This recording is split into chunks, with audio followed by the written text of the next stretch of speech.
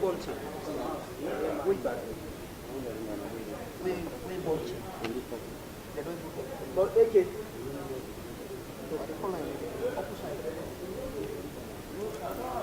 Where can we?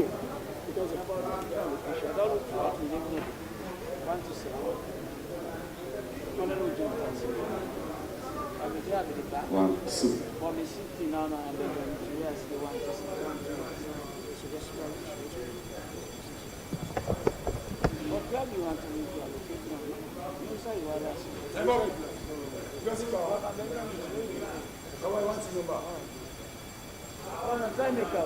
It is a sheriff.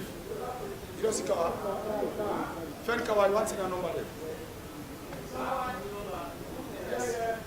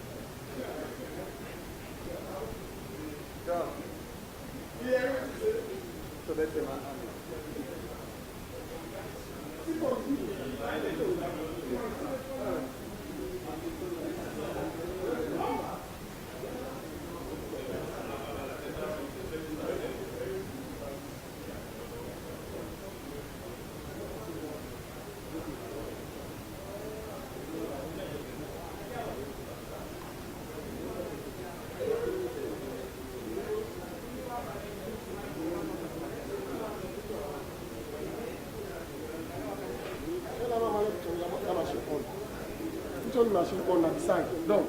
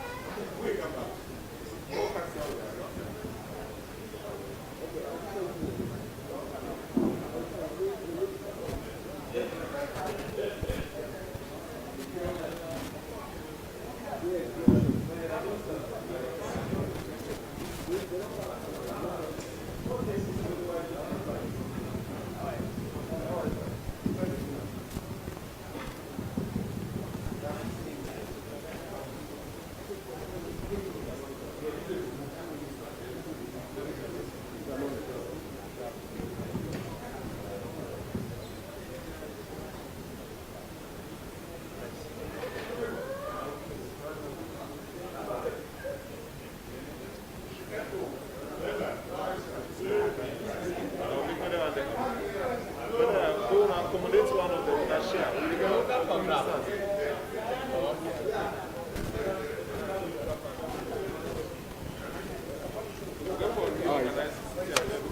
we get new nominees or we get new ministers, Ouais.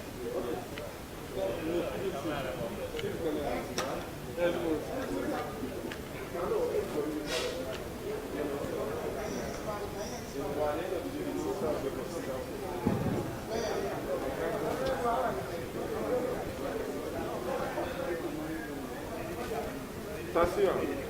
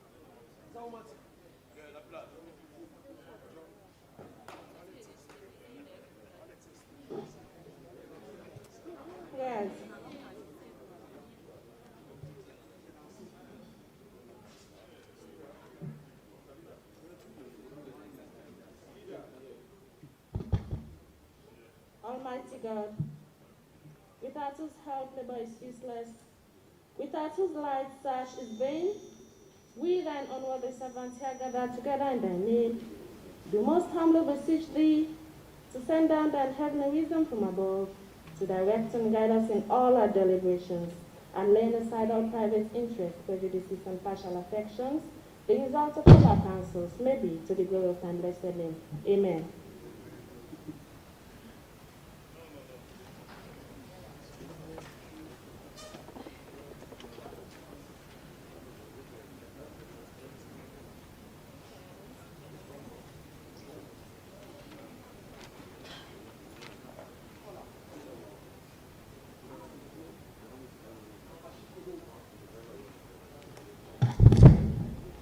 Mr. Speaker, it's past 10.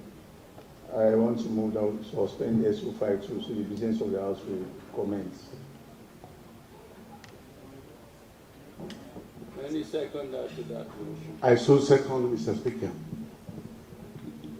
Honorable members, all in favor say aye.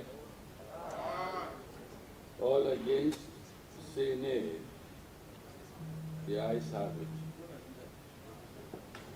Record of votes and proceedings for 16th July 2020.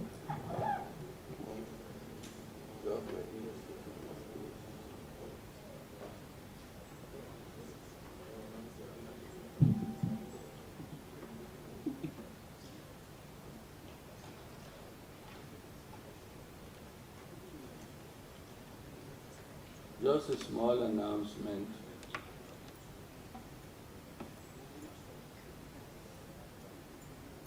And it relates to the gadget in front of you. It is all an attempt to modernize our proceedings.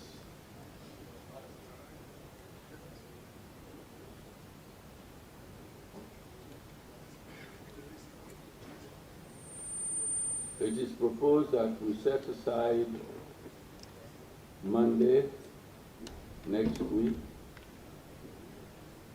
for proper training to be carried out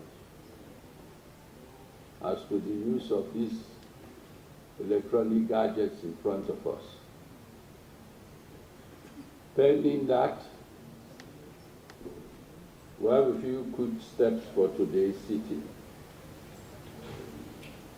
First, let's all click the Enter Meeting or Revisit Meeting.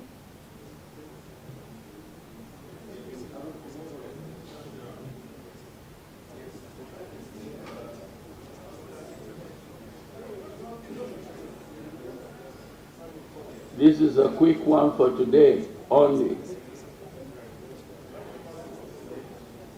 It's a touch screen. Touch screen, you use your finger to touch that part of it. Click on Enter Meeting.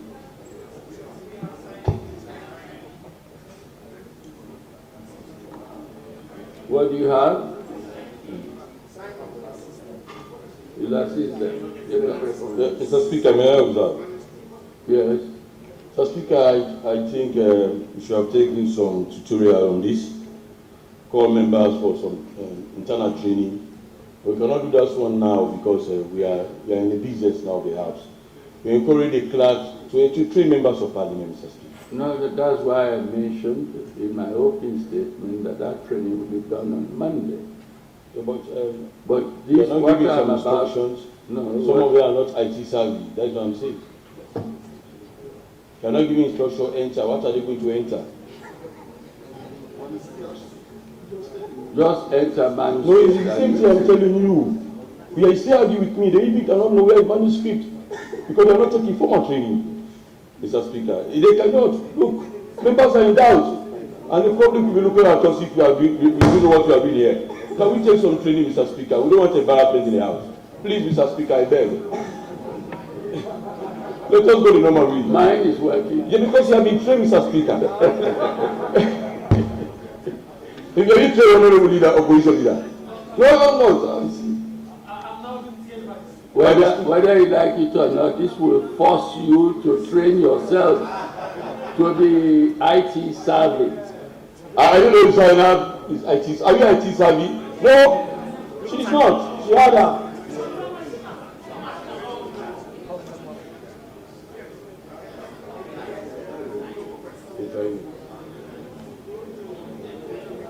Who has succeeded in gaining access? I have. You have. Yes. I can see machines and I train them. Okay, those of you who have succeeded to access your machines, you will become trainers on Monday.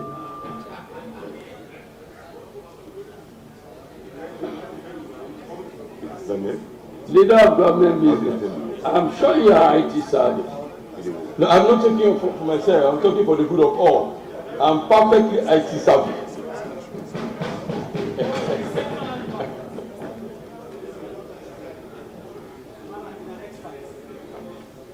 So if you've entered, if you gain access, your next click is on manuscript. Manuscript is your next click. And then you go straight to votes and proceedings.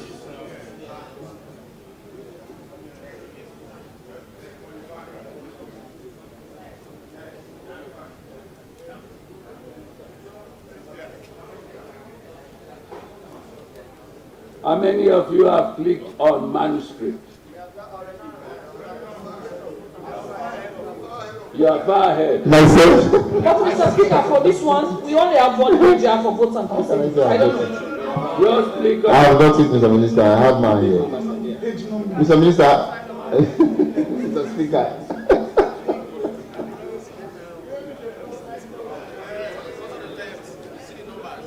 Now, honorable members, please, you know you all passed the age, you have all passed the age of playing with toys. So this is not a toy. It's an adult toy. If at all, it should be regarded as one. I'm okay. I've entered votes and proceedings. How many of you have done so? You're there? Very easy indeed.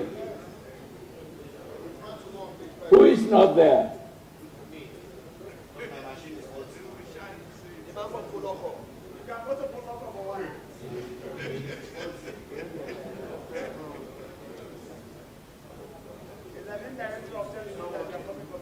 Who else is like Latif, whose machine is faulty?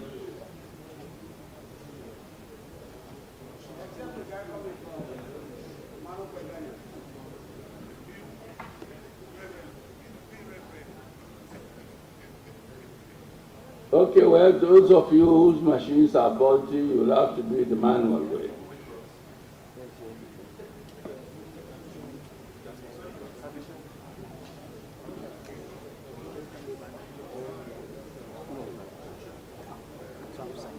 We're going to consider the votes and proceedings of the 7th sitting, Thursday, the 16th of July.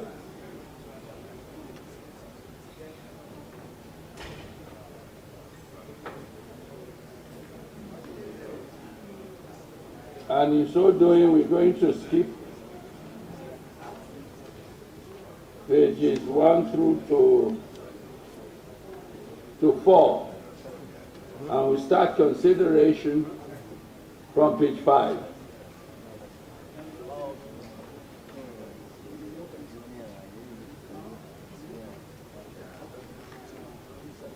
As I said, those of you who are still to access the electronic version, you can use the hard copy.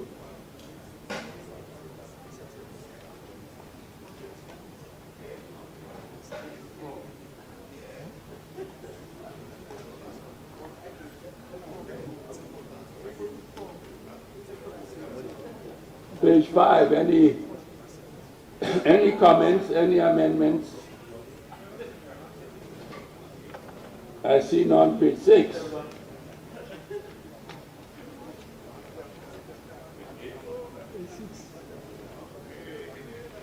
Page 6. Just press 6 on your left-hand column. Page 7.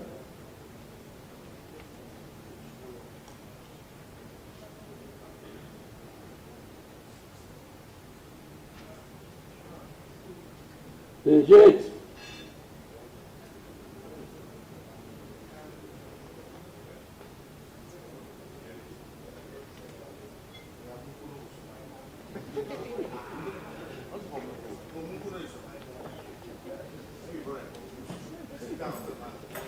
Page 9.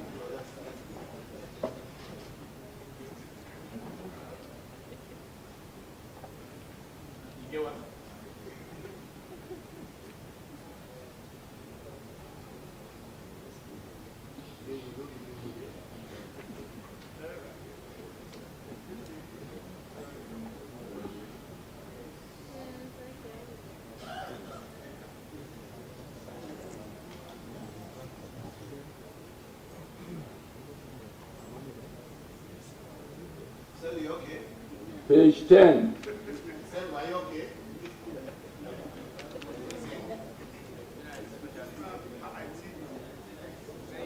No comments, no amendments. Can someone please move? I so move, Mr. Speaker. Any seconder? I second, Mr. Speaker. All in favor say aye. Aye. Those against say nay.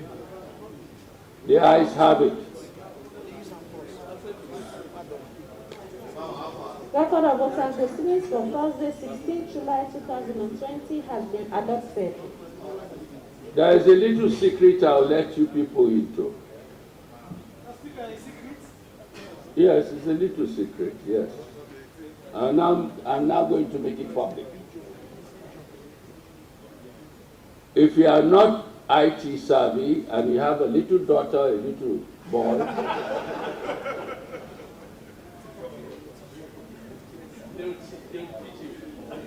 just call them near you, open the computer, and they will take you through. And I must make a confession. I became IT savvy through my last daughter.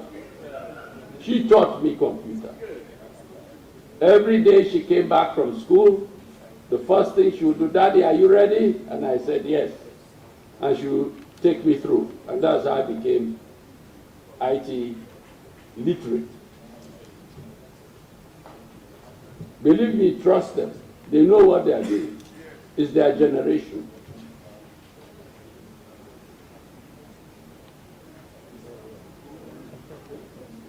So,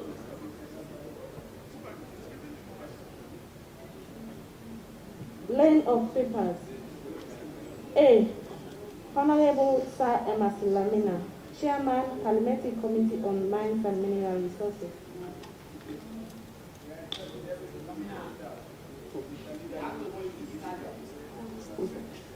Mr. Speaker, honorable members, I rise under SO 18-7 to give a short explanatory note before laying this paper. Mr. Speaker, honorable members, the mining sector is very important to the extent that it used to contribute 24% to our GDP with the potential of employing 300,000 people. Mr. Speaker, the mining sector used to account for 80% of all our exports that used to go out of this country, and 50% of our overall budget used to come from the mining.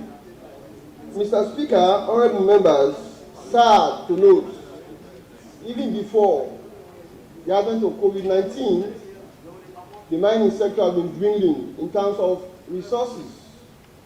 Mr. Speaker, honorable members, the committee visited the north, the south, and the East on oversight role and engagement of mining communities. These communities include Senamin Bauxite, Impokloko, Tongue of Field, Sarah Diamonds, Valinia Children in Rebo District, and Seawright Mining Company, Meya Mining Company in the Kono District. Mr. Speaker, realized the following, that the mining companies used to adhere to compliance.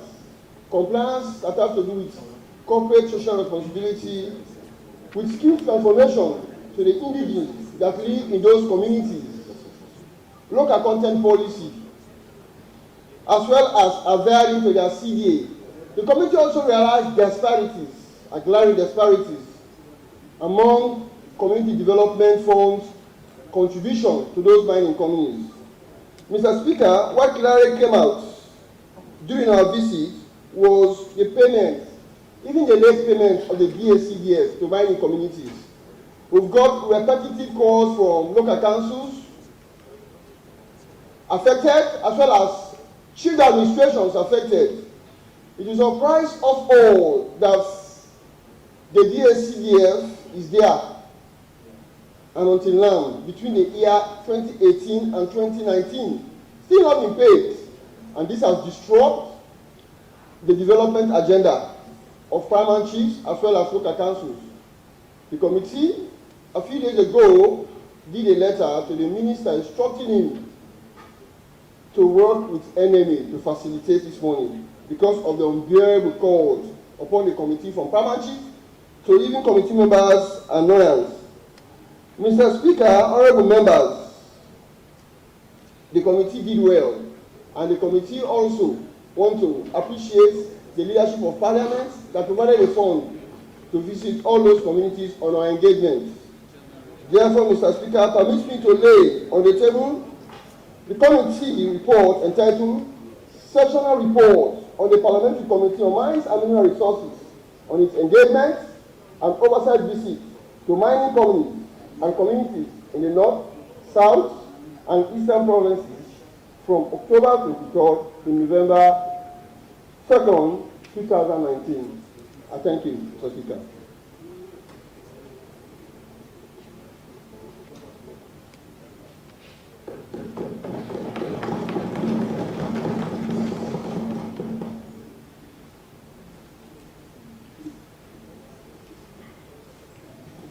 B. The Minister of Foreign Affairs and International Cooperation.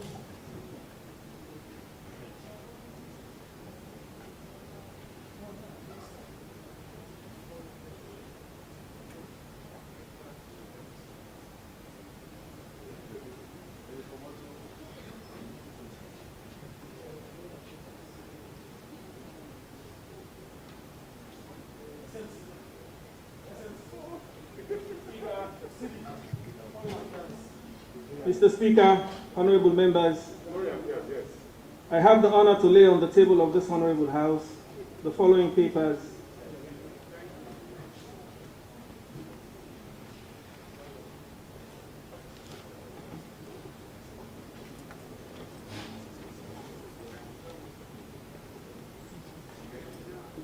Agreement between the government of the Republic of Sierra Leone and the government of the Republic of Rwanda concerning exemption on visa requirements for holders of diplomatic and service passports, dated 5th July 2019.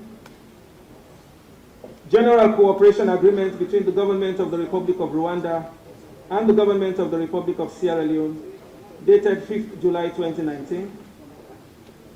General cooperation agreement between the government of the Republic of Uganda and the government of the Republic of Sierra Leone for the establishment of a permanent commission for cooperation, dated 1st July 2019.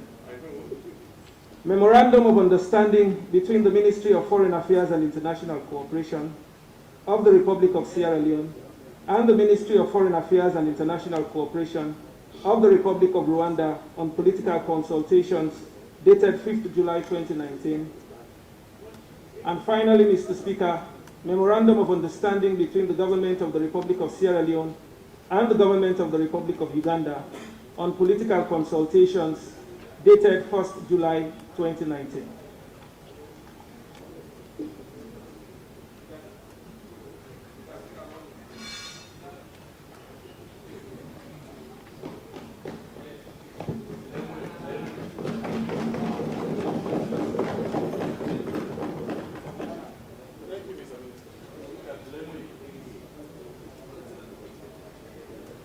Government motion. The Minister of Foreign Affairs and International Cooperation.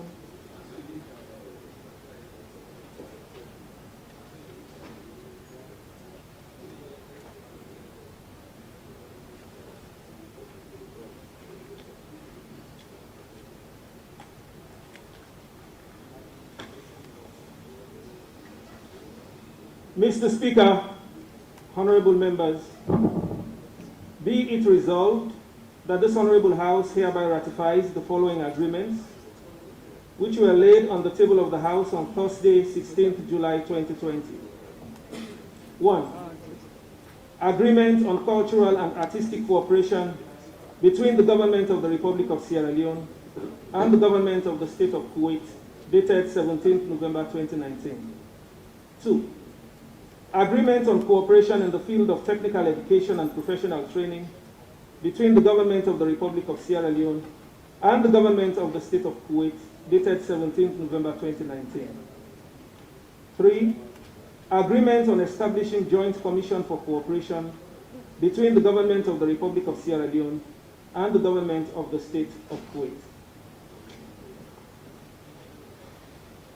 Mr. Speaker, honorable members, in the reasonable estimation of both countries, the agreements aforementioned will further deepen and strengthen our bilateral relations and cooperation.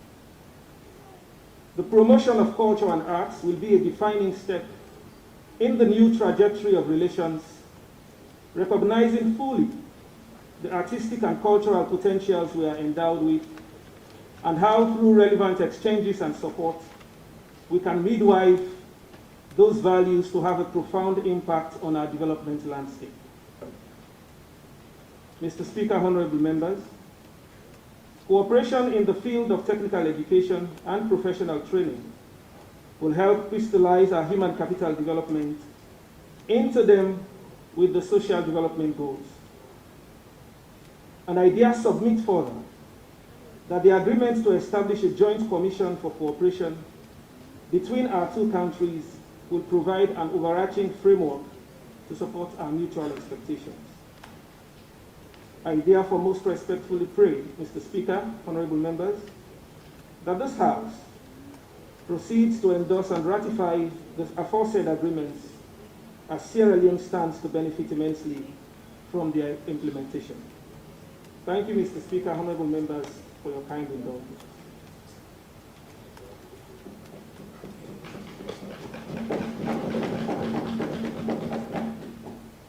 Honorable members, the question is that this House hereby ratifies the following agreements, which were laid on the table of the House on Thursday, 16th July 2020. The agreements that have just been outlined and mentioned by the Honorable Deputy Minister of Foreign Affairs and International Cooperation. I don't really think this is a controversial issue. So we can just ask the two leaders if they have any statements to make, and we proceed with the ratification.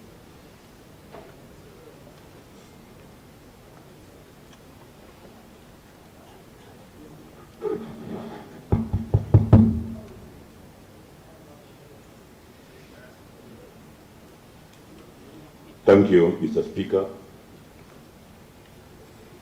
Like you said, these agreements are non-controversial agreements.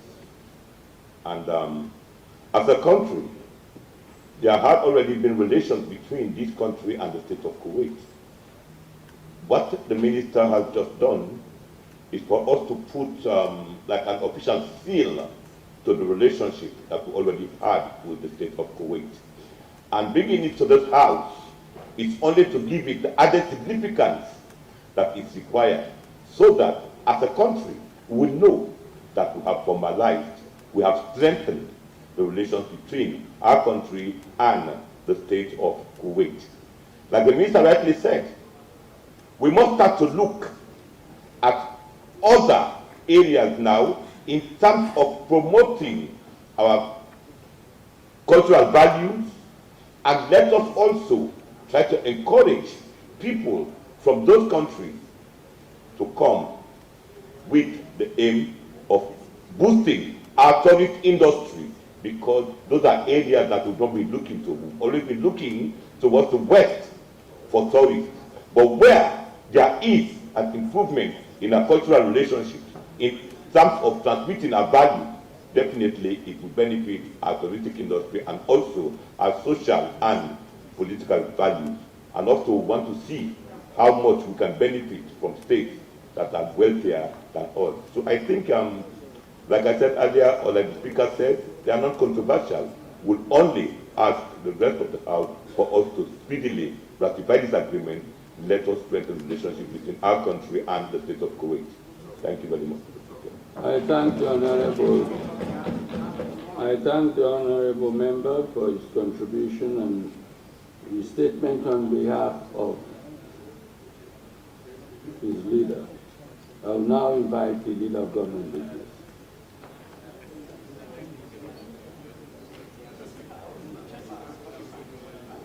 Thank you very much, Honorable Speaker. Thank you very much, Honorable Chief. Honorable Opposition. Are you sure that he was in the chamber but not on his seat? You may proceed. So are you satisfied with what your colleague said? It was very good. That was a very good statement. Yeah, this whole idea about the agreement is to strengthen our relationship with Kuwait, which has to do a lot of issues. One, it has to do with promotion of education in terms of music industry, in terms of technology, in terms of professional skills, for culture, in terms of training of our personnel. That has to do with the technical education and professional training. You know, we have now the polytechnic institutions. So it's good for us to strengthen our relationship with Kuwait and also to do knowledge sharing. It also has to do with our children, for the other agreement, to improve the skills of our children in terms of culture and the artistic education. So for me, as you said, it's non-controversial, and the responsibility lies on the individual states to ensure that they strengthen their relationship and work within the framework of the agreement. And let us follow the text in this agreement so that we can benefit from it as citizens of this country to improve in the technical, professional, and also the cultural practices that both countries will have to benefit from. So we said education is also paramount in this agreement. If you look at Article 3 of the Agreement on Cooperation in the field of technical education and professional training between the two countries, it's very key in Article 2, Article 3. All what we need to do is to ensure that we have the requisite requirement for us to put this agreement into full gear. Mr. Minister, we expect that this is not business as usual. You have to do some work. For example, for the other agreement, there are certain frameworks that you need to put in place before that agreement comes into effect. So you have to do it, talk about rhetorics, say, we put it here, we ratify it, and you just put it in the shelf. You have to do so many things to ensure, because I know this agreement, all of them, you have to do certain things, and you have to take certain steps to ensure that this agreement comes into practice, because we have to benefit, especially for our children. It's clearly enshrined in one of the agreements that has to do with the skill training of our children. Thank you, Mr. Speaker. Thank you, Honorable Hassan Sisi, for that brilliant remarks about the agreement. Thank you.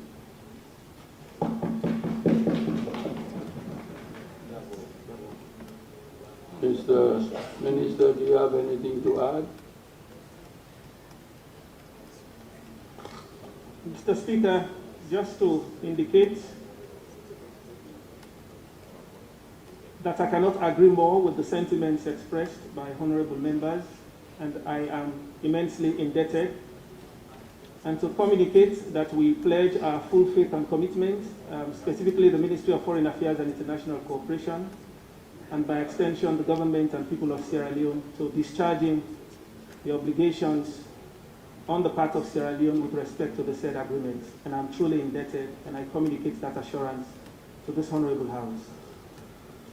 Mr. Speaker, Honorable members, be it resolved that this Honorable House hereby ratifies the following agreements which were laid on the table of the House on Thursday, 16th July 2020. Agreement on cultural and artistic cooperation between the Government of the Republic of Sierra Leone and the Government of the State of Kuwait, dated 17th November 2019. Agreement on cooperation in the field of technical education and professional training between the Government of the Republic of Sierra Leone and the Government of the State of Kuwait, dated 17th November 2019. And agreement on establishing Joint Commission for Cooperation between the Government of the Republic of Sierra Leone and the Government of the State of Kuwait. Thank you, Mr. Speaker and honorable members, for your kind indulgence. I thank the Honorable Minister, and I extend the same to the Chief Whip of the opposition, who spoke on behalf of the Leader of the opposition and the Leader of government business. Honorable members, the question is that the House ratifies the agreements that have been read out by the Deputy Minister of Foreign Affairs and International Cooperation, which were laid on the table of the House on Thursday, the 16th of July, 2020. All those in favor say aye. Aye. All against say nay. The ayes have it. Government's motion by the Deputy Minister of Foreign Affairs and International Cooperation has been ratified.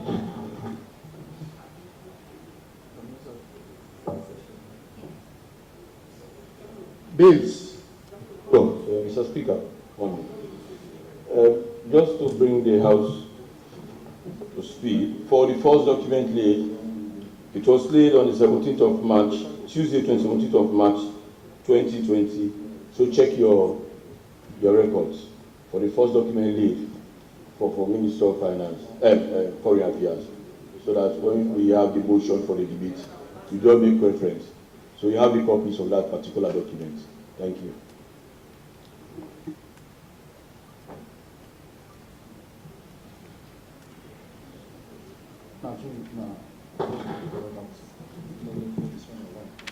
Bills. 1.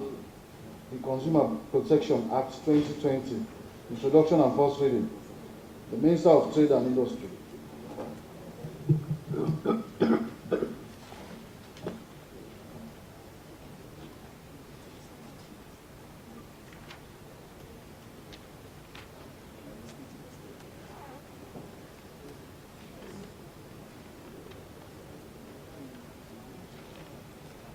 Mr. Minister, you have the floor.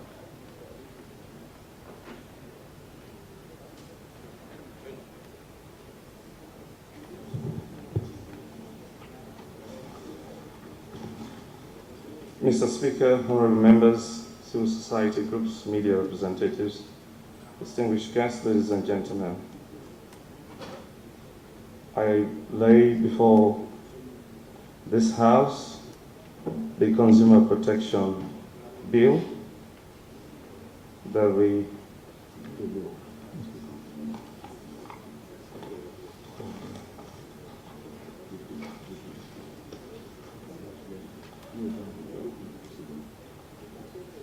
Mr. Speaker, honorable members, I move that the bill entitled the Consumer Protection Act 2020 be read the first time. Thank you. Honorable members, the question is that the bill entitled the Consumer Protection Act 2020 be read the first time. All those in favor say aye. Aye. Those against say nay. The ayes have it.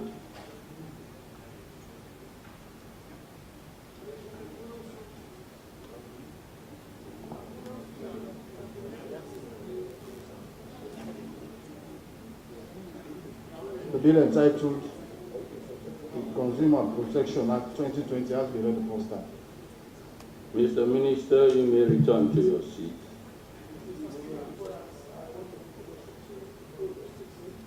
Very well. Speaker, with your permission, I rise on SO 37.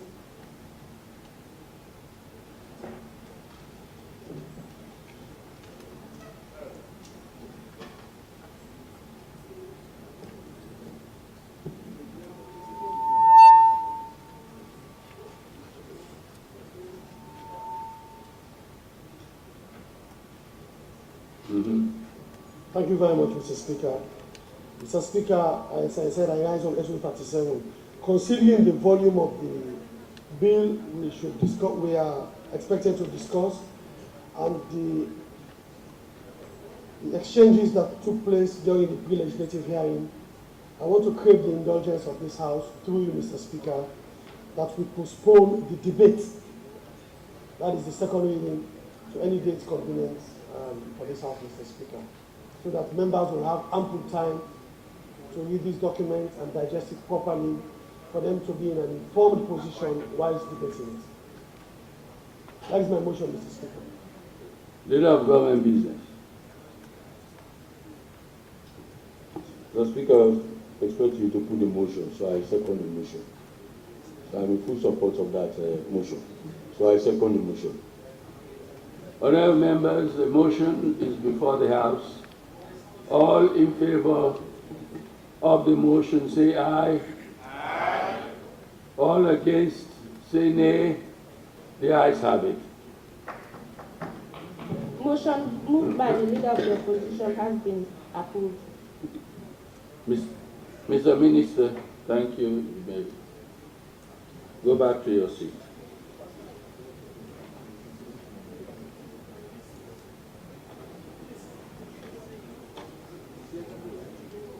Two, the Independent Media Commission Act 2020, Committee Stage and Third Reading. The Minister of Information and Communications.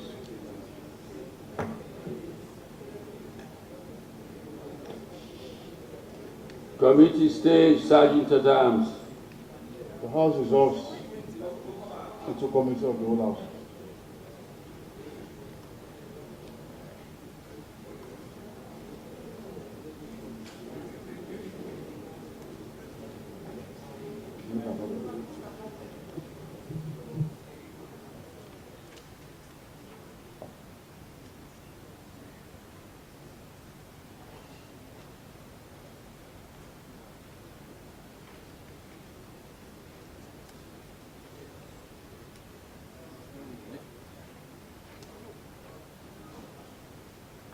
Leader of Government Business and Leader of Opposition, please come forward.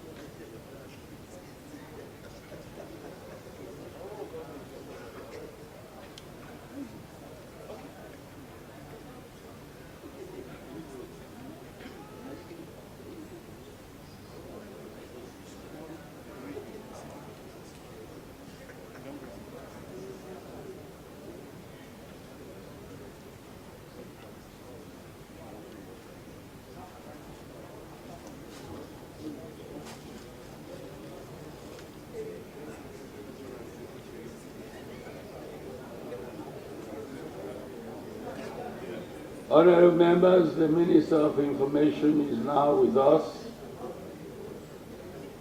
I understand, in fact, today is a Cabinet Day, but because of the importance of the matter before the House, he has graciously decided to set aside his cabinet duties to come to the House and continue the pleasant duty of piloting this bill through to finality.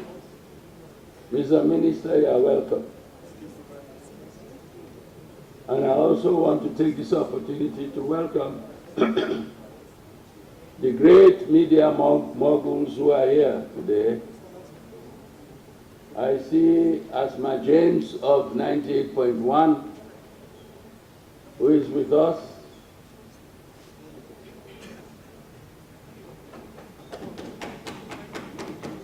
And many others.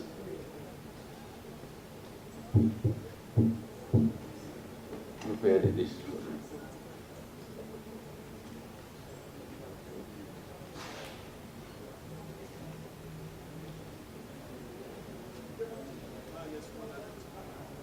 The clerks will now please brief Mr. Minister so he can take his seat. We are at committee stage now.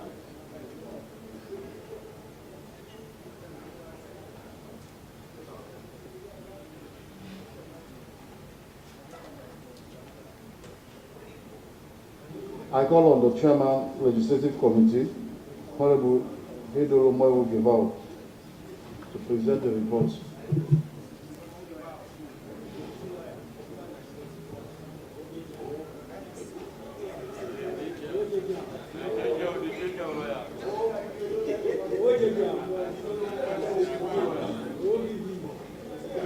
Mr. Speaker,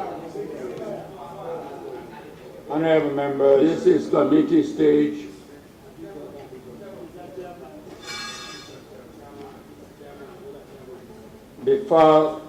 This is committee stage. Mr. Chairman, I apologize. It was illustrious lingua. Mr. Chairman, honorable members, before commencing the presentation proper, I must say members of the Fourth Estate must have appreciated the enormous work that we members of Parliament put into our job. During committee stage, we were on this bill till 8:15 to 8:30 on the day that the committee sat. I'm happy to state it because they are the ones that actually relate everything that we do to the public. It was so much of a daunting task, but we thank God we were able to do our job, and today we have a report that we can present to the committee of the whole House. Mr. Chairman, honorable members, hereby present the first report of the Legislative Committee, third session of the 5th Parliament of the Second Republic of Sierra Leone on the bill entitled the Independent Media Commission Act 2020, presented to Parliament on Thursday, 23rd July 2020. Introduction.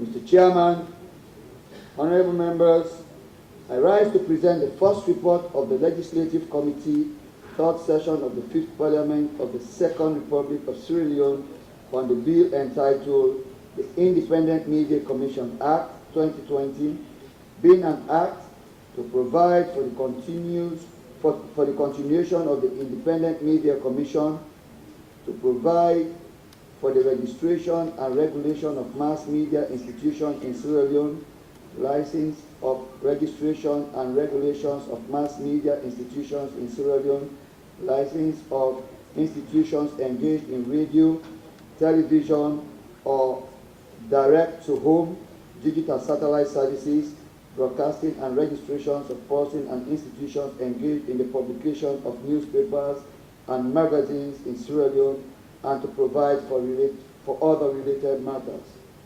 Mr. Chairman, Honorable member. Yes, Mr. Chairman. Let me just guide you as to the procedure that I would want us to adopt. In the first instance, I would ask that you read your report right through from start to finish. And then we'll dissect the principal bill into parts. And then I will invite you again to introduce your report part by part. That way it will be much easier. Grateful, Mr. Speaker. Mr. Chairman. Mr. Chairman, honorable members, the bill having gone through the second reading was committed to the Legislative Committee for scrutiny pursuant to Standing Orders 51, Sub-Rules 1 and 3. Subsequently, the committee met on Monday, 20th July 2020 in Committee Room Number 1, Parliament Building with the following objectives. 1. To scrutinize the detailed provisions of the legislative proposal after the second reading in the House, to ascertain the constitutional and legal implication contained therein, and to report to Parliament in accordance with the provisions of the standing orders of this Honorable House. Mr. Chairman, honorable members, in attendance here, the Minister and Deputy Minister of Information and Communication, Commissioners of the Media, Commissioners of the Independent Media Commission, officials of the Sierra Leone Association of Journalists, and Parliamentary Council who made meaningful contributions to the hearing. Recommendation. Mr. Chairman, honorable members, the Legislative Committee, having scrutinized the bill line by line and clause by clause, recommends the following amendments to the House for approval. 1. The short title of the bill be approved. 2. The long title of the bill be amended by deleting the words "persons" after the words "license of." 3. Mr. Chairman, honorable members, the committee agreed that wherever the words "newsletter" appears in the bill, it be deleted. 4. Part 1, preliminary. 1. From the definition of the words "chairman" to the definition of the words "Sierra Leone Association of Journalists" be approved. 2. The definition of Sierra Leone Institution of Engineers be amended to read Sierra Leone Institution of Engineers. 3. The definition of Tertiary Education Commission be approved. 4. Mr. Chairman, honorable members, the committee made consideration on the following definition to be included in the interpretation section. A. Media practitioner means a person engaged in the writing, editing, or transmitting of news and information from a registered media outlet under this Act, including freelancers. Mr. Chairman, honorable members, the committee attempted to define the words "public interest," but due to endless contentions, the committee agreed that this definition be left for plenary to define if necessary. 5. Part 2, continuation of commission. 1. That clause 2 be approved. 2. Clause 3 be amended as follows. A. Paragraph C be amended by inserting the words "one of whom shall be a woman" immediately after the words "print journalism." B. Paragraph E be amended by deleting the words "institute" and replacing it with the words "institution." C. Paragraph F be amended to read "two nominees from Interreligious Council of Sierra Leone."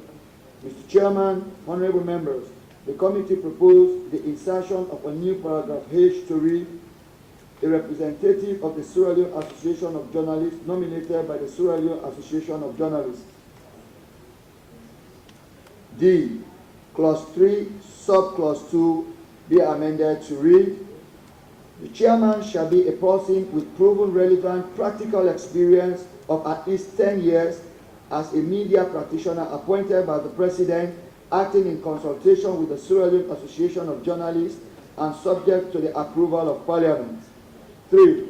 Clause 4 be amended in subclause 2, paragraph D, by inserting the words "sexual offenses." 4. That clauses 5, 6, 7, 8, 9, and 10 be approved. 6. Part 3. Objects, functions, and powers of commission.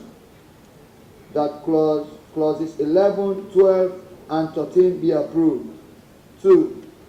Clause 14, subclause 2 be amended by inserting intends to immediately after the commission. 3. Clause 15. Mr. Chairman, honorable members, the committee proposed the insertion of 2 new sub-clauses, 4 and 5, and to read A. 4. The commission shall proceed to cancel or suspend the license where the holder of the license fails to comply with paragraph B and C. B. 5. The commission shall restore the license when the holder remedies the situation and gave cause for the cancellation or suspension. 4. Clause 16 be amended by inserting signed by the High Court immediately after the words warrant. 7. Part 4. Administrative provisions. That clause 17 and 18 be approved. 2. Clause 19 be amended as follows. A. Subclause 1, paragraph A be amended by inserting at the end of the sentence the following words: for newspaper and magazine. B. Subclause 3 by deleting the words with and replacing it with the word by. C. Subclause 5 by subclause 5 be amended by inserting the following words: and an affidavit of service duly served by the commission immediately after the word's appearance. D. Clause 7, paragraph B be amended by deleting the word cost and replacing it with the word fine. 8. Part 5, financial provision be approved. 9. Part 6, license and registration. A. Radio, television, and digital satellite service.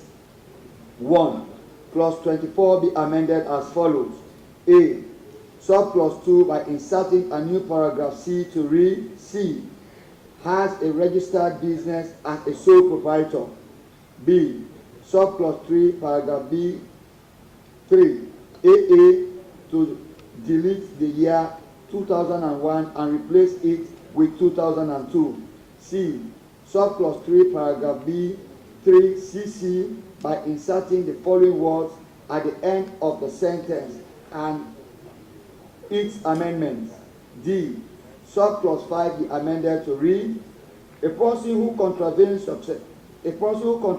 subsection 1 commits an offense and is liable on conviction for a fine not less than 15 million yuans and not more than 30 million yuans,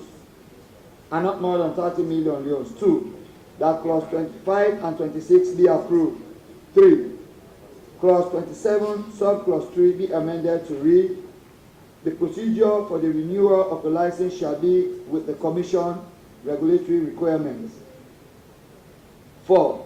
That clause 28 be approved. B. Newspaper and magazines. 5. Clause 29 be amended as follows. A. Subclause 1 be amended to read: a person or media institution who publishes a newspaper or magazine shall apply to the commission for registration of the newspaper or magazine. B. Subclause 2 by inserting a new paragraph C to read: has a registered business as a sole proprietor. C. Subclause 3 be amended in paragraph B. 3AA by deleting the year 2001 and replacing it with 2002. D. Subclause 4, paragraph B be amended by deleting 60 days and replacing it with 1 month. E. Clause 5 be amended to read: a person who contravenes subsection 1 commits an offense and is liable on conviction for a fine not less than 15 million yuans and not more than 30 million yuans. That clause 30 and 31 be approved. Clause 32 be amended by correcting the spelling of the word certify to satisfy. Clause 33, subclause 3 be amended in paragraph C by deleting the words where it and replacing with the word where it. Clause 34, subclause 3 be amended to read, the procedure for the renewal of a license shall be with the Commission's regulatory requirements. That clause 35 be approved. Clause 36 be amended by inserting the words or sole proprietorship immediately after the words partnership. Clause 37 be amended as follows. A.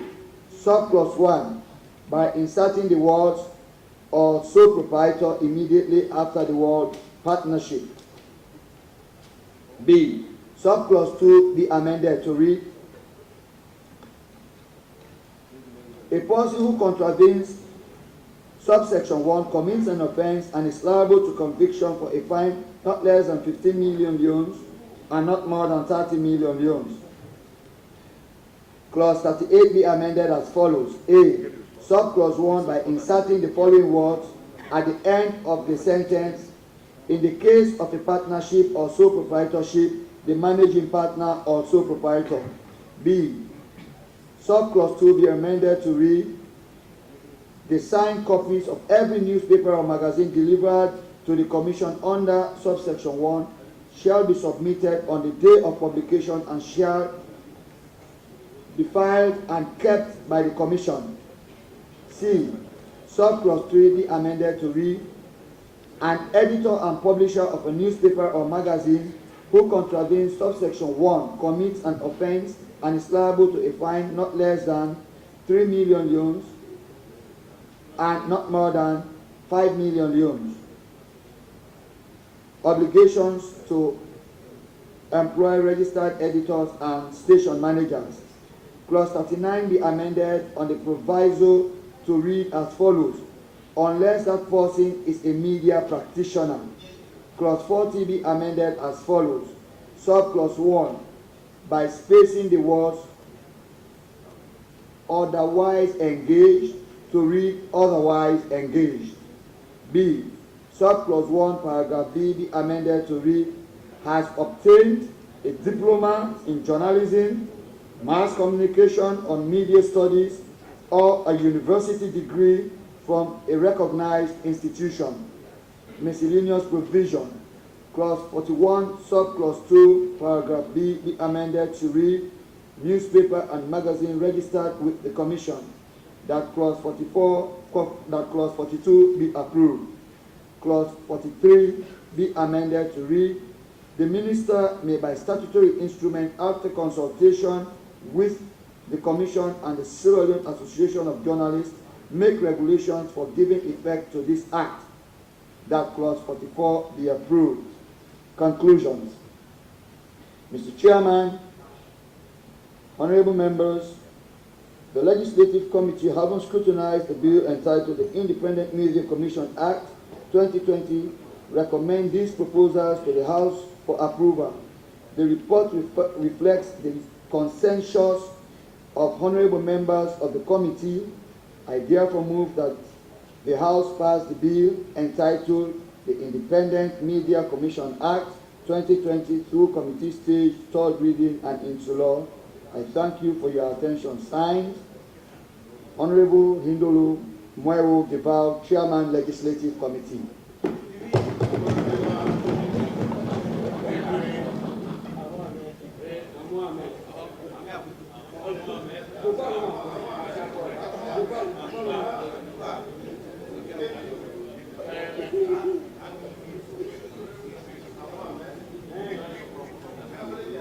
Parts 1 and 2, parts 1, 2 and 3, clauses 1 to 16, stand part of the bill. The Right Honourable Speaker. Mr. Chairman, honourable members, I move that parts 1, 2 and 3, clauses 1 to 16, stand part of the bill.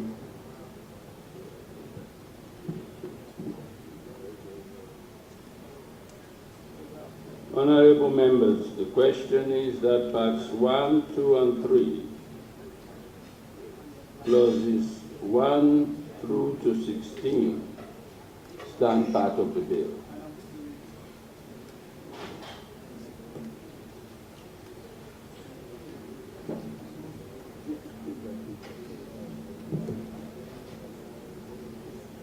We'll now take it page by page.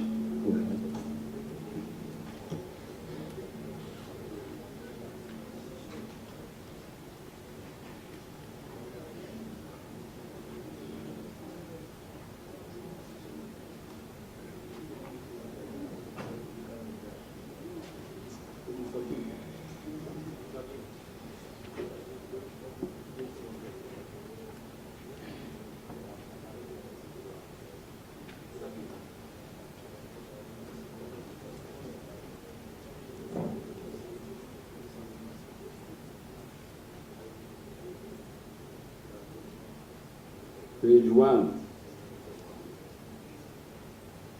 There's a long title. Yes, Mr. Speaker. Yes,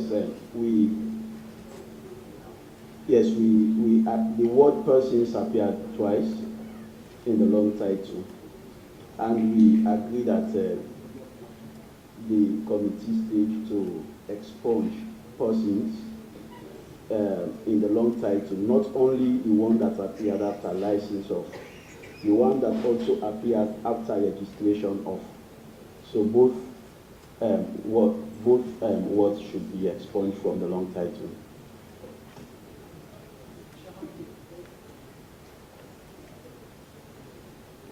Mr. Speaker, with your permission, sir, by way of a guide, when members are making their contributions in amending, either by adding or deleting, they should also do it in tandem with the report, so it will make it easier. Otherwise, we'll have a report that we'll have adopted that makes no sense. And I'm sure the chairman is paying keen attention, so that when members raise issues, they will be synchronized with the report itself. It's very, very important. Yes, in line with what my leader just said, I'm referring to the recommendations to the long title of the bill be amended by deleting the word persons after the word license of.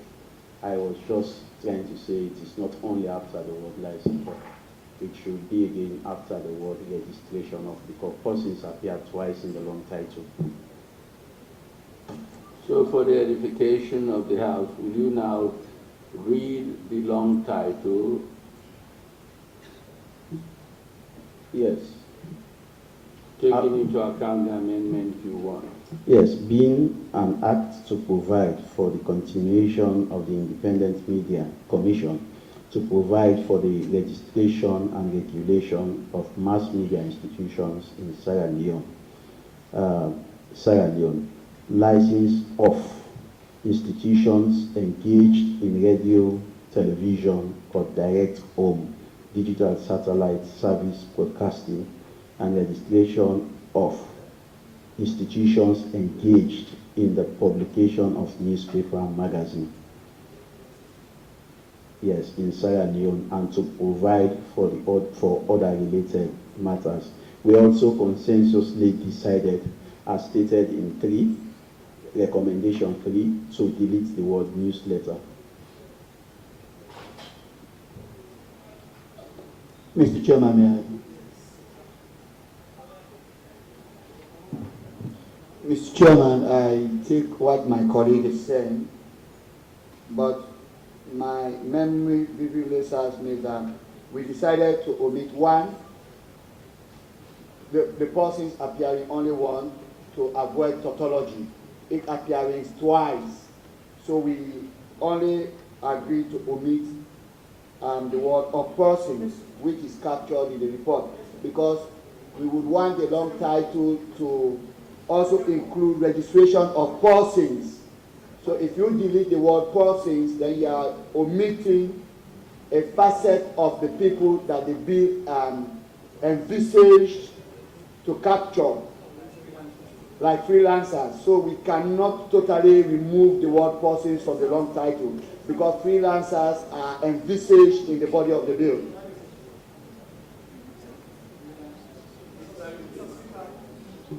Mr. Speaker, I support the submission of the chairman, considering the fact that also in the body of the bill, we have added the business of sole proprietorship, and that is an individual. So you cannot, they don't have corporate status, so you cannot take out persons. I agree with you.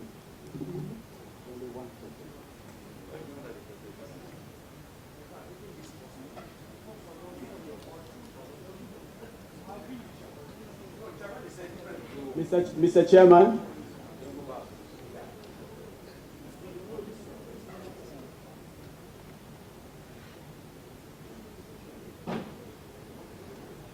Mr. Chair,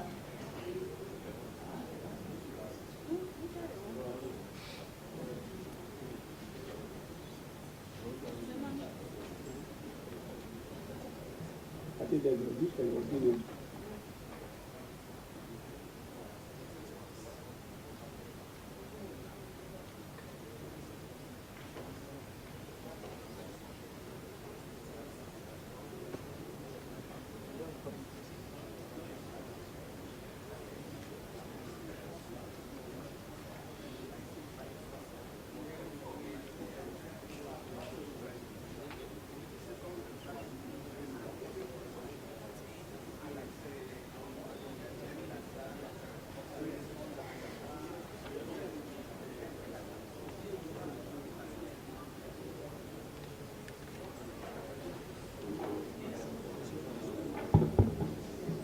Mr. Speaker.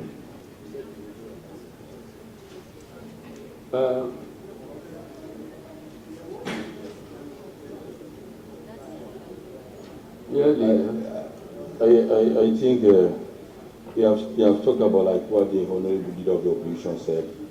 For me, I think we should just take the recommendations from the one coming from the legislative committee, because it gives us the insights of the bill. If you read it and what the changes that they have made already in the committee, it gives us the insight of the bill. Because if you move the persons, it has something to do with the text in the bill. So to leave it like that. To leave it like that, Mr. Speaker. So just read it again and you look at talking about sole proprietorship. It's appropriate body we are talking about. So the one should remain. And taking up the first one is very necessary. The first of persons. Yes. Yes. But we'll keep the second. The second, yes. No, sir. Mr. Speaker. Mr. Chairman. Mr. Chairman. On the same issue? Yeah, on this same issue. Okay. It's completely different from what leader is saying. And I agree with what the leader of opposition is saying. That the first one in the first place relates to licensing. And the second one relates to registration. And the bill makes provision, even an extra provision of which I support, to sole proprietorship. And as a sole proprietor, you cannot be an institution following the word licensing. You cannot be referred to as an institution following the word licensing. Taking into consideration the provision for sole proprietorship, you as an individual cannot be referred to as an institution if you are a sole proprietor. And I think it causes no harm. It even supports the extra provisions recommended by the committee. It's in further support of the extra recommendations to put their sole proprietorship. And if you check this first person, if that person is removed, the next one to be followed is institutions. And a sole proprietor cannot be referred to as an institution. So what are you proposing? So we are proposing, as leader of opposition said, both should remain. It is even in further support of the object of this bill. It should remain, because the bill makes clear provision for sole proprietorship, which cannot be referred to as institution in terms of licensing. Meaning, if you are not an institution, you cannot be licensed as a sole proprietor. And the licensing will be limited to only institutions. While at the same time, there is strong reason for us to include sole proprietorship. So to me, retaining both causes no harm absolutely to the object of the bill. While on the contrary, it further supports the inclusion of practitioners being sole proprietors. It further supports that one. But if we remove this one, it's undermines. You made your point. Let's listen. Where is the chairman? Where is the chairman? Will you please go to your allotted seat. Mr. Speaker, we need him at our back. Mr. Speaker, you remember you suspended this time the others 3-2 for the COVID. So we are just moving here. We want to have consensus on this. We don't want to cross at equal position because no. Give me another excuse for wanting him there. For COVID, the other one is give me another excuse. Excuse me for information from for consultation.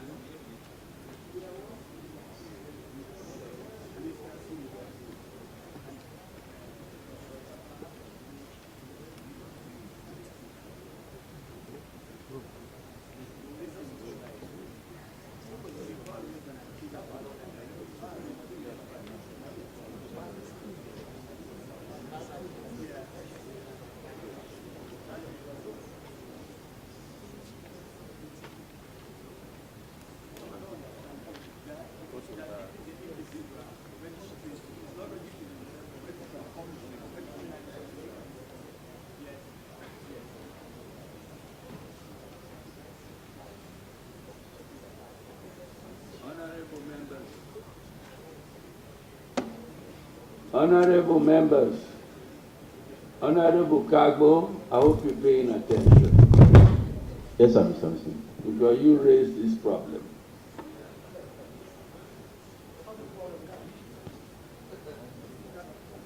Mr. Chair, can I have an opinion on this, please? My attention has been drawn to clause 24, for example, and I understand there are similar clauses in the bill.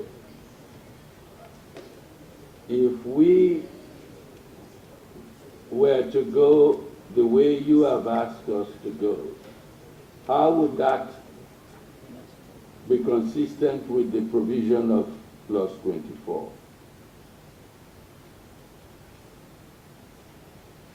Since the bill also has come to us now, capturing a provision dealing with sole proprietorship. Mr. Speaker, I go by what the leader said. So you withdraw? Yes, sir. Thank you. Thank you. And therefore we keep the long title of the bill as it is. Is that agreed? Thank you.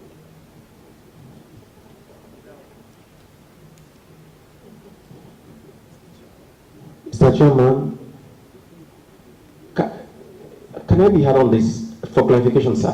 Which one? This same title, sir, for clarification. No, but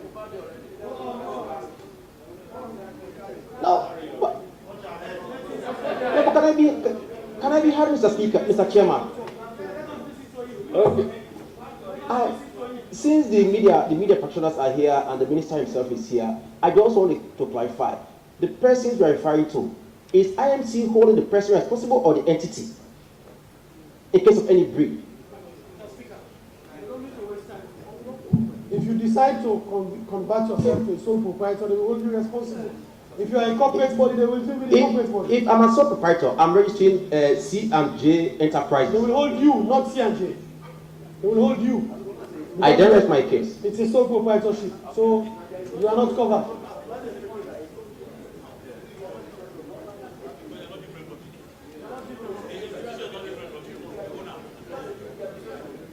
Mr. Speaker, I think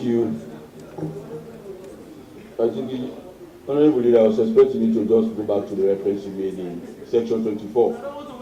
So, yeah, just because it's addressing, yeah. So if it's planning to register a business as sole proprietor, you should also be prepared to carry the burden. You cannot benefit from what you are not entitled to. Mr. Deputy Speaker, please tell me. I think the consensus around the House is that we keep the long title as is.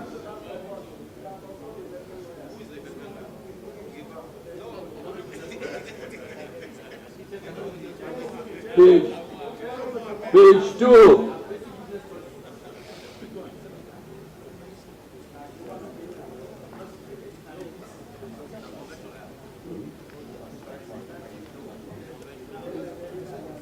Page 2, part 1.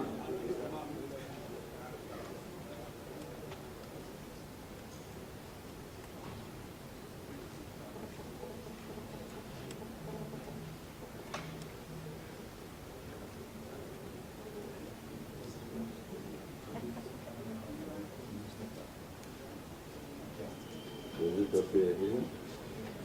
Well.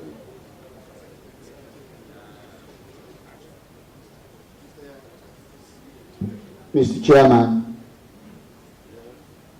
on page 2, from the report, you notice that we did say attempts were made to see whether it was prudent for us to define the word public interest. No, before we reach that point, where does the word newsletter appear? The long title. In the long title and several other parts of the bill. And the consensus is that you delete that word wherever it appears. Yes, Mr. Chairman. So I don't need to put that to a vote. Fine. Thank you. Go on then. Yes, on page 2, it has to do heavily with the interpretation section. Even though the word public interest doesn't appear in the interpretation section, but it was suggested at committee stage that we endeavor to have a definition of public interest. But we referred it to the plenary for us to see whether we should, if necessary, or we should not. Then there was another opinion that in the body of the bill, the word public interest be deleted because of the effect that members said it will have on the media institutions. So we'll have to look, if we say we define public interest in the interpretation section, it will be perceived that we'll be keeping the word public interest in the entire body of the bill. But if we say we don't define it in the interpretation section, maybe when we reach to areas where there is public interest, we will now have to look at it from its text whether it should be retained in the body. What about, okay, and what do you want, Mr. Chairman? I give you the prerogative of telling the House now what you would like to advise. Mr. Chairman, do we define it or we leave it? In all fairness, it is my wish that we delete the word public interest in the entire body of the bill. And if so, we will not be defining it in the interpretation section of the bill. Because public interest, no matter how you define it, when we did the research, we've not been able to define it in any of the bills that we have passed in this House. So, no matter how we define it, it might be a little subjective or different from another interpretation. Not a little, not a little. Or substantial. Let us accept the fact that in this particular instance and in many other instances, it will be subjective. It is heavily subjective. I take the cue, Mr. Speaker. So because of its subjective nature, it is my submission that we get rid of it in all areas of the bill where it appears. And in that case, there will be no need for us to define it in the interpretation section. Any other view on this? Mr. Chairman, I think we don't need to have another view of this. It's very clear. Even in the primary law we have the Constitution, public interest, in fact, mentioned in Section 50 of the Constitution, talking about freedom, did not define public interest. Because it's imprecise and very subjective a clause. For me, let's just delete it completely from the bill. So it will not cause implications, because if you say public interest, what parameters are you going to use to define public interest? So you ought to be subjective that I will take parameters that super comfort, so that I can make judgments against that individual. So let us delete it entirely from the bill. That is my submission. You draw attention to the Constitution. Oh yes, Section 15. There is something about freedom. Let me just read if you don't mind. Let us also talk about 15B, D. The paragraph below. The subsequent provision of this chapter shall have effect for the purpose of affording protection to the aforesaid rights and freedoms, subject to such limitations of that protection as are contained in those provisions, being limitations designed to ensure that the employment of said rights and freedom by any individual does not prejudice the right and freedom of others or the public interest. We have explained that one in chapter 3 of the Constitution, where in the Constitution they did not define public interest. And this particular bit has to do with freedom of people, freedom of expression. That's what I'm saying.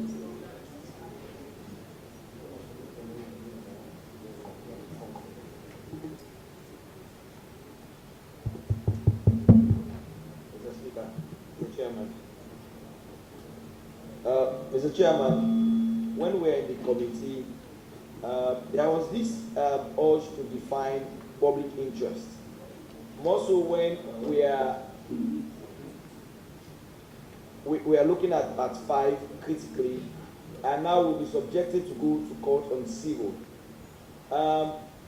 Together with the minister, we said, looking at public interest as a parliament and at this plenary, and giving it a definition will be good, because it will limit the interpretations in the courts, because what seems to be public interest in one situation might not be public interest in another situation.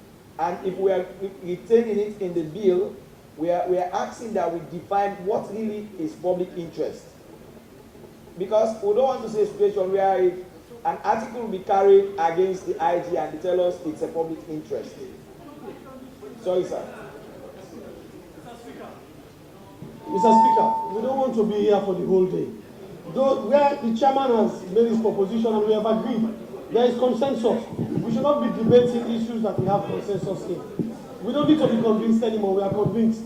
We will only discuss areas. So, Mr. Speaker, Mr. Chairman, I'm kindly pleading with you to ensure that wherever there is consensus, no more justification will proceed.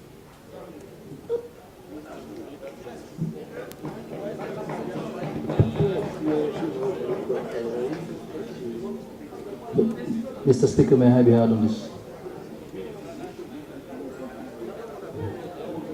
Mr. Speaker, yes. Mr. Speaker, Mr. let me Speaker. say this. Let me come. Mr. Chairman. Point of order, 34. Yeah. If you are in the committee, if we have report from the committee, and the chairman has said, let us delete this one. You are not able to define it. You have no business to convince us here. Our business, as said by the honorable leader of the opposition, is for us to accept this consensus. We delete it. So what do you want to be controversy on this clause? And you are the committee, you are not able to define. You are giving the whole attitude to define it for us. So for us, we take a cue from the chairman of the committee, Mr. Chairman. With all due respect, let us go ahead. Otherwise, I will be here for the rest of the day. Leader.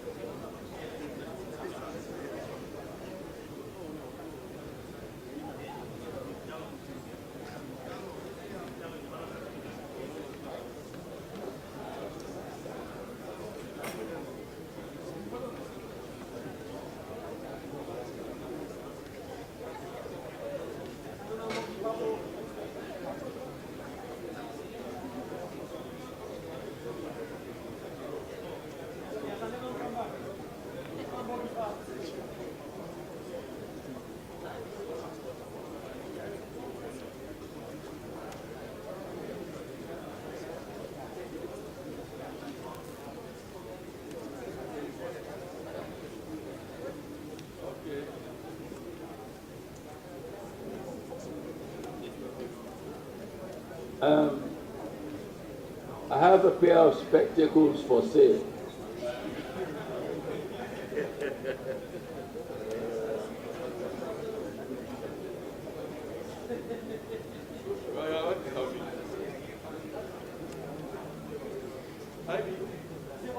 Well, I think, honorable members, we've had the recommendation of the chairman of the legislative committee. I've also invited the two leaders to come forward for consultation. There is no doubt in my mind that any attempt to define the term public interest is going to keep us here for the rest of the day. It's a very difficult term to define with any precision. Yet let us admit that even in our ground norm, the national constitution, there are various provisions that contain that phrase, public interest. It's a matter that is best left either to the state to determine or the courts to determine.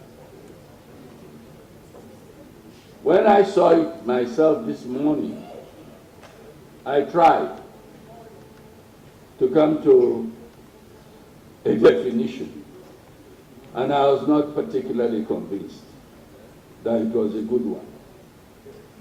And what I came up with, that which is best for society as a whole. But that is my own subjective. I decided to discard it because it is imprecise. So we go along with what the chairman has suggested.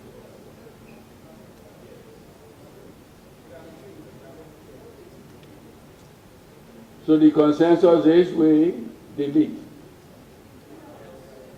the word wherever it appears.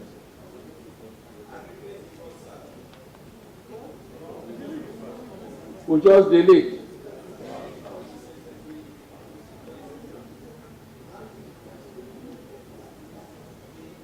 It's too great a power to entrust to the body. So as you progress, if you take keen interest, you look 14, 15, and 16, you will see them appearing there, just for you to keep eyes on it, and you see how they were used. So you delete and it will make sense.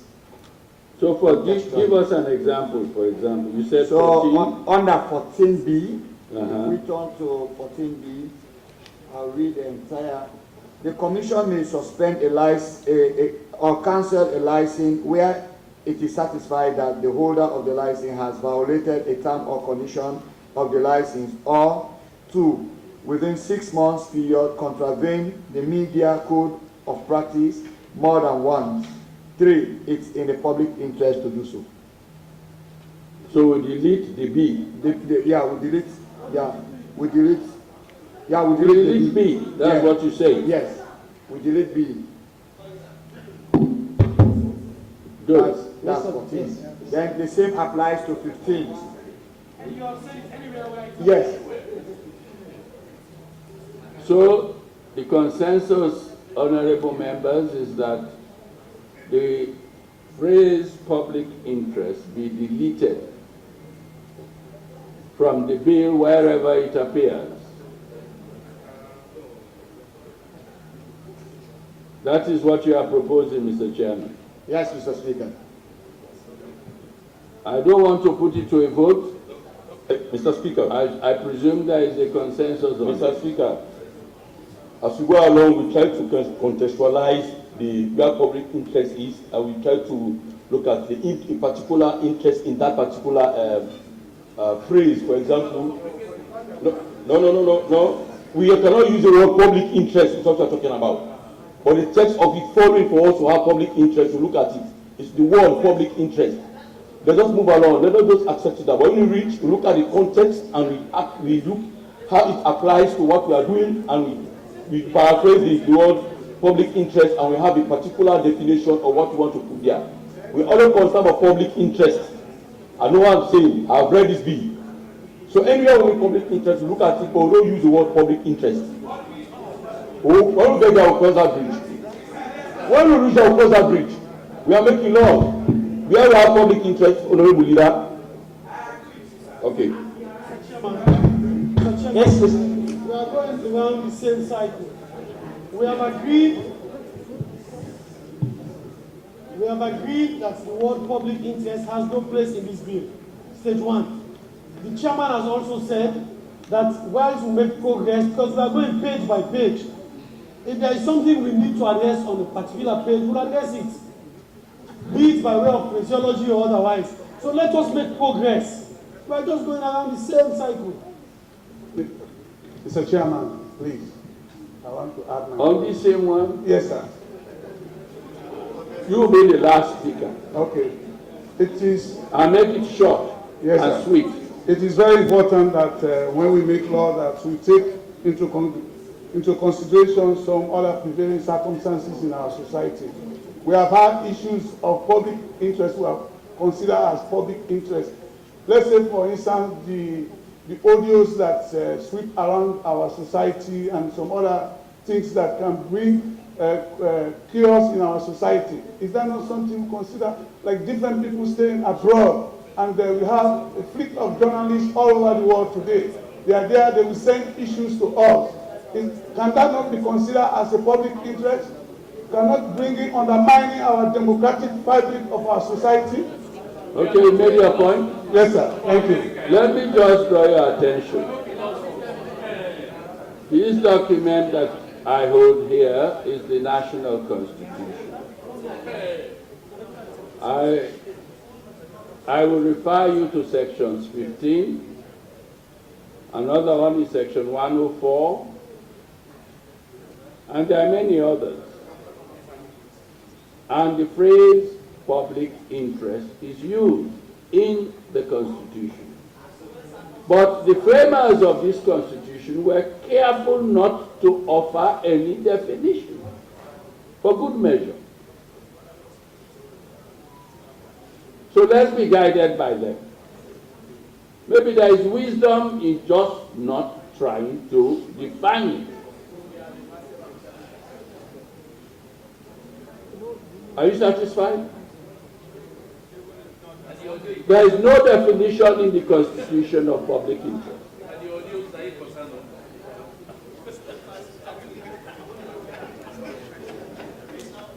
So the consensus is we avoid any definition of the term public interest.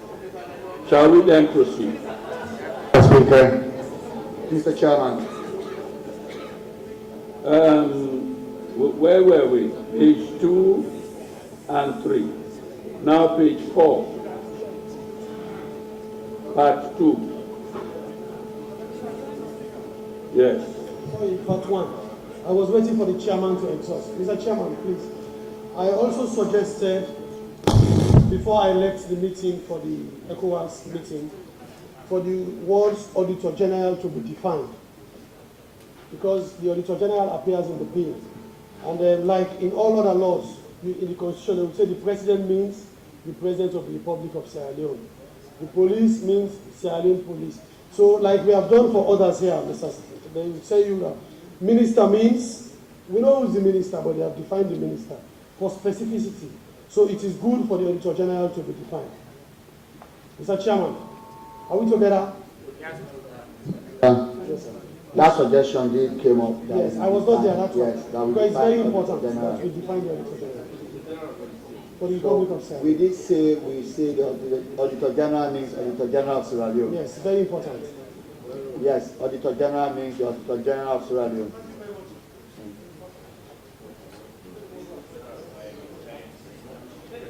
Honorable members, I presume there is agreement on that? Thank you. Auditor General shall mean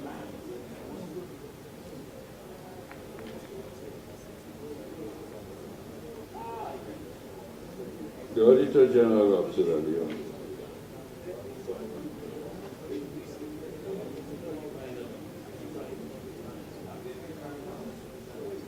It's good to the Auditor Speaker. Part 2, page 4.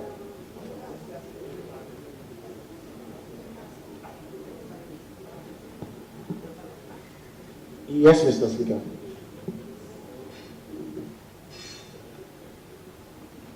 Recommendation is that clause 2 we have no problems with.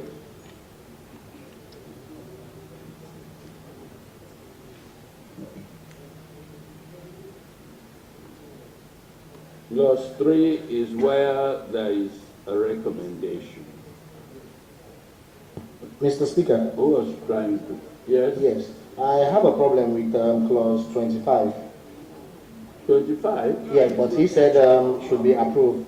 25, we are not there yet. Okay.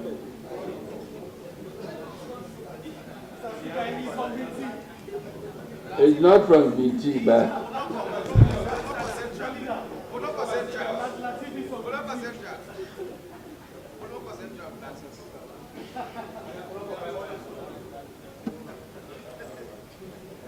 it's from the city of Potloko, not from the village of BT.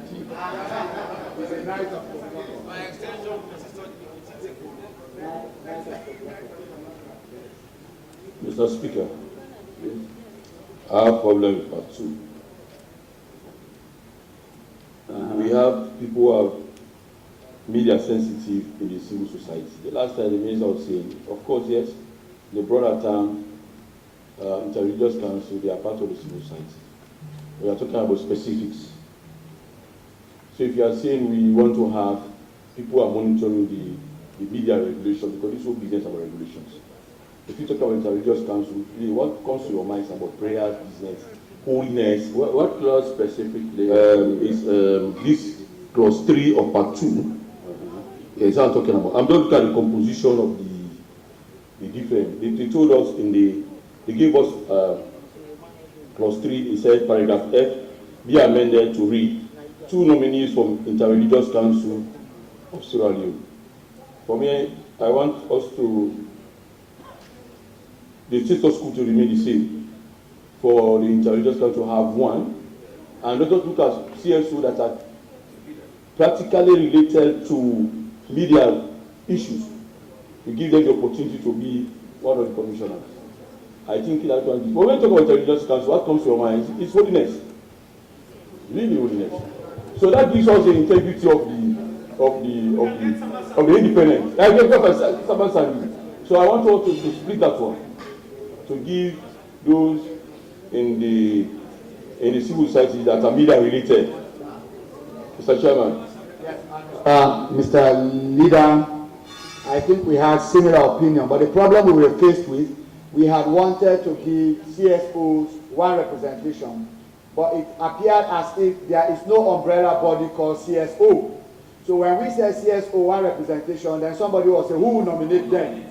They have this, they have this, they have that. So we had so much argument over CSO. That one came up, we spent about 30 minutes on it. If you say a representation from CSO, who will nominate the nominee? Mr. Chairman, I differ from the chairman's explanation completely. If you say, if the minister is going to nominate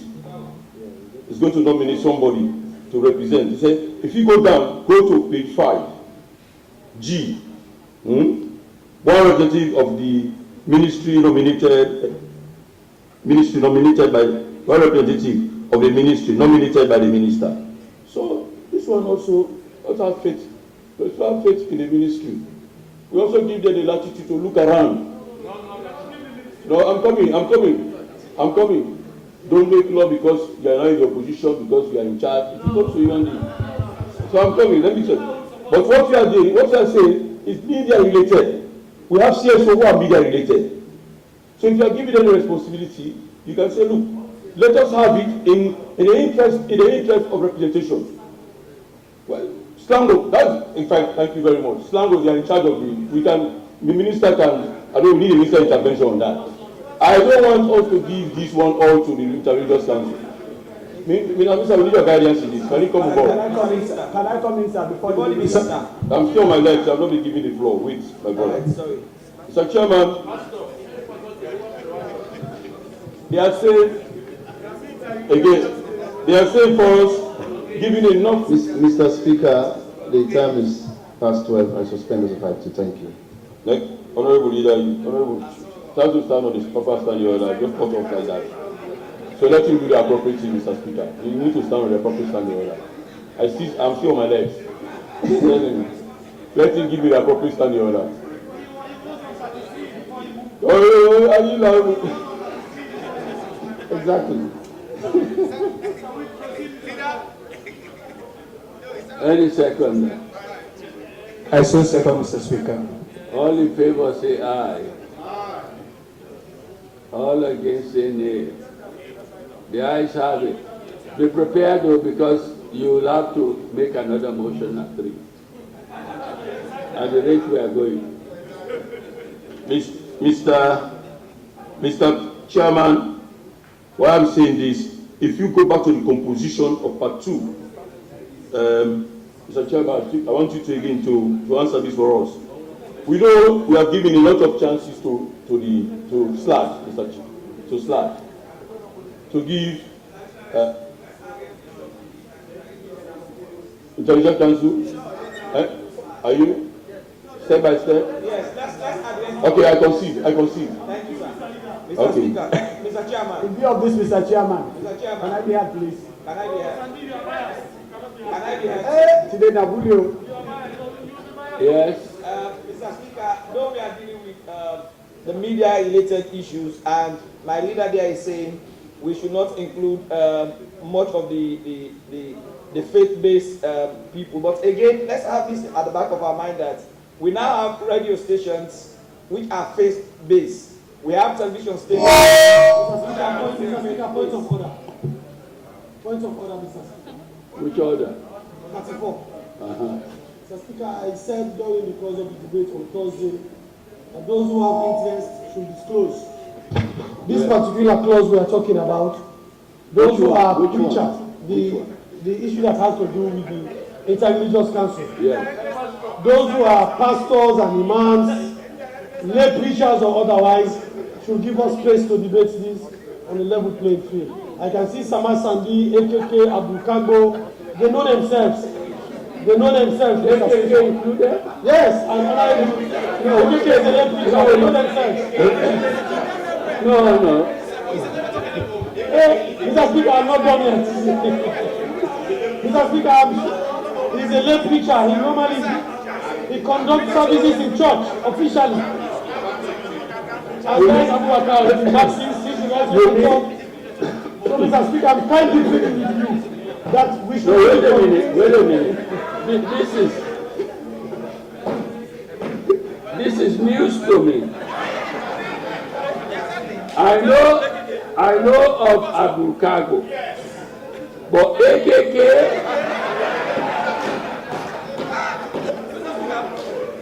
Mr. Speaker, he's a lay preacher. Mr. Speaker, Emerson and AKK are on the same platform. And Emerson has just been ordained. When you see, so they should not participate in this. If you want to say something, you say it, but don't convince us about Interreligious Council. Mr. Leader, that is actually not the position I'm coming from. I am saying, in as much as we are talking about IMC code of conduct, in this, we also look at faith-based television stations. Their content is different from what normally we get from other radio stations. If they are in conflict with the law, at least at that level, let's have people there who can understand their content better. Say, for example, you have an issue with the Ahmadiyya radio station that has to do with purely Islamic doctrine that they've given out. You need somebody in that board who understands what it means, what the content entails. So that is what we are saying too, because you are having Islamic and also possibly the Christian faith. So we are saying let's have them both. The issue is when we say talk about site organization, don't appoint anybody from anywhere. But let's limit this one to interreligious council. Okay. Mr. Speaker,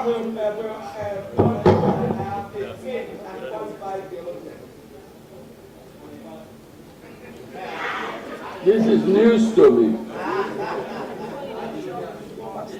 This is news to me. Yes, Mr. Chairman. Mr. Chairman. I recognize the first name, not the middle name. Otherwise, I'll ask you to sit down. Well, unfortunately, Mr. Speaker, even that is not the middle name, sir. That's an AKA. Mr. Speaker, has he caught your eyes It's now? an AKA, not a middle name. I am Honorable Hassan Abdul Sise. AKA? That is AKA. This is not official, sir. Mr. Speaker. Unlike the case of Abdul Kago, who is soon to be referred to as a pastor. I am not. Really? And I'm already who is a trained theologian will become ordained very soon. I will not be ordained. I'm a Muslim. So mine is an AKA. It does not qualify in this particular subject.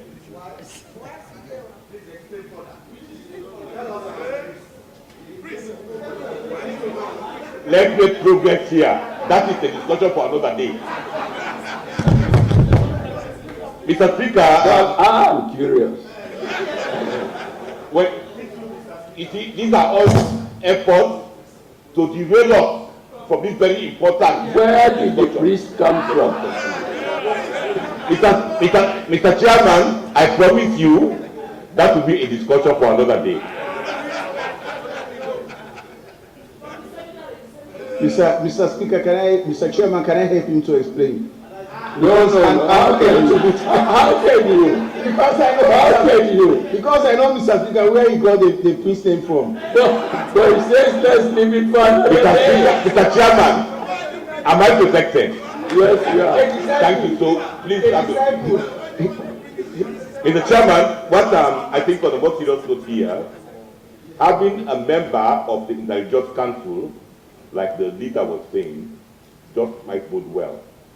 We don't want, because wherever there is a Christian and a Muslim representative, there is a tendency for there always to be a clash of the two religions in terms of what they believe. So somebody, faith is faith, and the interest of what we are trying to protect here is the interest of radio stations, magazines, etc., etc. So I think if we have one person from the Interreligious Council, that would be enough rather than having two. I think that is what I want to believe, whether it's a Muslim or not, but there must be something related to them to represent them as the Muslims and Christians, rather than having two, because there are other people who might be more relevant to the commission than they might ought to be. Okay, let me ask the chairman. Mr. Chairman, what was the before? Okay, yes. Hold on. I'll give you. In this bill also, I have to challenge something. We have given them the responsibility and not raised the question. And we also be in conformity with existing laws. The bill is a proposal in front of us. Yes. Let us go back to, for example, the SFDCI. We have only one. We have not had our own confusion. Why are we changing it now? We have one. So we are giving the responsibility to the institution to give us one person from the Interreligious Council. We have it for the SFDC board. So we have it here one. In the parent act, we have one. So the reason they are proposing, I don't see any justification, Mr. Chairman. Well, let's allow him to give us the rationale. No, Mr. Chairman, before the chairman, because we are part and parcel of the business. Mr. Chairman, we are defending our chairman now. It is is our business to defend the chairman of the legislative committee now. The SNBC is not the regulatory body of the media landscape of Sierra Leone. We have the IMC, and we are making the law for the regulatory body of the media. And if we have the IMC as the whole media, initially the two leaders agreed that what is good in the paper that we have here in front of us, let us go with it. So we don't know what is the problem with us having a Muslim and a Christian. And Mr. Chairman, let us be very, and these are experts. These are very good experts. Some of them are real journalists. Some of them have been practicing journalists for years.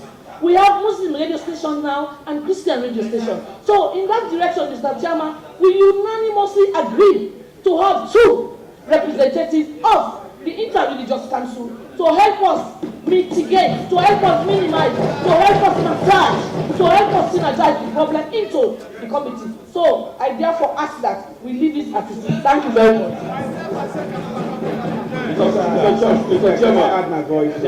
Mr. Chairman, it is not even clear that if you put two representatives, you will get Muslim and Christian. It's not clear. No, it's not clear. Let it go, Mr. Chairman. Let it go. If you have, we have other religions. But very honest, but those are the religions.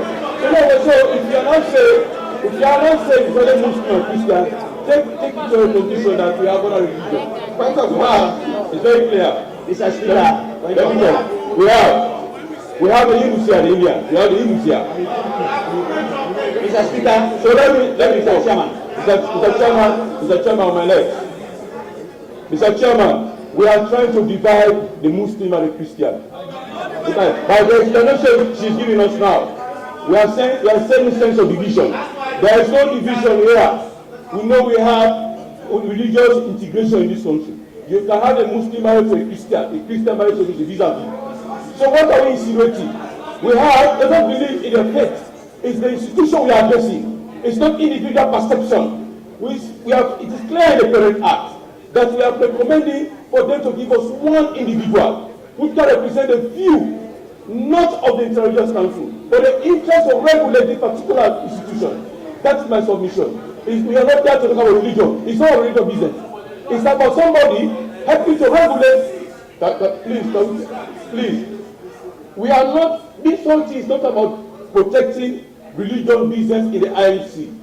It's about talking about regulating the media. And they are saying it to be because we said in the bill there is independence of the commission. They should be independent. So what we are saying, if we are pushing for representation, we are not talking about religion. We are talking about somebody coming from a decent institution, representing and carrying the view of the people who are not involved. That's what I'm saying. So the institution is very key in this. Then my case.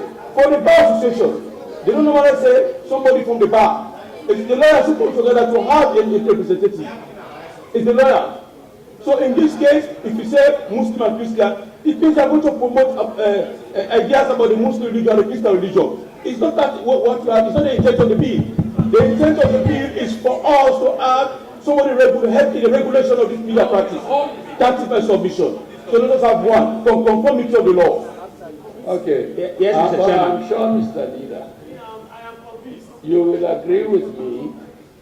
You will agree with me if I were to ask the chairman of the legislative committee to give us the rationale for their proposal. No, Mr. Speaker. No, I'm going to allow. Mr. Chairman. Mr. Chairman. We want to help the chairman because we are members. He can help himself. Yes, Mr. Chairman. In this one, give him chance. Mr. Chairman, at the committee stage, we had not honestly wanted to send two members from the Interreligious Council. We wanted to create a balance. So we wanted to have one member from the civil society. Then this argument ensued that who will nominate who. So that one member, we wanted to place him or her somewhere, just to create a balance on the commission. Because remember, we've had loads of journalists on the commission, so we wanted people from other sectors of society. So it was when this argument now eschewed that we cannot get somebody from CSO that we just said, well, let us add that person to the interreligious council. But even at the committee, this issue of sending one Christian Muslim will create a problem did erupt, and people believe in it. Well, no doubt you are well-intentioned. Mr. Chairman. But just see the controversy that it is generating there. So do we need that provision at all? Yes. Mr. Chairman, from what we have in the light of what I am seeing, I raise the question, do we keep it or we get rid of it? We keep it. Mr. Chairman, I think I also want to have a bite on this. Who? Myself. Mr. Chairman. No, you have an interest. Why? Yes, you have a personal interest. Yes, Mr. Chairman. Mr. Chairman. You have a personal interest. Mr. Chairman, I am part of the pre-med. Mr. Chairman, I have been over. Members, please calm down. Honorable Decisions, or the honorable member conclusion, you are not present for the legislative. Mr. Speaker. Yes. It is. I was also at the legislative committee meet, and I listened carefully to the chairman of the committee. All what he said is correct, and that is why I want to say that I have been convinced by the leader of government business. Let me say why. Not whether there is a vote, or let me just say what he said. What the chairman of the committee said is true. We had serious exchanges as to whether there should be 2 or 1. It was when we failed to agree on who the CSO should be, that was when we utilized the Intelligence Council as a fallback. It was a fallback. And the reason was deliberate. The members from the Fourth Estate will tell you, they wanted their member because they don't want to lose their space. And we needed to have an odd number in the board. And it was a must that we get them because their interests must be protected as well. So when we brought them in, we fought over the CSOs until there was no conclusion. Then we went for the fallback. But now, as I said, I am convinced by what the leader of government business has said, that we follow the institution and not the individuals. Mr. Speaker, put that to a vote. No, thank you, Mr. Speaker. You cannot put our. Mr. Chairman, let me just come in. Mr. Chairman, I have a view. No, for morality, Mr. Chairman, we agree on the other day. If you have interest, you should not participate. So it's a reverend. Mr. Chairman. It's a reverend. Mr. Chairman, in your absence, you have been given a new title, Pastor Lamina. Mr. Chairman. Mr. Chairman, may I be heard? Mr. Chairman, Mr. Chairman, I intend to read the memorandum of objects and reasons. But Mr. Chairman, are we going for a laying-out ceremony? Or are we talking about regulating an industry? Those two things we need to distinguish. Are we going for laying out ceremony, or are we going to have to regulate an industry? But before you are talking about putting our request into a vote, let common knowledge prevail on this one instead of votes. Memorandum of objects and reasons. I haven't announced the committee yet, so if you vote, whatever I move Let me go. Mr. Chairman, the object of this bill is to provide for the continuation of the Independent Media Commission, to provide for the registration and regulation of mass media institutions in Sierra Leone, and to provide for the other related matters. It is very clear, Mr. Speaker. But let me say here, I have not announced the committee yet. I know you are aware of that. But wait a minute. Yes, sir. Leader of government business. Yes. I think I've been privileged more than once to attend service in your church. Yes, sir. Yes. And I was pleasantly surprised when I saw the area. What? In the state party. Well, You came out. Yeah, I'm a knight. I'm a knight. So I'm not a pastor, but I'm a knight. I'm serving the people. That is how you call it. We help the church to grow. We promote the church. So that's what we do. So I am a knight. I'm a lieutenant. I have a major yet, my brother. And there's another corner here. We have them in the house. So, Mr. Chairman, I have said, that cannot take me off my religious belief. But we are not going for a layout ceremony. That's not what I have, to have Muslim and Christian. But let me say this, Mr. Chairman. We are talking to you to understand the situation. You need to understand the situation. Because the not yet announced day. So do you want it's a reminder. Yes, Mr. Chairman. Mr. Chairman, only one point. Mr. Chairman. The composition of the committee You've spoken far too many times. Yeah. Thank you, the composition Mr. Chairman. of the committee has to be odd number. Mr. Chairman. Instead of 11. I want to vehemently agree with the leader of government business on the provision that he talks about institution. But what actually we agreed at committee room 1 was to ensure that we have a civil society representative, Mr. Chairman. But to say we were not able to arrive at consensus of having a civil society, it was only because they ignored listening to people who will give them information about civil society.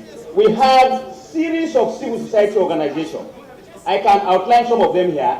Then it is now the owners of the house to take which one they will give.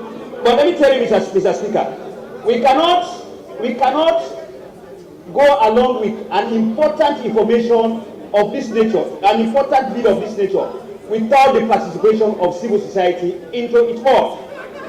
Mr. Chairman, we have the non-state actors in this country. It is a civil society organization. We have the Civil Society Movement Sierra Leone. It's a civil society organization. We have the Coalition of Civil Society and Human Rights Activities. It's a civil society. We have a plethora of civil society. So they can take one, and as long as they know the contact of that institution, the problem is solved. But the issue we discussed at room 1 did not base on religious division, on religious division. We only focus that because the majority in the interreligious council is being constituted by the Christian and the Muslims, even though we have other religions. That is why we only spoke about Christian and Muslims as a fair representation. But that is not the case of that. In as much as the leader has talked about institution, then we go for the institution, Mr. Speaker. Mr. Speaker. Honorable AKK. No. You've spoken more than once.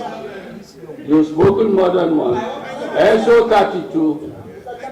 Mr. Chairman. Mr. Chairman. Are you a reverend too? No, Mr. Chairman. Yes, I'm not a reverend. It is. I'm not a reverend. Or one in the making. Yeah. I'm a nice man already. Let me listen to Honorable Dixie Rogers. Okay. But wait a minute.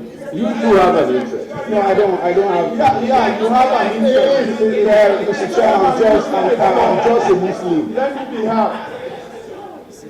me be heard. And Mr. Speaker, I want to be heard also, please. Mr. Chairman. Yes. No. Let me be heard. I wanted to give you the floor. But if I remember right, you traveled to France once, came back, and you whispered something to my ear. And I want to believe you have an interest. No, Mr. Speaker, I'm a fervent Muslim, but I'm not an imam. No, not on this specific issue. But on the general content of the bill, you have a... No, that's no way. I'm not with that part, Mr. Chairman. So, okay, give me the floor.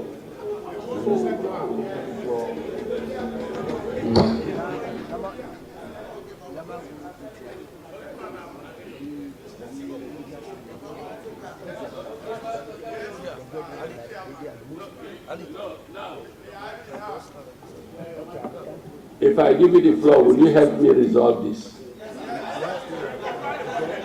Outside of a vote. I have a solution, sir. Outside vote.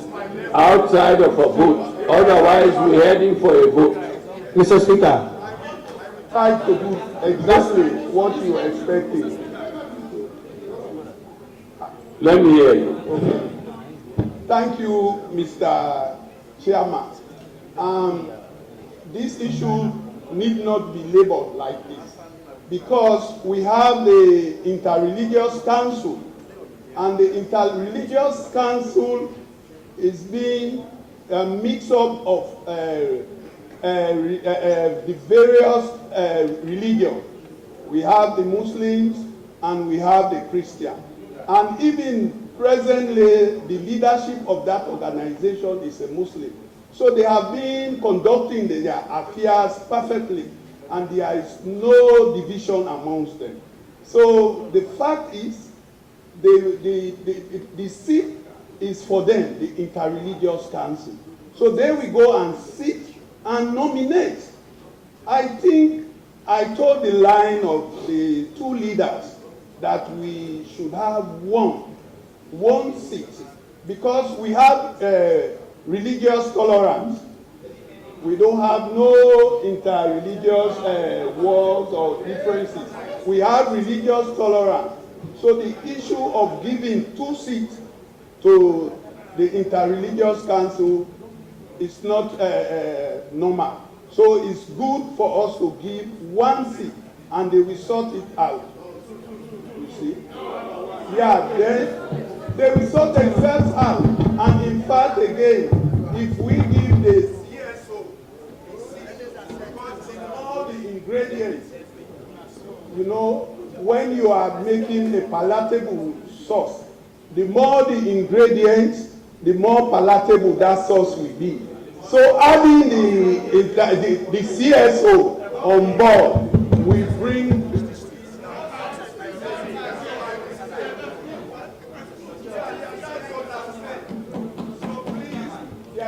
no need to go into food.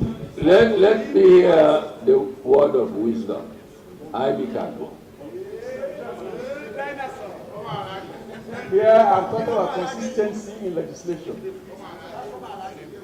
We have quite a lot of legislative work done here, and we have examples and precedents where the Interreligious Council was mentioned or was brought into the administration of those institutions, and yet it has always been one. Anti-corruption is one, SFBC one, and a good number of other institutions. So let's be consistent. Let us be consistent as we are following. So I think it should be one. And the original bill proposes only one. Mr. Speaker. Let me finish. Let me finish. The original bill, the proposal was for one. This new proposal of having 2 has come from the Legislative Committee. So since it does not seem to command a consensus, I'm inclined to suggest here that we keep what is contained in the original draft.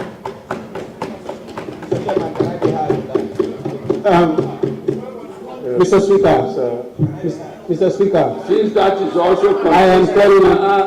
You see, we are lawmakers. Okay. We are lawmakers, and I'm a great believer. I believe in the value of precedent. That's where I was coming. We'll be reminded of at least 2 or 3 laws that will pass in this house that have the Interreligious Council. I want us to avoid a vote on this. Mr. Speaker. There is a provision for bringing members who are not politically in the list. They can adopt members when they are. I think the leaders are making this central from now. Now that we've understood where they are coming from, if there is an issue, let's say for example, the person on the board is a Christian and there is an issue related to Muslims, they can call somebody to the board and get it so. So we agree, we do not make provisions. Mr. Speaker. Mr. Chairman. Can you hear me, please? Mr. Chairman, please. Can I be heard? Mr. Chairman. Okay, that's your last contribution on this. Take your seat. Mr. Chairman, please. Today, your last contribution for today. Yes, Mr. Speaker, thank you very much. Mr. Chairman, a few minutes ago you said we are lawmakers and we should not be seen as lawmakers dividing Interreligious Council. Because no sooner we start talking about two, they will now be in a position to take one Muslim, one Christian. There will be, the lawmakers will be divided in a very Interreligious Council. We only have one Interreligious Council. And when we should be talking about cohesion and integration. Exactly, Mr. Chairman. So, Mr. Chairman, I want to support not only your idea, but the ideas of the various leaders that we have one Interreligious Council. Having said that, Mr. Chairman, like my honorable doctor said, the civil society is very important in every state of this country. Therefore, I'm still of the opinion that having civil society on that board will make us a lot of good. Because now we've agreed that we're only going to have one representative from the Interreligious Council, making the number to 10. We still need to have an odd number. Therefore, Mr. Chairman, because the civil society in this country is so important and pivotal to the democracy of this country, I'm suggesting that we still have one civil society to add up to the number to 11, so we can have odd number. Thank you. Okay, you wanted the floor. Yes, Mr. Speaker. Mr. Chairman, the reason why we, as the chairman for the legislative committee said, the reason why we put two members from the Interreligious Council was because we were unable to identify who will nominate the civil society organization that will be representing the CSOs. And in this way, we can still. But that was not your business. We cannot select by ourselves, and they don't have an umbrella body. Yes, they do. Yes, they do.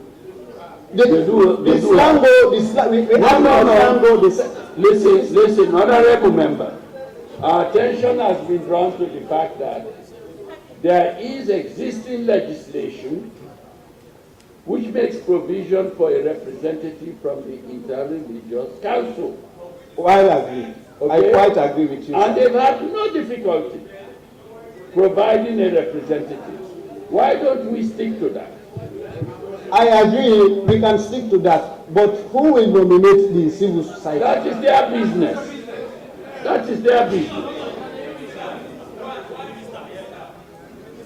So we go for one. Let's go back to the original. The consensus is we keep what is in the original bill.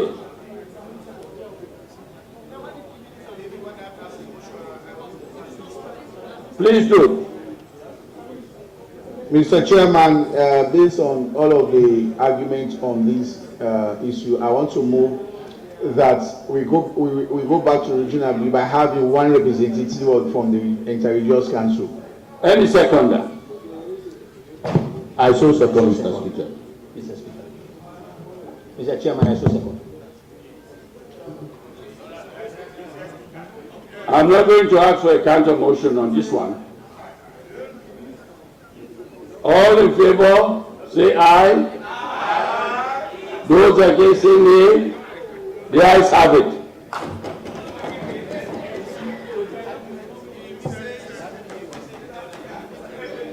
Mr. Chairman, so the one now we have for the civil society. What? We have one rep from civil society who are media related. We ask the minister to give us a lead on that. That's a brand new one. Yes, yes, that's the reason we separated the two. What? That's the reason we asked for the separation. Let's have one and have civil society incorporated into the commission. Yes. So now I will like I'm going by the report in front of the House. This is entirely new. Yeah, it's new, and that's what I proposed during the recommendation. I proposed for us to have one. In the debate, I mentioned that one also. I was expecting that you carry that one. The Interreligious Council. We are against the report. We are not. We are going with the report, Mr. Speaker. Okay. We are not going against the report. What we have just dealt with is as to whether the Interreligious Council should get one or two. We've passed that. The next step now is to get the civil society incorporated so that the odd number will be completed. Why does it say that in the report? No, it's not. That's what the House is doing. This is for the House, Mr. Speaker, Mr. Chairman. That's for the House. The whole House, Mr. Speaker. So what are we coming in? We are in concurrence with the leader. So can we? So I ask that since we are inserting that one now, I want us to have the minister to have his say on that, to have the civil society, because in the debate he said Interreligious Council. Now we have convinced the House that we can get one member from the Interreligious Council and one from the civil society. So I want us to have the minister to say something to us. Mr. Minister, are you comfortable with that? Use the mic, sir. Honorable Speaker, absolutely comfortable with that. So we'll have one representative. That will be the new age.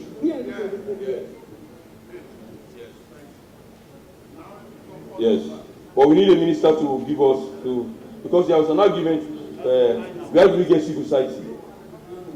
People are saying Slango, they said they have their umbrella. So say no. It's in the provision. It's a provision. It's a recommendation. It's in the provision. You should know where we go to get the civil society. Whether from Slango, how you go to nominated, or from the executive. We need to be clear on that. Point of order. I want to give the minister. So, Not now. Why? I hope you are following. You have. We said one representative of the ministry nominated by the minister. And if we are going to talk about the civil society, we should be uniformity what we have. So what we are saying, we want to paraphrase that. We are not saying we have to take it from Slango. There was an argument. Can we have a body that can give us the nominee from civil society that are media related, not all type of civil society? Mr. Chairman. Huh? Mr. Chairman again. Yeah, it's a consultation we are doing now. Mr. Chairman again. I like that qualification. Media related. That's what I said. Then we put that in. Mr. Chairman again. Are you comfortable with that? Media related. Mr. Chairman. Yes, Honorable Speaker. That is very important. Media related. We do not also want to circumscribe the powers of the presidency to such an extent that we literally dictate to him who we appoint. So yes, nominated by the minister for approval. Mr. Chairman again. I want to counter. I told you I am not a Division 3 student when I was in the university. Some of you, most of you there are Division 3 students. Mr. Chairman, please. Let me make this submission. May I be heard, Mr. Chairman? The issue of civil society. It will be difficult for government to pick a civil society person to represent in a board. Government and civil society have two different operations. We've qualified it though. We said a CSO which is media related. We've qualified it. Mr. Chairman, it is only because I don't want to be hard. But the fact of the matter is, what you be heard now? Yes, we have series of registered civil society organizations in this country. Mr. Speaker, I'm standing on SO 32. Mr. Speaker, I'm standing on SO 32. Which one? Which paragraph? SO 32.8. The Honourable Member, in my opinion, and in the opinion of a lot of us here, I believe the Honourable Member that just spoke has used a derogatory statement on us by saying most of us here are Division 3 students. We are Division 3 students. I believe that statement should be withdrawn because I'm not sure if you can point any MP here that was in Division 3. Your point is noted. No, it's not you. I was talking to the speaker. I think I knew that he withdrew that statement. Most of us are A students here. No, I'm standing on a point of order. I'm addressing the chairman.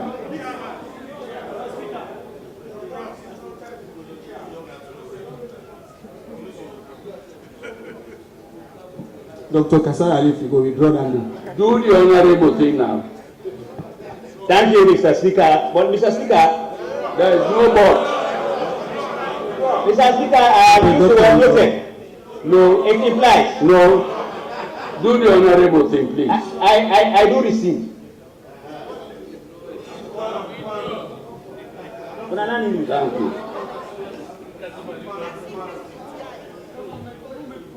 Now, let's make progress.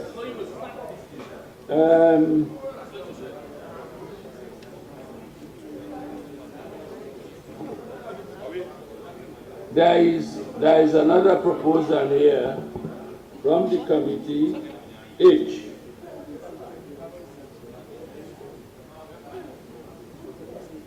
A representative of the Sierra Leone Association of Journalists, nominated by the Sierra Leone Association of Journalists. Mr. Chairman, I don't have a problem with that. Why? That provision is clear to us. That's one. That is another odd number. But let me, we have the order in the house. I want to make my point before we come to you. It's very important, sir. On this one? Yes, very important. Okay. If we want to have SLAD, to do the nomination, Honorable Leader, if we want to have SLAD to have the nomination, let us also look into look section 3 plus 3 rather, sub plus B, sub plus C, sub plus D, and the B. And if we come to sub plus 6, independent of the commission, this thing is geared towards regulating the media. And we are talking about giving SLAD a whole lot of latitude. People are going to arbitrate.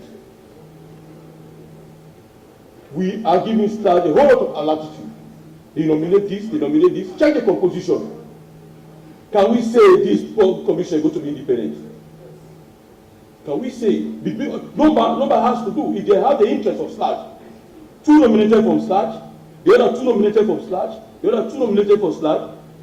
Human, let's think about the human aspect of it. For me, let me learn, please. It's just for us to have the clarification. I'm not against us adding SLAD. That's I'm 100% in favor.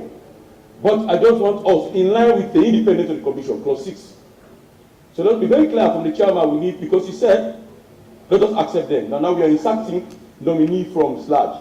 So that is my submission. I don't want us to go in line with clause 6 of the bill. Mr. Chairman. I still want to know who nominated this. Mr. Chairman, sir.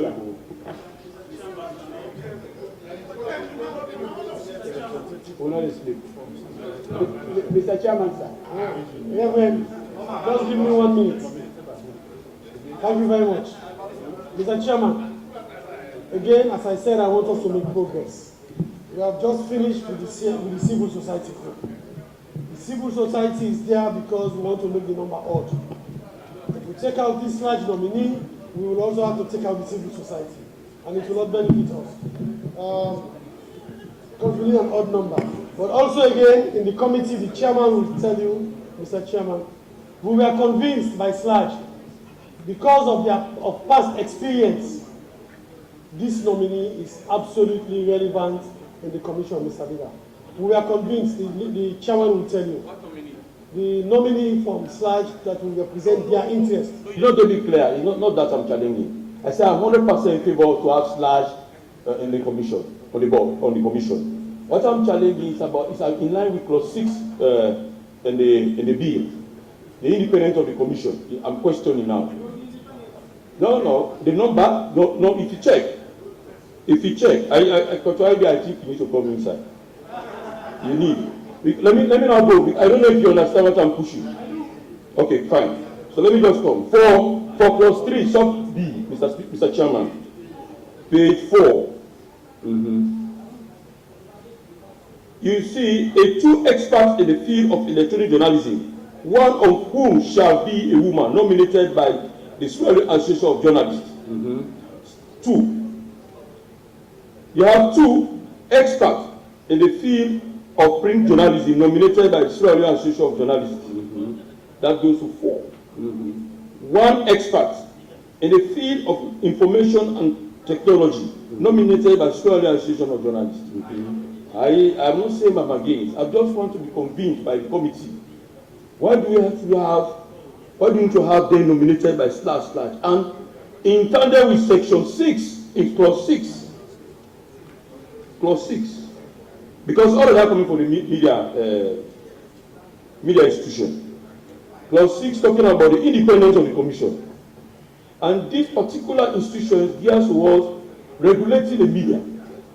And these nominees and the commission is going to be charged responsibility in regulating the media.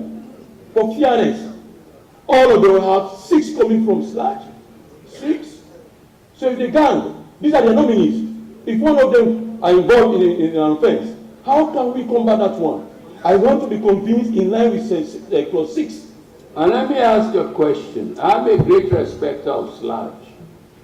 Let me take a cue from the leader of government business. I'm a great respecter of /. But is it fair? Is it reasonable that /. should dominate the commission the way it is being proposed? Mr. Chairman. I know the leadership of /. is here, but they should be asking themselves, if, for example, there is a complaint against /. itself,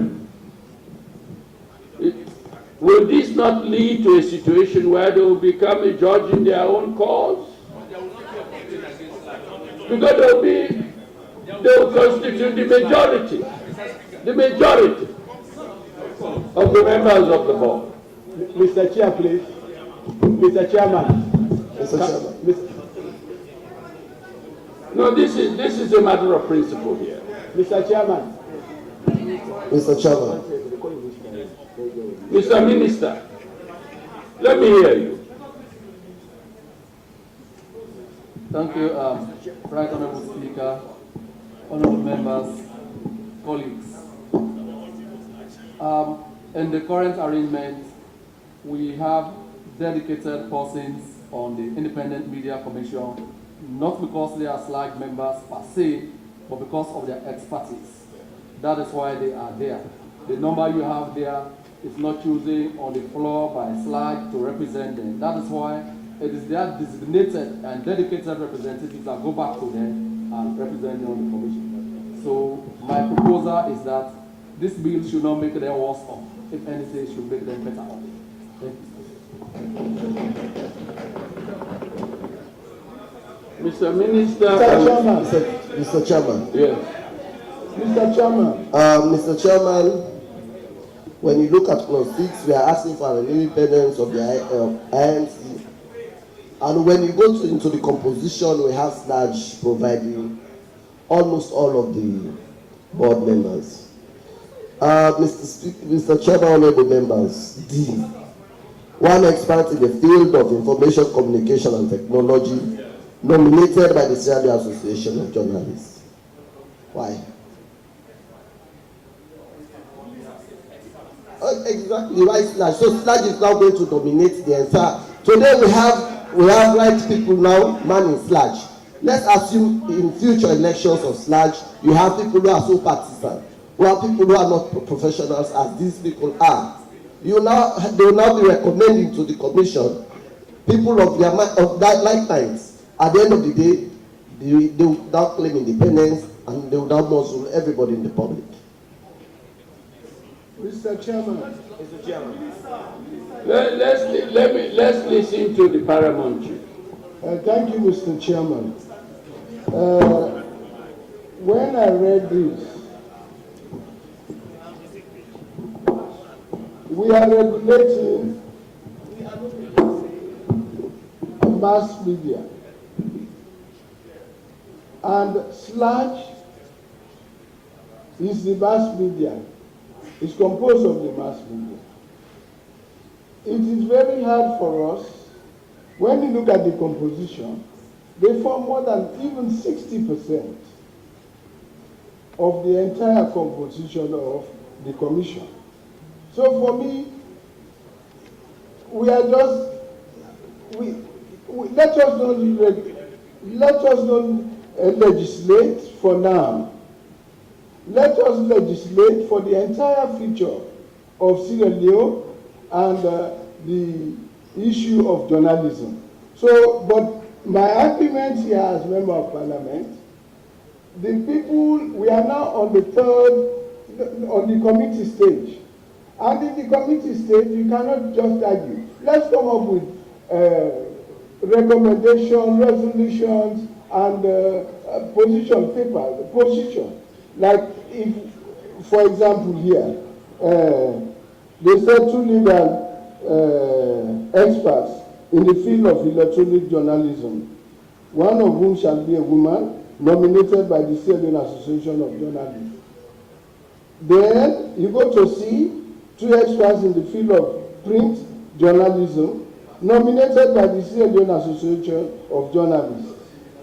D, 1 expert in the field of information, communication, and technology, nominated by the Sierra Leone Association of Journalists.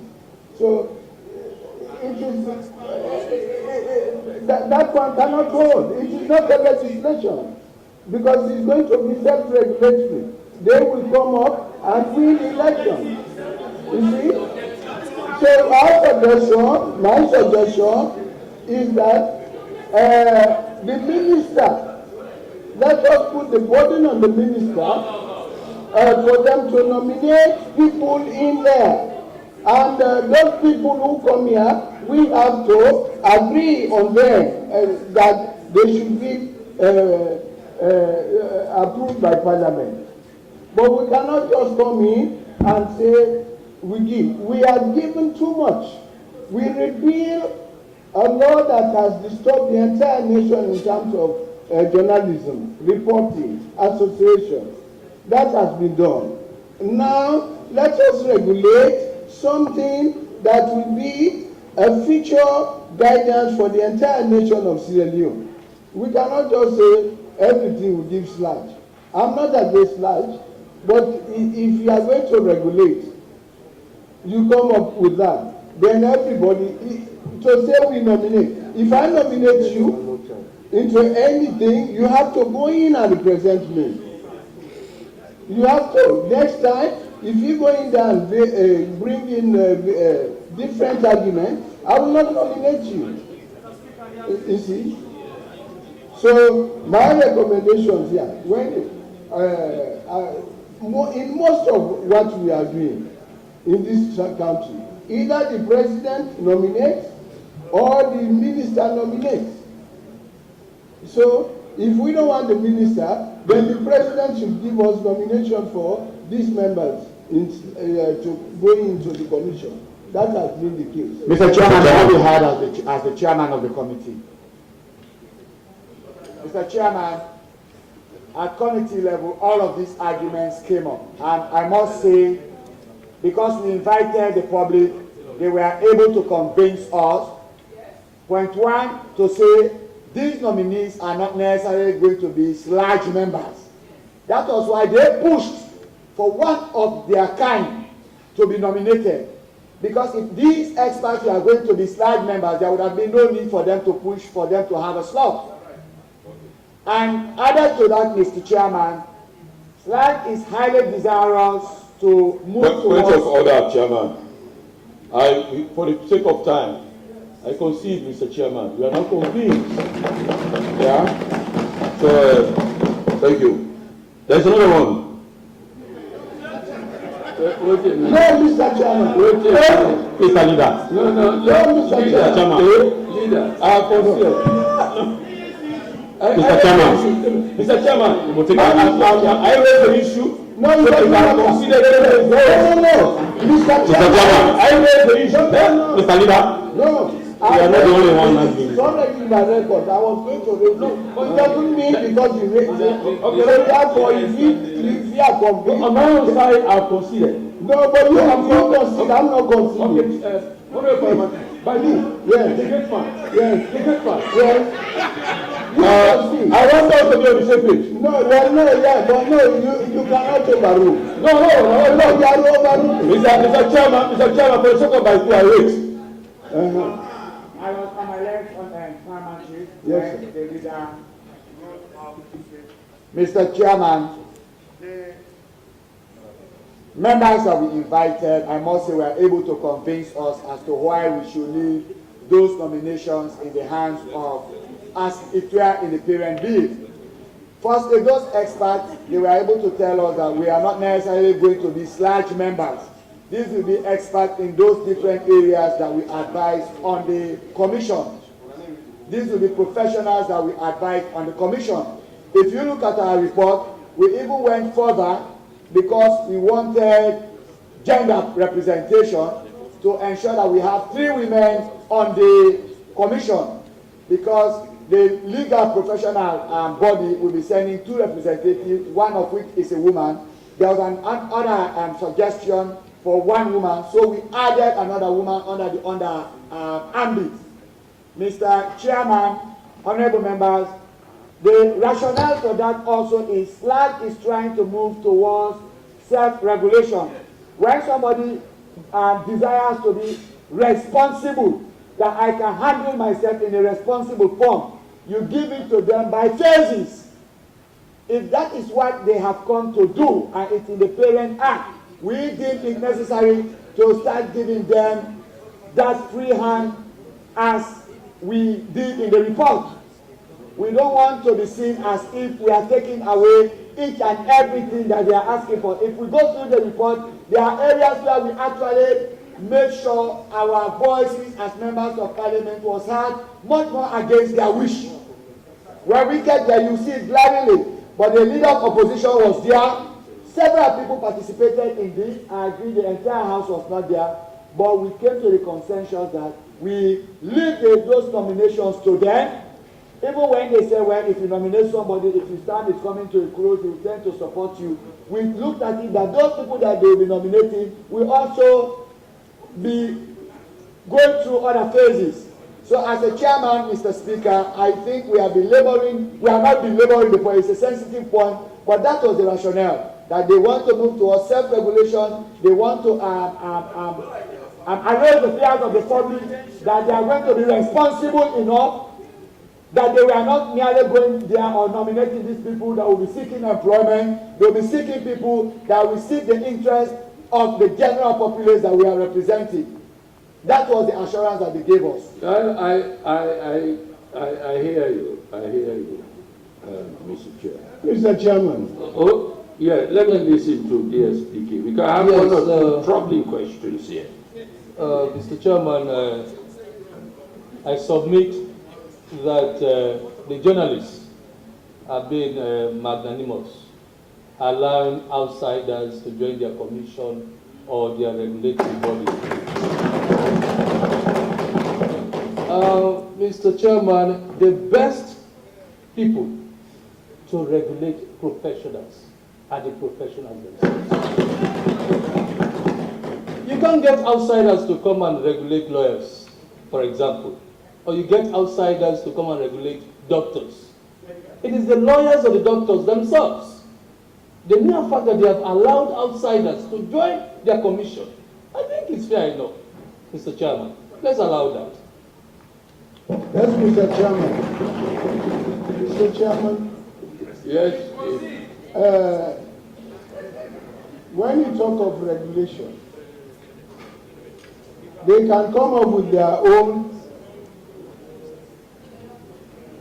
regulations that they command themselves. The Sierra Leone Bar Association regulates itself, but they don't legalize in national issues. There is a law in Sierra Leone that governs the actions of lawyers. There is a law in Sierra Leone that governs the performance of doctors. They have that. No, the court, they can be charged. They should not. I'm not denying they have their association. I'm sure they have regulated themselves. But I will prefer for us to say we nominate 2 SLAG members to be members of the commission. We give them that. 2. They can come in now and nominate. But for example, I looked at it, Mr. Chairman. The bill, if you go to the preliminaries, there is nothing that defines who is an expert. If we bring in all these, Mr. Chairman and Mr. Minister, you put in legal expert. What do you define to be an expert? There is nothing in the bill. First of all, I recorded it yesterday. There is nothing in the bill to show who is an expert. Whom do we define to be an expert? For me, if we want to include an expert, let us bring in independent people like Furabe Collect, the lecturers from the mass communication. Mass communication, we can call them experts because they are the lecturers that lecture the journalists. You know, but we cannot just come in and say everything, slide, then there is nothing for us to regulate. So, I really want to pose a question for the consideration of all of us. Honorable members, we should not lose sight of one important matter. What we are doing presently has a direct bearing to what we're going to do immediately we conclude the debate on this particular bill, which is the repeal of Part 5 of the Public Order Act.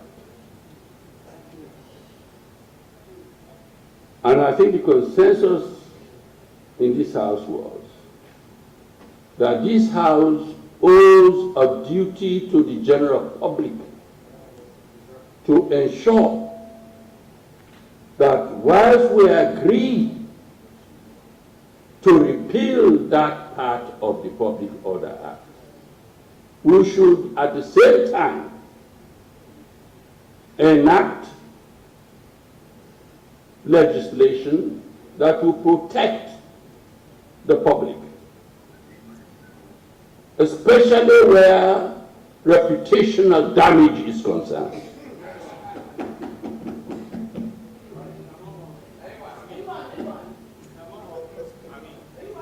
Now, are we taking care of that by creating a commission that is going to be completely dominated by SLAG?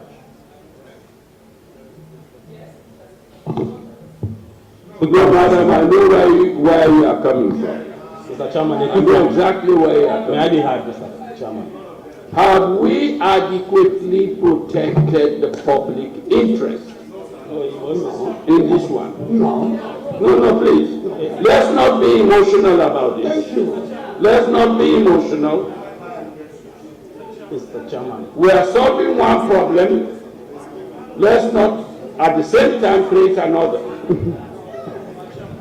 Yes, Mr. Speaker, please. I want to be convinced that what we are doing now is protective of the public interest, is protective of individual reputation. Let me listen to the leader of opposition. Thank you very much, Mr. Chairman. Mr. Chairman, you posed the question. The question is a salient one. But first, before saying anything, may I say that I agree totally with the Deputy Speaker. Totally. The Honorable Paramount Chief from Tonkolili was comparing SLAG to statutory bodies. SLAG is an association. Whereas the IMC is going to be a statutory body. So their interest, as far as the spirit of this bill is concerned, that is moving towards self-regulation, which is the spirit of the bill, should not keep them out of the commission itself. That is one. But answering to your question, Mr. Speaker, I totally agree with you. No, it's the dominant. I'm coming to that now. No, I'm coming. keeping them out. Of course, they have every right to be in. Mr. Chairman, I'm coming to that.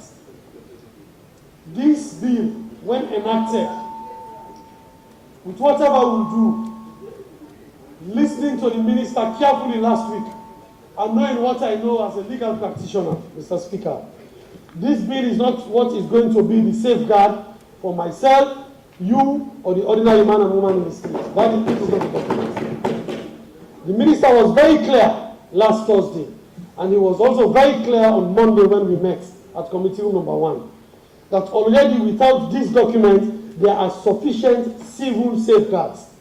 The minister was very, very clear.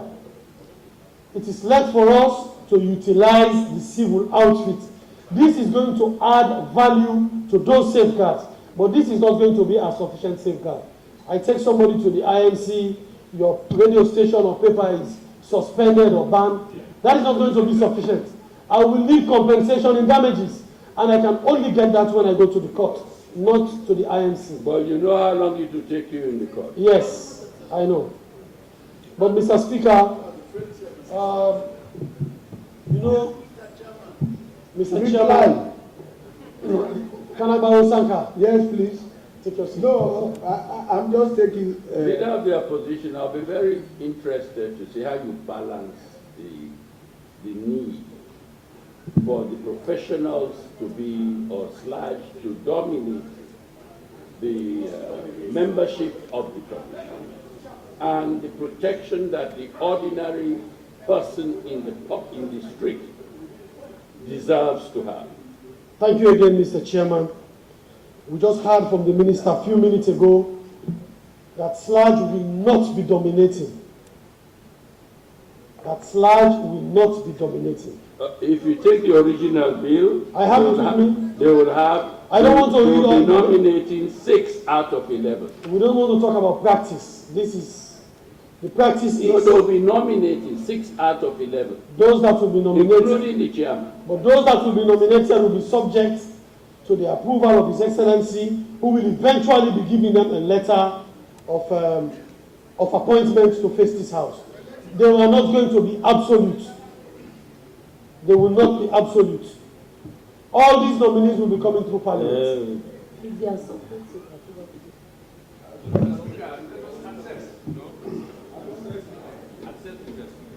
Mr. Speaker, in any case, as members of Parliament, we are here, we are following the queue, we are listening to the questions, but having listened to the minister, I believe that as a House, it is incumbent upon us to keep this very representation. Mr. Chairman. Mr. Chairman, please. Mr. Chairman. Just a cue from the opposition. We don't want to stay too long on this. Mr. Chairman, if you go to page 7, clause 8, clause 8 is very clear. Not because you're going to be nominated by SLAG, so you can just do things the way you feel like. I've considered long ago because I've read much on it now. The Commission shall make regulations governing the conduct of members of the Commission in relation to issues of conflict of interest and misconduct of members in respect of their duties under this Act as deemed it fit. So, Mr. Speaker, that answers the question. Where are you reading from? Page 7, go to page 7, clause 8, regulations of the Commission. That the Commission shall make regulations governing the conduct of members of the Commission. That is very key in this one. I just want to toe the line of my colleague on the other side and look at page 7. Page 7. Page 7, subsection, clause 8. Page 7. Yes. And you know the minister is the one that's going to make the regulation. You know that very well. And also, even SLAG themselves, if you go to, they are going to do what we call, if you go to page 9 again, G, there is going to be establish, monitor, and enforce a media code of practice throughout Sierra Leone in consultation with the Sierra Leone Association of Journalists. So all these are things we put together as a safeguard for the public. So it's not that we are giving them pro bono business so that they can act on the board, do things the way it is. And those regulations are going to come from the minister himself. The ones are going to come from SLAG. So that's very clear. So to say because you have been nominated by SLAG so you can do things the way you feel and you don't disclose your interest, it clearly will be explained by the regulations that's going to come up. I just want to be satisfied that we know what we are doing. Yeah, we know. And the public is adequately protected. Yeah, that is the reason I've read this provision, so the public can know that they are protected. That's the reason we said the regulations are going to be done by the minister. Let me pose a question because I've looked hard and I haven't seen it. Apart from the chairman of the commission, who will be approved by Parliament, where does it say? All members. Where? Oh, in the report. Because it's not in the original. All of them. Very well. Okay. Chairman, in their forms, they will check for the expert qualification during the interview. I'm the chairman of the appointment committee. I will take note of that. We will check if you are an expert in that field. Chairman. Mr. Chairman. Yes, Mr. Chairman. I have heard the two leaders have spoken a lot about this, but they are only quoting what satisfies them. Go to section 12.1. Section 12.1, page 9. The Commission shall be responsible for the implementation and enforcement of the Act and regulations made under it. So if you are going to dominate, then you are just going to enforce and regulate what fits you. The IMC should be an independent body that guarantees the freedom of SLAG or of all journalists. Let us just not even talk about SLAG. There are people who don't want to even join. There are people who can print, write, document. Under the what we are now repealing, the 1965 Part 5 suppresses everybody. Not only SLAG, not only newspapers, even meetings. We, the paramount chiefs, we are given great powers in that Part 5. You cannot hold a meeting without telling a paramount chief or the police. Under that. But we found it, we don't even implement that law because it's ridiculous. We don't regulate it. We don't want it. We don't want it. Because I don't want to affect it. I cannot stop any political party from holding a meeting in my chiefdom. Never ever. You, that party, do not even ask that question. It is SLPP that got to ask me that question. You know it very well. I was the chairman. If you ask me that question, you see, So, in fact, the SLPP should ask me that question. I'm not Honorable. No, tell Mr. Speaker. Mr. Chairman, this is a true confession. Yeah. So if any APC stands up here and ask me where I belong, then they don't know where they are. Yes, sir, Mr. Speaker. No, I'm not yet done. So, section 12(1) is what, look, I'm not, when we send it to legislative committee, it's for them to look. But I am also going to look, the law allows me, Parliament allows me, after we've gone through what they recommended, if they recommended something that I agree with, I will keep quiet. But if they recommend something, it doesn't mean the legislative committee has the final say in any bill. Okay, no. Yeah, I'm not saying Mr. Speaker. Let me try. I will not. Allow me to summarize the position as I see it, Chief, so that we can make progress. Mr. Chairman, I think No, also please, take your seat. Take your seat. Honorable members, let us agree on the following. One, that there is complete unanimity in this House for the repeal of the Public Order Act Part 5. No question about that. Number two, there is also complete unanimity that the public needs safeguards and protection by strengthening the IMC. It may not be perfect now, but it is better than the IMC Act of 2000. Let's agree on that. It is certainly a marked difference from 2000 IMC Act. So if we are satisfied that this is inching their way towards self-regulation to allow them to dominate the commission, I have no quarrel with that. That being the case, let's proceed. Mr. Chairman.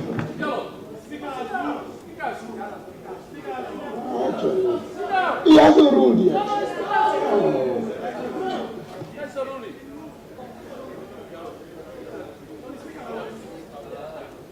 So we have a new age, which is a representative of SLAJ itself.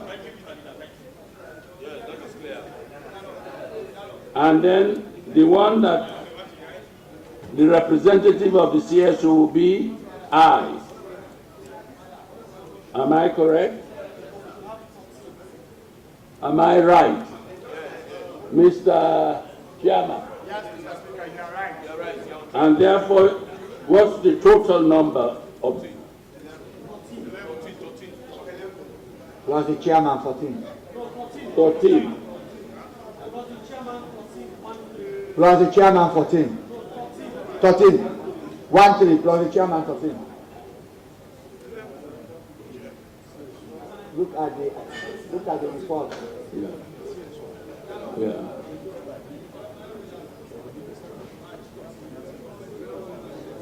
My attention has just been drawn to the identity of the CSO. Do we need that? No, Mr. The minister?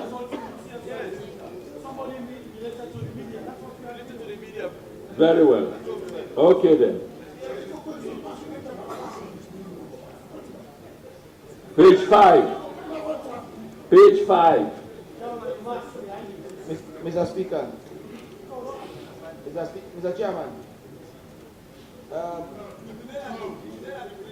Yes, Naimi Kawai, sir. Mr. Speaker, you want to think and say you are computer On that matter. On that matter. Mr. Speaker. You have something new on page 5. Yes, on the chairman. Yes. I I raised it twice when the committee won, and for the records, I also want this house to know that when it comes to the chairman, they say the person, and I think I agree with the minister, we had a consensus on that we want the word, the person should be a Sierra Leonean, let it be specific. Let the word Sierra Leonean be added, because we are opening up the media landscape. The 10 years could be anybody, and the one is a media practitioner. It could be a Liberian who has been in Sierra Leone for 10 years, practicing with us. And we want to safeguard our institutions. So I asked the chairman... I thought that was a given. Sir? I thought that was a given. That was... It was not... Mr. Chairman, that was raised and it was defeated. It was the point that he is raising. It was raised, the leader was there, because we think once you say the person, we all know naturally the chairman will be a Sierra Leonean, that we needn't add the word the person should be a Sierra Leonean and should be. So that issue was raised at committee stage and it was defeated.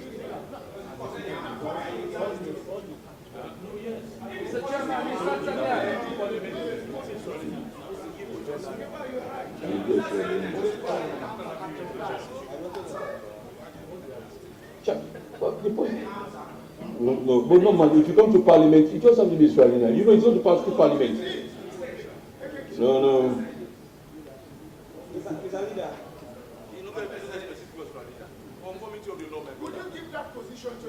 I don't think whether this parliament has ever approved a foreigner for a national position. Certain things are implied. The chairman would have to come to parliament. So it is implied that the chairman will naturally be a Sierra Leonean. Because it's not a conformity. Is that It is not. Yes, Mr. Chairman. Mr. Chairman, we have never had that one. Describing somebody say you have to be a Sierra Leonean. No, it's implicit. That if is it, Mr. Chairman, who? The what? The director? Who's the director? But we're not changing that. But you don't come to parliament. I said parliament. I'm talking about those who pass through parliament. Parliamentary approval, sir. All board chairmen who are going through parliament, commissioners. It's not possible because we look at the intent of that appointment. It's not possible, sir. You pass through parliament and give it a foreigner in that position. It's not possible, honorable. With all due respect, it's not possible. Pass through parliament, appointment committee. Mr. Chairman. No, just tell me one commission. We are commission. Because it's not in line with the other chairmen that we have passed through parliament. It's not just in line. Mr. Chairman. Yes, Mr. Chairman. We have agreed. Hold on a minute, Chief. We have agreed that adding the words Sierra Leonean is not fatal. We have agreed. And the minister himself is not averse. But that is not the point. The point I want to make is, it is deliberately stated in the Constitution that for you to run for the office of Parliament, it is clearly spelled that you must be a Sierra Leonean. It is deliberate. Let us agree. I don't have any position on this, but if the minister can tell us what he prefers and that we can be guaranteed, then let us take a cue from him. But there are certain instances when you deal with business, like you have the Sierra Leone Indigenous Business Association. It is different from the importers and exporters, where foreigners have served as leaders. The importers and exporters, foreigners have served as leaders. So again, as I said in the Constitution, for you to run for Parliament, it is clearly spelled that you have to be a Sierra Leonean. So if it is not fatal, you could have it. If it is not. I will only add my word as chairman, and for us to look at the context and uniformity. For all the commissions we have passed, we say the person. There is no commission that we have passed in this house where we went forward to qualify that the person must be a Sierra Leonean. We can go back and look at the archives. But if we want to start it with this one, that there is always a first time, but when these things come up, we Google and see whether there has been a precedent to that. And added to it, we have said that person will be coming to the House of Parliament of Sierra Leone for approval. I have not seen a precedent where a commissioner, a chairman, a chief justice has come to this house who is a foreigner to be approved by the House of Parliament of Sierra Leone. But Mr. Chairman, Mr. Chairman, yes, Mr. Speaker. Is it not the intention that we are creating an environment for journalism to graduate to a professional body? That is the intention. Hmm? That is the intention, Mr. Speaker. And obviously, if it becomes one, it should not necessarily be confined to Sierra Leoneans alone. I agree with you. I agree with you. You know, West African, ECOWAS, for example, has a lot of protocols that give other citizens of ECOWAS the right to come and establish themselves here. Much obliged. Hmm? Yes, Mr. Speaker. And become members of SLAG or similar professional bodies. Yes, Mr. Speaker. So, Mr. Speaker, if you want, one, to professionalize this, and number two, you want to open it to investment from people with good capital, then obviously you must be flexible here. You have to allow, other people to come and participate. Okay, Mr. Speaker, sir. Chairman. Mr. Chairman. As I said, I have no issue that has to do with Mr. Jalop. Please give me 1 minute. I don't want us to be wasting time on issues we don't need to waste time on. Mr. Chairman. Again, what we are opening up, Mr. Minister, what we are opening up is the media space, not the regulating space. The IMC Act deals with the regulating space. We want to use this as an opportunity in opening up the media. But those who will be serving here are going to be Sierra Leoneans. As a parliament, we will make sure those who come before us, we scrutinize them. Well, that is a time without number, that by passing this IMC and getting rid of the amending the Public Order Act, you are in fact opening the space to foreign investment and allow the media to grow and prosper. So how can you reconcile that and also being too restrictive and leaving it only to... Mr. Speaker, sir, please, if I may Let come. me listen to you. Yeah, thank you very much, sir.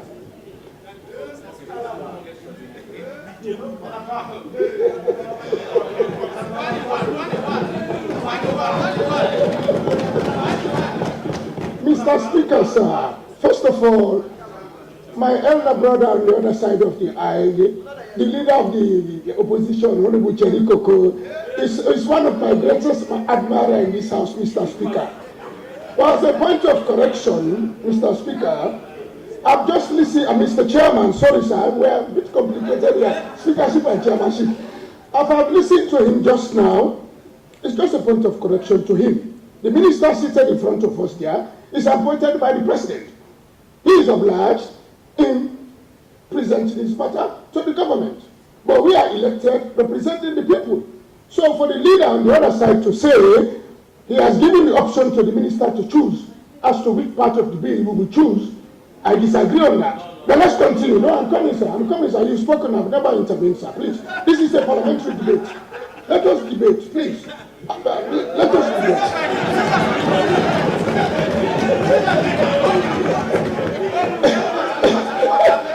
Mr. Speaker, sir. Mr. Chairman, sir, please. Mr. Chairman, we've spent time from 9 o'clock in the morning on this issue. I'm coming, sir. Please allow me to land. Please. Mr. Chairman, point of order. Mr. Chairman, point of order. No. Point of order. Yes. 334. he needs to tell us what is the objections he has talking about. Mr. You need to have reference. Mr. Leader, No, I'm not objecting. No, sit down, please. Sit down. We are talking about the bill. We are talking about clause. So let me tell us what point is he raising in the bill? Direct us. We are not talking. We are not a generality. He made reference to what you are discussing. You should make reference to what is under discussion. Thank you, sir. Well, allow me to land. Mr. Speaker, if you don't make reference under the point under discussion, we ask you to make a ruling on that. We are on a committee stage. Let us go clause by clause, not what you don't feel like saying. And we're at page 5. I rise on issue 34, just for the edification of new members of this house, those who do not know, including my younger brother. My younger brother Jallo. Mr. Chairman, it is good for all members of Parliament to know this, that the bill we are discussing is a government bill. It's not a private bill. No, let me explain to you. Please, Mr. Jallo, Honorable Jallo, you and others need to know this. The minister has a huge voice in this house today because he's piloting the bill. Yeah. He took it to cabinet. He convinced cabinet for the bill to be here. So even us members of Parliament, when we are in doubt, we will need clarity from the minister. He either do it directly or through the leader of government business. But that is why he's here. So whenever we have an issue that's not clear, we'll be calling on the minister to assist us. Thank you. And by the way, Honorable Jallo, please take note. Yes, sir. I do, sir. You are at liberty to come with private members' bills. Thank you, sir. I know, sir.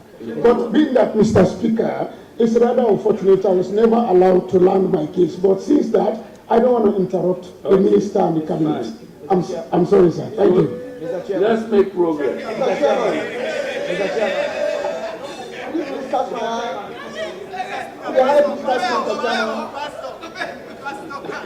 Yes, Mr. Chairman. We're on page 5. Yeah, page 5. Mr. Chairman, page 5. Mr. Chairman,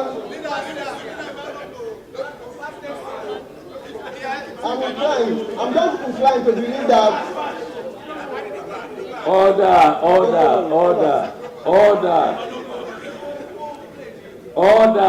Yes. Mr. Chairman, for the edification of Mr. John also, he's supposed to know that the minister is the principal advisor to the president. Mr. Chairman, I think we are still on page 5 with the chairmanship. I notice here that the chairman shall be a person with proven experience as a media practitioner or a legal practitioner qualified to hold. No. It's been, there is a proposed amendment to that. That's a proposed amendment. I think I have an organ with it. The irony here is we realize that media practitioners are in the IMC, and the belief I hold there is I only see the uninitiated initiating another uninitiated. On that note, we actually recommend that media business, IMC business, chairmanship, be left in the hands of media practitioners rather than alternating it with all. I have problem with all. Alternating it with a legal practitioner. That the business. Let me refer you to the report of the chairman of the legislative committee. He's proposing that provision be amended. All right. That business. So look at the amendment they are proposing, please. Okay. It's on page 3, at the very top. Page 3.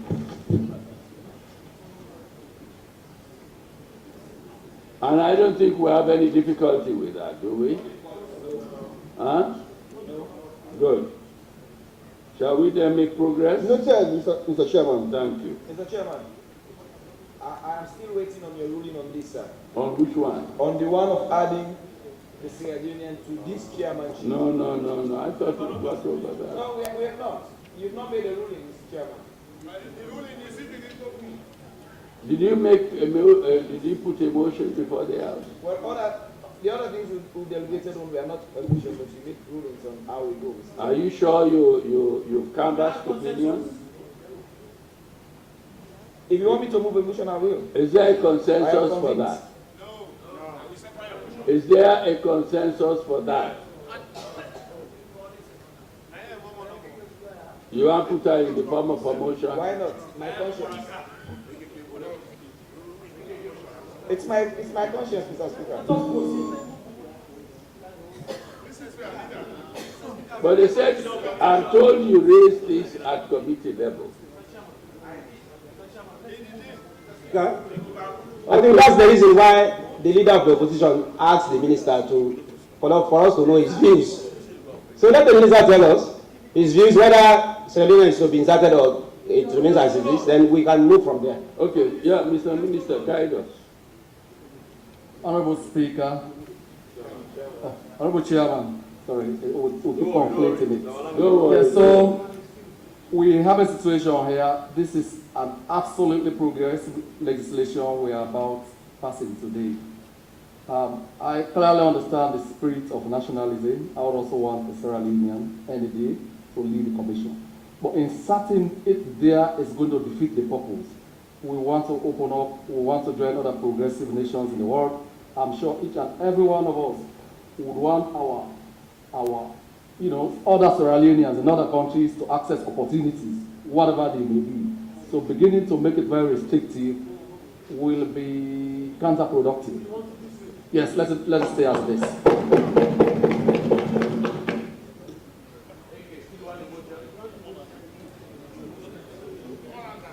Having listened or heard the minister, what do you have to say, Mr. Honorable Keke? Mr. Speaker. Oh, you have a helper here. No, just for the records. Because our understanding is different from what the minister is actually saying now. I think for the records, according to the minister, it is even possible for a non-Sierra Leonean to be a chairman. That's what he's saying. Let us open up. That's what it implies. That there's provision for it to be open. We cannot limit ourselves. That's what the minister is purporting. And you want it closed? Yes, it has to be closed. Mr. Chairman. It has to be closed. Mr. Chairman. If maybe we are misunderstanding the minister, but from what the leader of government business said, we don't want to insert the word Sierra Leonean for consistency. But there is no way we are going to get a foreigner to head our IMC. There is no way. Because it's a regulatory body. They can have a foreigner heading SLAG when the space is open up. It's their business. But we will not allow a foreigner to head the regulatory body. But what the minister is saying, let us leave it as it is. When it comes to parliament or when it goes to the president will advise himself. Let's put it this way. In the event that SLAG makes the mistake of recommending a foreigner, and that nominee comes to parliament, it will not be unlawful if it remains this way. No, parliament will have. It will not be unlawful. The We can stop it. responsibility of accepting Or reject. Thank you. If it remains this way, we can either accept or reject, which is open. Meaning it is open. So let's leave Mr. Speaker, please. Mr. Speaker, please. If I want to lend my voice to this this debate. I agree, but in answer to your question, now, it means if a foreigner is nominated by the president for the approval of parliament and it remains this way, parliament will have the option to allow or reject. It will not be unlawful for parliament to allow. And we are saying allowing a foreigner should be unlawful. That's what we are saying. Parliament may not be convinced to allow, but it will not be unlawful for Parliament to allow if it remains this way. Honorable Daniel, you've been heard. Yes, Honorable. Yes, Mr. Chairman. And I'm taking the cue from the position of the leader of opposition. Clearly, it is a prerequisite that before you occupy a national office, you must be qualified to be a member of parliament. And for you to be a member of for you to be qualified to be a member of parliament, you must be a Sierra Leonean. So I beg to differ from the position of my Honorable Daniel Kuruma that when a nominee in the event nominates a foreigner to be appointed by the president for that position, Parliament definitely will have to revert to the Constitution by saying that this man is seeking to occupy a national office, and therefore he must meet the prerequisite condition, and one of which is for him to be appointed or for him to be approved by this House, he must be qualified to be a member of Parliament. And if he is not a Sierra Leonean, meaning he has failed to fulfill one of the prerequisites. I don't want us to open a debate on that. Much obliged. But there is no such provision in this bill. Mr. Chairman. Mr. Chairman. Mr. Chairman. Mr. Chairman. Yes. I want to be heard on this, Mr. Chairman. Mr. Chairman. Yes, Mr. Chairman. How can you tell me to wait? The Speaker needs to tell me that. I have the right to stand to lend my voice to this debate. It is constitutional. Mr. Chairman, I want to make some clarification. Since we are not averse to the repeal of this particular Part 5 of the criminal of the libel, now we are strengthening the IMC Act of 2020. Approving or strengthening this, even the approval, is opening the space to international standards. But we are not saying that because of this, we are appealing this, that somebody who is not a national should occupy this position. What Honorable Daniel Kuruma was saying, that minister is saying something that is different, is not different. We are not restricting this to just Sierra Leone, but the position is restrictive. So I think repealing this particular thing is not something that we have Sierra Leone have to say. We have somebody who is not a Sierra Leone to come and occupy the position of the commissioner of IMC. It is not something that we should even believe ourselves on this particular point, Mr. Chairman, because nobody will come to take some position who is not a Sierra Leonean. There is nothing that has to do with somebody who is not a Sierra Leonean to come and occupy this position. I think that is not something we should label ourselves on, Mr. Chairman. Based on the voices in the world this morning, I would have easily said, let me accept and let's move on. But, Mr. Speaker, you asked a relevant question which Honorable Daniel Kuruma was trying to answer. That in a situation in which Sludge nominates somebody who is not a Sierra Leonean based on the 10 years experience that is being given, he appoints the person and that person is taken before Parliament. With this current law we are passing now, we are not obliged, Parliament will not be obliged to say this person is not, whether it's left to the prerogative of Parliament to approve the person or not to. What I am emphasizing, and I remember today the minister is telling me something else. He gave us a clear example of non-Sierra Leoneans who have practiced in Sierra Leone, who have the integrity and what it takes, that if they are nominated, nobody can reject them in Sierra Leone for short position. And today we are here and we are saying, no, it implies. I also know to be a member of Parliament in Sierra Leone, you must be a Sierra Leonean. But what is the spirit behind the law saying? It is clear. The spirit of the law is saying the person must be a Sierra Leonean. Why? Have we asked ourselves why? Have we asked ourselves the question why? Would you like to see a non-Sierra Leonean take a seat here? And that is why, because I don't want a non-Sierra Leonean to take a seat here, that is also why I want this to be clear, that the chairman of IMC must be a Sierra Leonean, Mr. Speaker. But if it is your ruling, I think I will leave it as it is. Thank you very much. Mr. Speaker, let's go. Let's go on. The consensus is we keep it as it is. Now, let's go on clause 4 on page 5.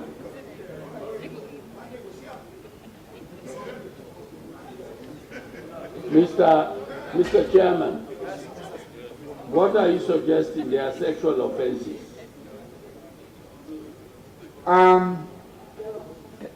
Mr. Chairman,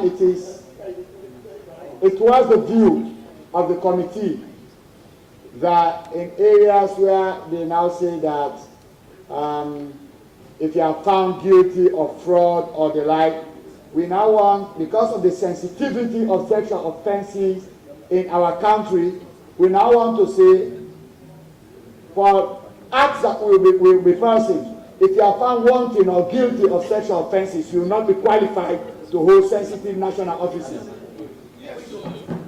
We want to introduce that. I am sure colleagues, members of parliament will be with us.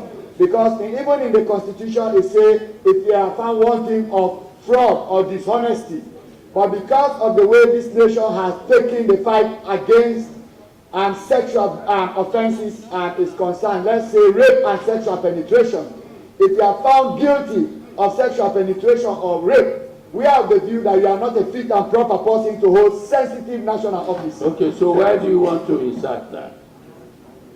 Is it D? Yes, D. Yes, Mr. Chairman. Yeah, involving sexual offenses, fraud or dishonesty. Yes, Mr. Chairman.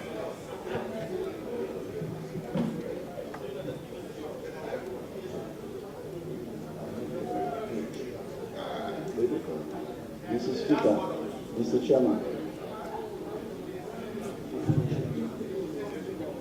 Okay, fine.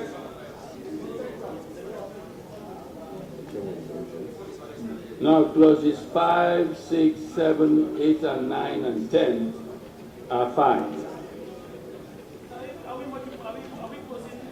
Yes, we are. Yeah, come.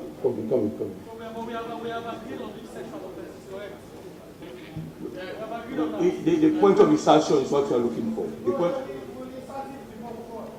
Page.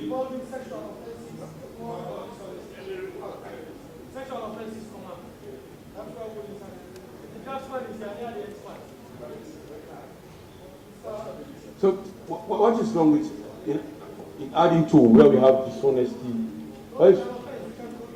We can continue with the. Mr. Speaker. We should just continue with D. Okay. All right. Okay. Yeah. Okay. All right. Okay. Thank you. Mr. Chairman, I'm sorry, sir. I was not there when you discussed this. But 4-1, Mr. Speaker, Mr. Chairman, shall be eligible for reappointment or renomination. I was not there. Reappointment is sufficient. Yes, indeed. Because to add the word... No, is reappointment appropriate? For reappointment. Yes, it's appropriate. Because otherwise it gives us... reappointment. So I'm pleading that we delete... No, we delete renomination. Thank you very much, sir. Thank you, sir. Good.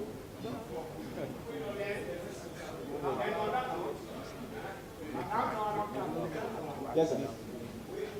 On that note, the phrase "as the case may be" should be deleted as well. Yes, on that note, yes. The phrase "as the case may be" should be deleted. Where is the leader? He was here this morning. No. Then who will effect these changes? Where is he? Give him a front seat. Let him come here. He was here since morning. It's very, very important. Yes, so give him. So let him come to the front. Okay. Shall we make progress? Page 6. Page 6.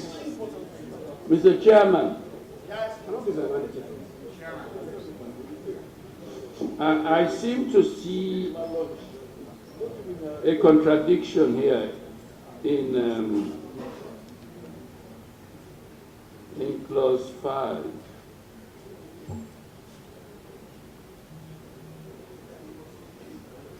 In the case of the chairman,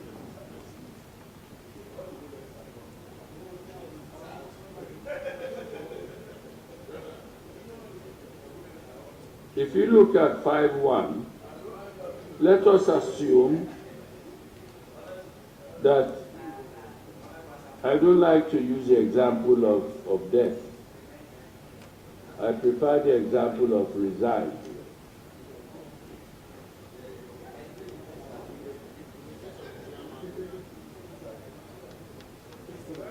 Are you with me? Yes, Mr. Chairman.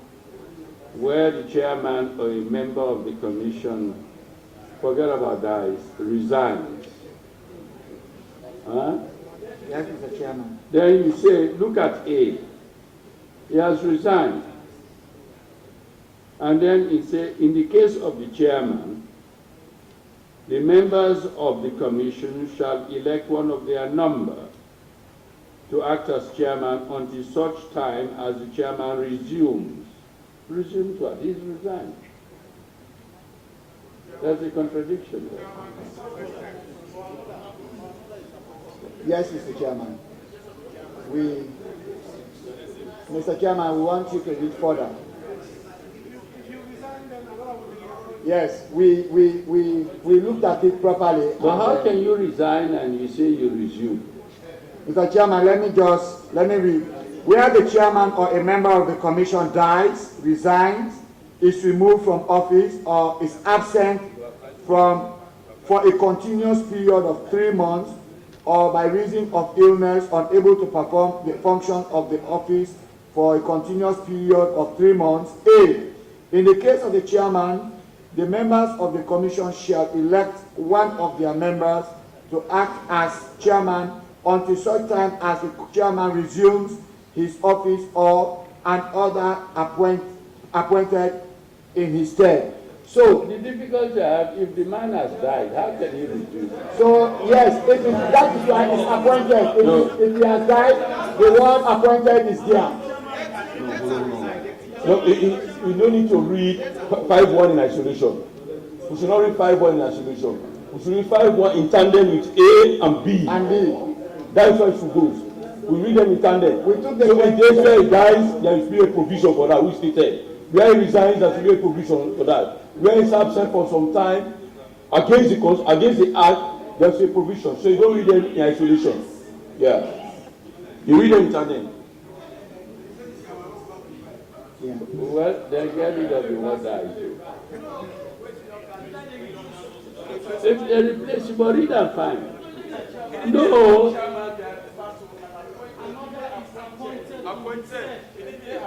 Chairman will assume, not resume. Yes. That is why they say, oh.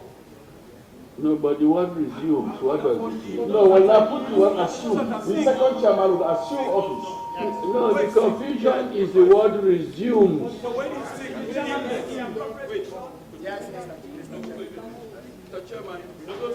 In tandem with the provision which we have. 5-1. If you are in, with an excuse, you resume your seat. I agree. But the new chairman, yes, if you die in the event, you are removed from office. Somebody come back, they appoint another person. So when you are dying, no matter if you resume resumption, you are gone forever. Here's the reality.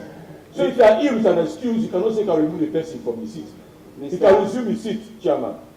Okay. Mr. Chairman, that wording is very close. Mr. Chairman, I also took your point.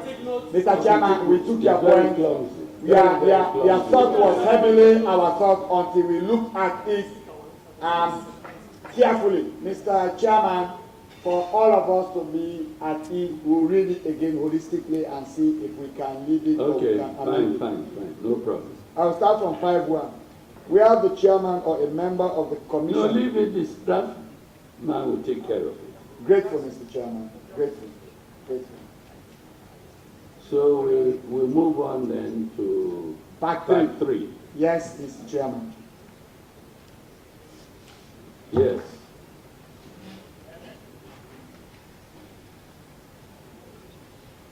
That is on page 8. Part 3 is on page 8 of the bill. Page 8. No, page 8. You come up on my side.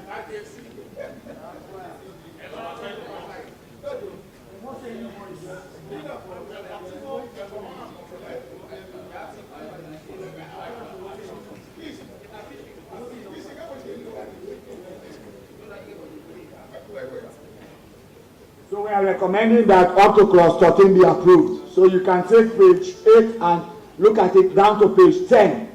because we are recommending that clauses 11, 12, and 13 be approved. Okay. And 13 takes us to page Any 10. problem with that? Judge. Mr. Chairman. On which one? I have slight problem with which clause clause? 10, clause 10, sub clause 2 of page 8, sir. I read, a member of the commission or committee of the commissions shall not be personally liable for any debt or obligation of the commission. I want this one to be a little bit mixed up to avoid a situation wherein a member of the commission may use his office clandestinely to go into an obligation of debt using his office, the authority of his office, in the name of the commission. Mr. I take his point, but in that case, if it is realized, then that is fraud. Because it's not authorized. Yeah, it may be fraud, but what happens in an event in which maybe the person might have left a job or is deceased? It's not authorized. It's fraud. At least adding held in good faith in the name of the commission will suffice, will save the problem, sir. Mr. Chairman, I will suggest these are clauses that normally come in so many bills that we look at. It's standard. It's a standard clause, Mr. Chairman. Okay. That you cannot be liable for an act of the commission. It's like a company, a limited liability company. The liability of the company does not extend to you until the bill is lifted. Very well. Take us through to 15. Or 14, you say. We are now on the report we are on page 3. So we are saying clause 14, sub-clause 2 be amended by inserting. No, hold on. Take us to the actual page on the B. Okay. Is it page 10? We are on page 10. Page 10 have issues. We are on page 10, clause 14. No, page 10 still. Let me go back. Before that, define. Mr. Chairman, I've said in the Sexual Offences Act bill discussions are passed into law now. We don't make crime lucrative. And you said you asked us a question that we are going to repeal the Public Order Act. And in the debate, somebody asked, in other countries they are paying far higher amounts. But you asked that question. For me, if you make crime lucrative, you will not get your end result. Sometimes fines can even stop you to commit a crime. The punishment levy. So if you are taking from 30 million, you are talking about 15 million. Let us have a range. Remember when you are about to pass the Anti-Corruption Act, we said, let us have a frame. So that in terms of fines, you don't have, maybe it was done in this particular bill also, where you have 3 million to 5 million. For me, 15 more than not more than 30 million. No, I was expecting also to have 30 million, not more than 60 million. We don't want to make crime lucrative. Oh yeah, you have to be very responsible. We are supporting you, but you also have to take into cognizance that we are dealing with people. This is a married profession. We should be seen doing the right thing. You cannot be afraid if you are doing the right thing. Don't be afraid if you are doing the right thing. Be open up. If I committed an offense, let me be charged. Because I have free mind, we are doing the repeal because we are very clear in our minds that we are going to have people practice journalism in the best way they can, in a professional way. So don't be afraid of the fines. So I want us to stay by the fine we have, not less than 30 million, not more than 60 million. That is my proposal. We are doing the repeal. Well, fine clause? Which clause? Clause 13. Page 10, let me put it very easy. Page 10, clause 2 on that. 13, sub clause 2, thank you. So I don't want us to make crime lucrative. Let's have a rate, but not less than 30 million. Mr. Speaker, sir, I also have issues with clause 13. Yes. Hold on, member. Let us deal with this Let's one deal with that one. Okay, let's deal with that one first. You are saying the figure should be higher. Yes, Mr. Chairman. I want us to have a range between 30 million. 30 million. Okay, let me put it this way. Liable to a conviction for a fine not less than 30 million, and not more than 60 million. Mr. Chairman. Yes, sir. Mr. Chairman, can I? It's in violation of, if you are not given a license, you want to register. It's in violation. Yes, Mr. Chairman. You cannot operate the way you feel like.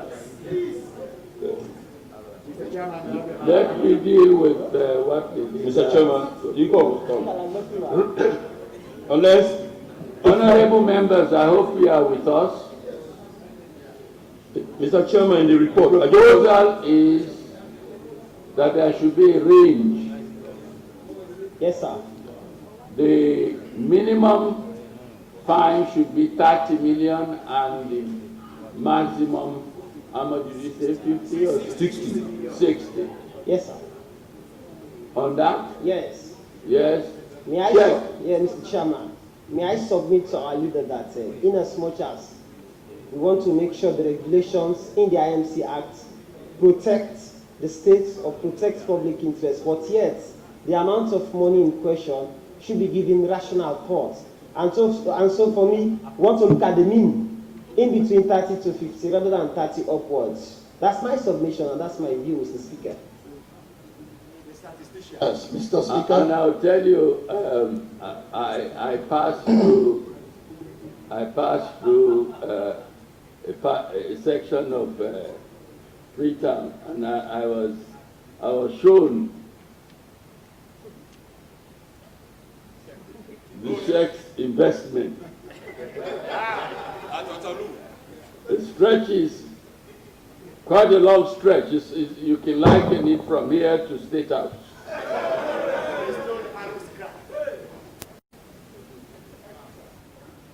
Okay, yes, Mr. Chairman. I take after the leader, he has been a top legislator when it comes to punishment. I will go by his suggestion because when you look at the context of Section 13, it says the person or institution shall not carry out radio, television, or direct to home digital satellite service broadcast unless that person or institution obtains a license issued by the Commission. Publish a newspaper, magazine, or magazine unless the person or institution is registered. In that vein, if you are doing it without registration, you are violating the very commission for which we are legislating. So, to prevent them, to deter them, I will go with him for us to say not less than 30 million and not more than 60 million. So by the quantum of the monies itself, it will prevent people from establishing this radio station. Mr. Chairman, I'll tell you the reason why. No, wait, please. Is there a consensus? Yes. Mr. Chairman, I want the contrary view. Mr. Chairman. Mr. Chairman, I want the contrary view. Mr. Chairman, when we are talking about fines, I am reflecting my mind on the EPA Act of 2008, which also stipulates that a company, we are talking about mining companies, manufacturing companies, that operates without acquiring the proper licenses, the EIA licenses, can only be fined 25 million. That is after conviction. And we are talking about media institutions whose capital is not even up to what we are asking as a fine.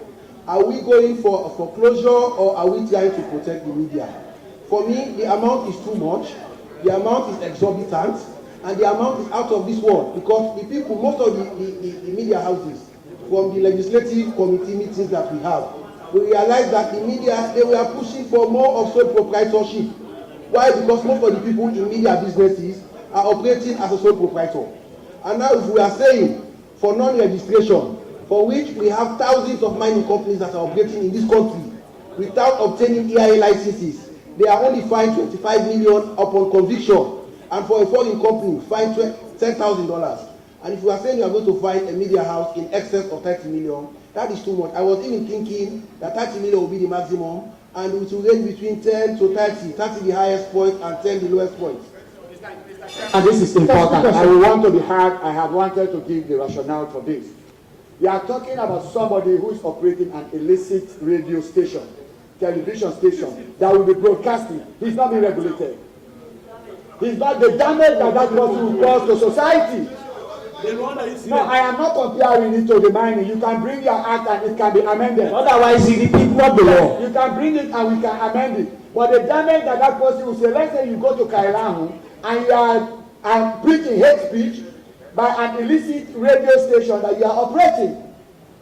So to debar people from that practice, they find us to be high. Mr. Chairman, we have the same proposition in the Telecommunication Act. When you operate an illegal telecommunication, the fine is 5 times the license fee. If you are to pay $500,000 for license, the fine is like $2.5 million because of the damage that you will cause. Okay. So that is why people have started. Yes, sir, Mr. Speaker. If you look at yes, somebody asked on the back why the fine is so huge. If you look at the phrase itself in 13, it's very clear that these are intentional acts.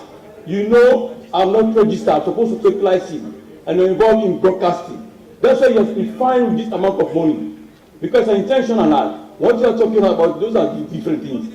We can, even if the outcomes here, we find it again. We increase the fine, because all those fines we are going to look at. I said, let us not make crime lucrative. I will stand by that, I will always do. So let us have between the range of 30 million to 60 million. I want us to be very consistent because the last time we have a consensus. Yes. No, Mr. Chairman. Mr. Chairman, can I be heard on this? Mr. Chairman, sir. Please, sir, Mr. Chairman, can I be heard? Please, sir. No, let me give him an opportunity. Okay, sir, no problem. Thank you. Thank you very much. I just want to take a cue from Honorable Tala. It is clear that we do not want to tighten up this whole thing. Right? In the suggestion you put forward that you put the fine around 10 to 30 million, I go by that. One thing we should know, the area of the registration that the chairman of the legislative committee is emphasizing on, right? We can attach something to it if we want, instead of us making it giving it the blanket fine at 30 million to 60 million. I believe. Okay, you made your point. You made your point. Thank you. Thank you, Mr. Speaker. Yes, Mr. Chairman. Please, sir. Yes, thank you, Mr. Speaker. Mr. Speaker, with your permission, I just want to read section 13, which says, a person or institution shall not carry out radio, television, or direct or home digital satellite. That's where I'm coming.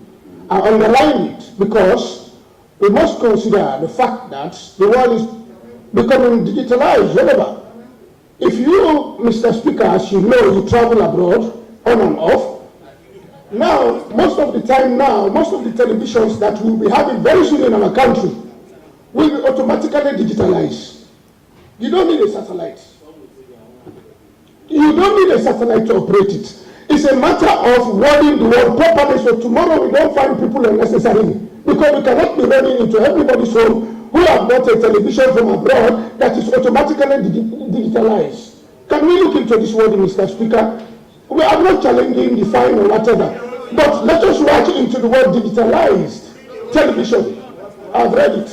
Well, read it carefully. Read it carefully. Thank you, sir. We are not talking about. Mr. Speaker, we are not the wording says television. Honorable. It's not the domestic user we're talking about. This is somebody who is in business. Mr. Speaker, sir, with all permission, what we are debating here today has led us from the beginning from the internet and how we protect journalists. Digitalization is becoming so controversial that somebody can sit in his house and television and write something about somebody else and tarnish his character. It is difficult to control. Let us be mindful of the technology. Mr. Chairman. I know where you're coming from, Mr. Speaker. All right. Okay.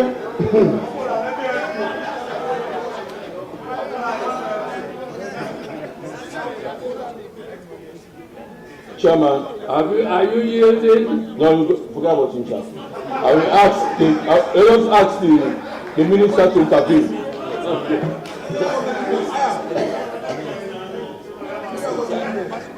Thank you very much, Chairman. Honorable members.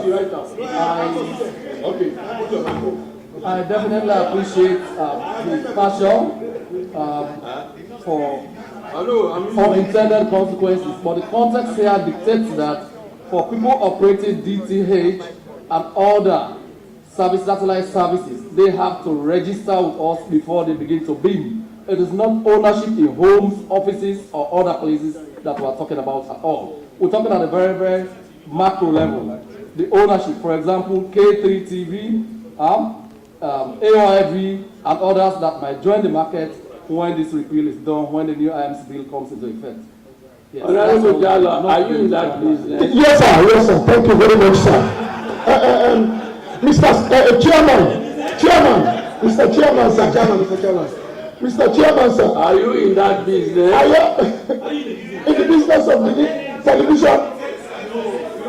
Mr. Speaker, sir, please. It's digital business. What the minister have just said is completely in line. We are not questioning that.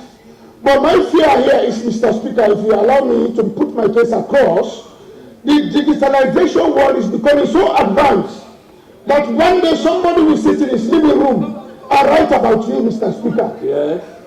And that person is not licensed. Yes. How do you prosecute that person from the 60 million the leader is questioning now? So you want it higher? It's a matter of let us just agree that how we put the law in the bill into order properly, sir. So what do you want? 100 million? 100 million, sir. We decide. Thank you. Mr. Chairman. Mr. Chairman, sir. Mr. Speaker. Honorable Jallo. Yes, sir. In order to save time. Yes, sir. Negotiate with the leader. Why is that listening to another? Okay, sir. I will move on with the permission, sir. Please. Mr. Chairman. Yes, apparently. Mr. Chairman. I'll come to you after. Mr. Chairman, now that we are talking about publishing a newspaper, magazine, or news letter, we have to define what is a newsletter here. And also, we have to look at the technological advancement. No, Chief, I think we got rid of that word. Sir? Okay. We got rid of that Then, word. Mr. Chairman, I want the minister to take note for future legislation. Mr. Chairman, I'm happy the leader of the House is here, leader of government business, and the leader of the opposition are here. We've been to the Committee on Information and Communication. Mr. Speaker, Mr. Chairman, I want the minister to note that we have so many difficulties in terms of licenses in this country. Like DSTV, we are arguing that others we are carrying out jobs they should not be doing, and they don't have the licenses for that. We need good regulations, because at NATCOM, we want to see who should publish, who should communicate on these issues. It's very important, sir, because we are having that difficulty with K3 and others, and DSTV is complaining that AYV and SLBC or whatever are carrying out football when they should not. So when we talk of licenses, IMC should also look into this to see whom they are going to give the licenses and who should not be given licenses on this. I want you to take note of that. I'm not going to raise it now, but I'm giving notice to you that these are problems that we are facing, Mr. Thank you, Honorable Paramount Chief, but the issue before the House is specific, is the penalty and the quantum of that penalty. There should be a range. Yes. And not only limited. So you agree with the leader? Yes, but when he said, if we are going to say 30 or 30 minimum, 60 maximum. You want me to agree? Sludge, are you going to agree? Mr. Minister, you have any problems with that?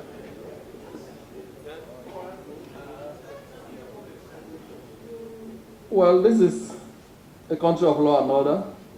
If you arrogate yourself the right to publish or to go ahead to beam DTH here without authorization, let the law take its course. I will be in a place to speak about journalists who are, in the course of their normal duties, commit infringements. But if you don't want to obey the law, I'm told, even in hell, order is the first law. Let the chips fall where they may. Mr. Chairman, I want to make a quick comment. A retraction? I'm going to retract, but I want to make a quick comment, Mr. Chairman. The Honorable Paramount Chief made mention of some digital satellite television channels, stations operating. And for most of us in this room, and maybe on the other side of the chair, the journalists, we are using a digital satellite television station that is not registered in this country. So what will happen to that? Most of us are subscribers of DSTV Nigeria. Most of us are subscribers to DSTV Nigeria. And there is DSTV Sierra Leone.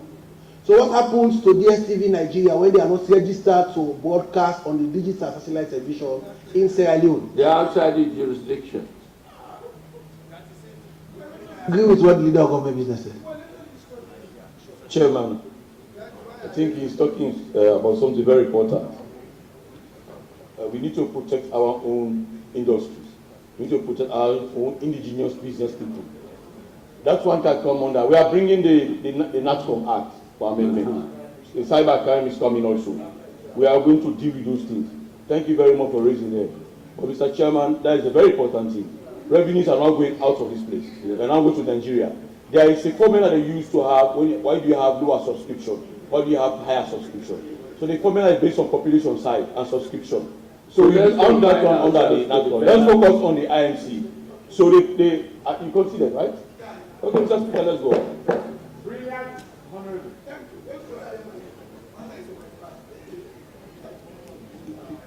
Fine. Okay, and that's for 13. Anything on 14, paragraph 14? We deleted B, by the way. B is gone. Paragraph 14, we have said we insert the word intends to. Intends to. So how will it read? Yes, it will read, the commission may suspend or cancel a license where it is satisfied that the holder of the license has violated the terms, conditions of the license. To B, it is in the public, 14.2. Okay, 14.2, where the commission intends. Before you go there, before you go, I think the consensus we had reached earlier is that B should go. Yes, B should go. Good. B should go under 14, B should go. Okay, go on now. So under 14.2, it will now read, where the commission intends to cancel, where the commission intends to cancel or suspend a license. Okay. Under subsection 1, it shall give written notice to the holder of the license specifying the, so the word intends fit jacketed. Okay. Yes. There. You can intend, you don't do. But we can say where we find the violator where the commission finds the violator. No, Mr. Chairman, you have to know the purpose of the word intends as you go ahead, because the effect of this word intends you have to find it in the subsequent provisions, sir. So you have to read about 2 or 3 other sections before you can actually get the purpose of the word intent. Very well. Page 11, page 11, page 11, clause 15.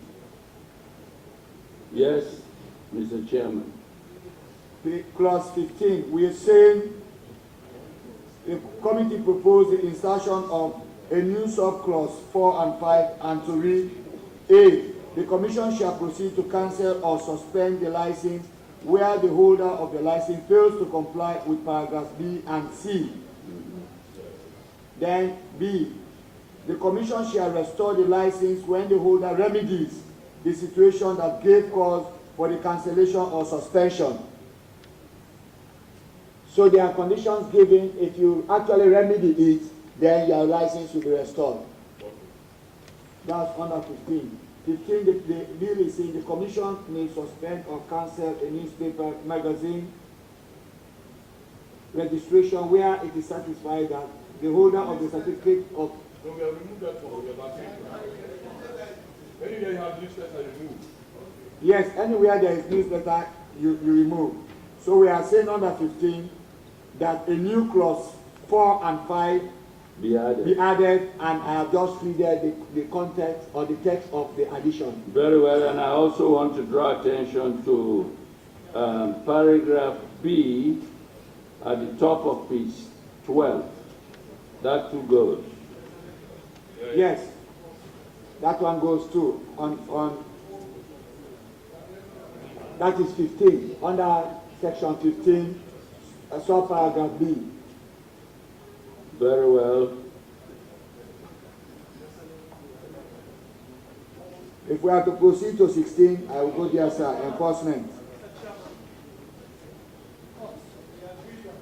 Court of Appeal should not be the first court of appeal, but the High Court. The records. Yes, Mr. Chairman, when we got to the court, a point I know you would have seen in the bill, we noticed that in some section of the bill, reference was made for aggrieved parties to appeal to the appeals court. When other sections of the bill, reference was made to the High Court. So when we looked at it properly, we realized that the powers of the commission that was to be driven from the High Court was limited to bringing evidence before them or summoning witnesses before them, but it was not generic. It was not all the powers of the High Court that was given to them.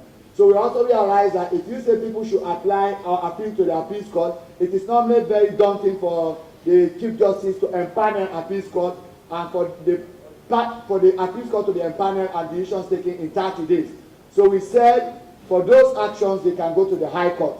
So we actually have High Court uniform right through the bill instead of appeals court. Very good. So now it's uniform right. It's uniform, Mr. Chairman. Okay. And thanks to the leader who is my senior at the back.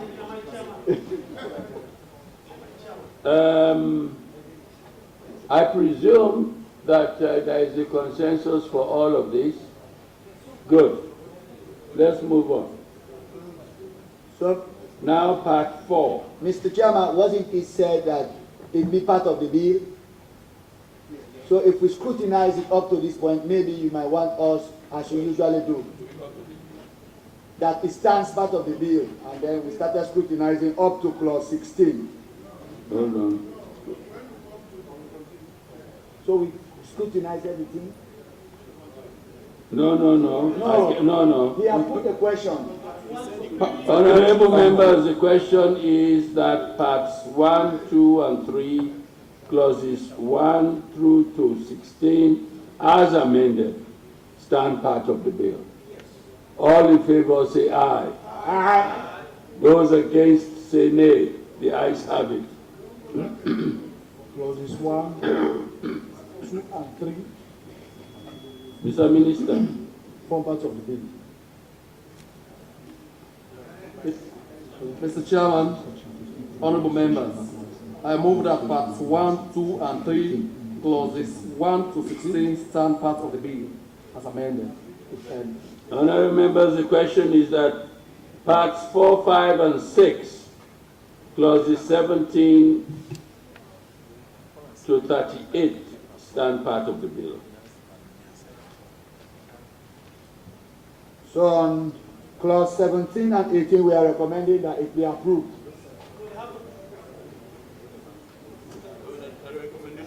No, at the end of it. Go on, clause 19. So clause 19, we are saying that it be amended as follows. A, sub-clause 1, paragraph A, be amended by inserting at the end of the sentence the following words: for newspaper and magazine. Sorry, where is that? On the page 13, you are on 14. 17, we are on page 13. So 17 is reading, the commission shall have a secretariat which shall be responsible for the efficient discharge of the functions. No, that's approved. Yeah, that's approved. Go to 19 now. Yes, clause 19. Clause 19A, we say an applications committee responsible for receiving and screening application.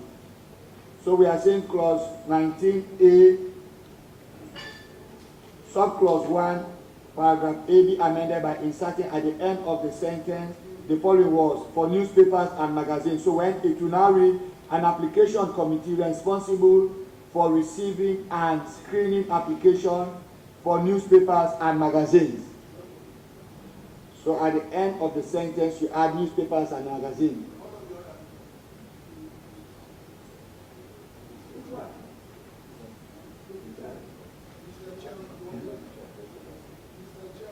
Hold on.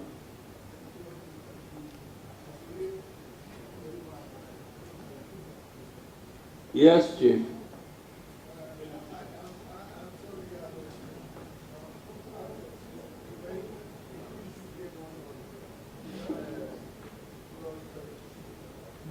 Although he said it has been approved, but it has not yet passed the word of Parliament. He said the Commission shall have a secretariat which shall be responsible for the efficient discharge of the functions of the Commission. Mm-hmm. 2, 17.2.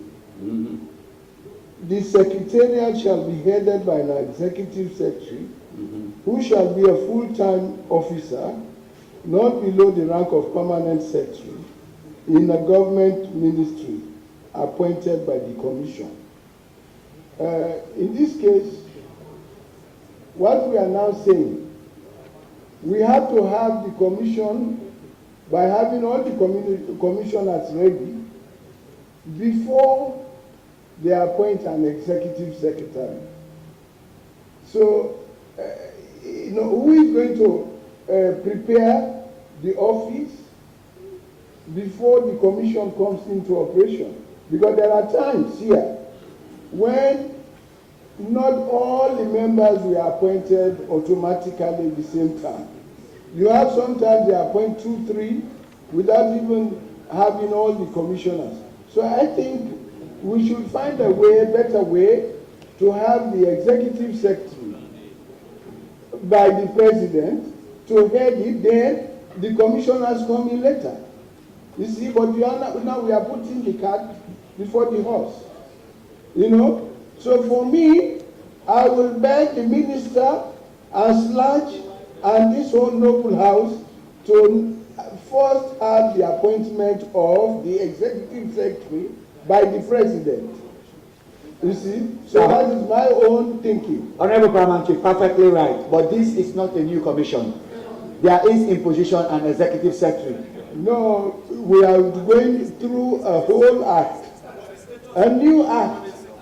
So let us don't go through that. If the president wants to renew the person there, that is okay. But if you look at it, you are coming from abroad. You read this, it is a different issue. It's very different. You know, there is already we are saying, look at Mr. I want you to look at the side notes, continuation, side notes. I see it. Yes, side notes. Secretariat and staff of commission. No, continuation. There is somewhere. Where? Other staff commission? Yes. Other staff of commission? Under, yes, under 2. Continuation of the commission. Part 2. Continuation of the commission. Where? So it means the status quo continues. Part 2, under page 4. I'm not saying all that. But the appointment of the executive secretary should come from the president.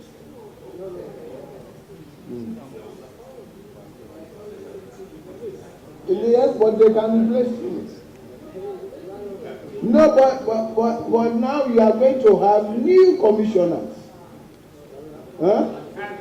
Paramount, my understanding is the office of the executive secretary is in charge of administration. Yes. So he is always there and the commissioners meeting. Yes. As we are talking, this commission is a continuous commission. The executive secretary is already installed. So you are not going to get rid of him because of this amendment. This is an amendment. We are amending the IMC Act. But when you go to 17.2, read it.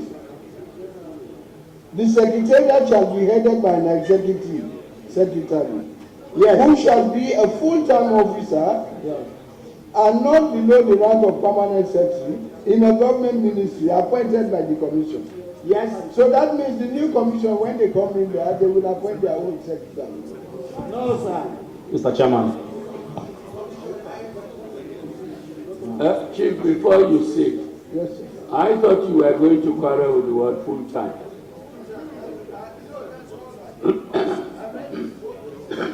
Mr. Chairman.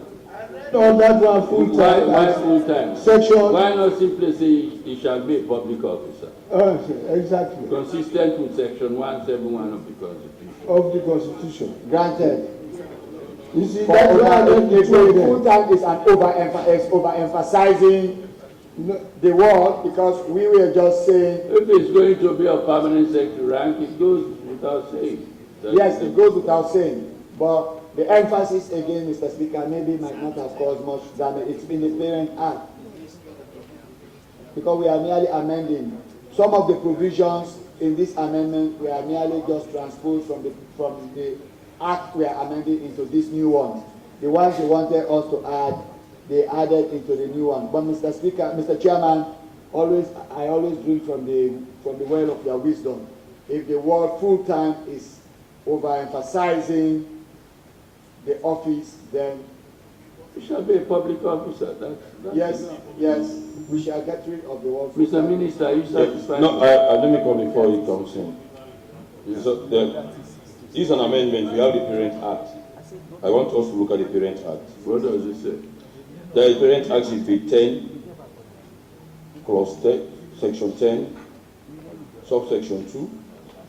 The secretariat shall be headed by an executive secretary who shall be appointed by the commission upon set terms and conditions as the commission may determine. That is the best, Mr. Chair. They don't have this one. It takes care of all what we are talking about. Let us maintain the spirit of the parent statement. Which is, that's the 2000 Act? Yes, it's the 2000. Read it again, please. The secretariat shall be headed by an executive secretary who shall be appointed by the commission upon set terms and conditions as the commission may determine.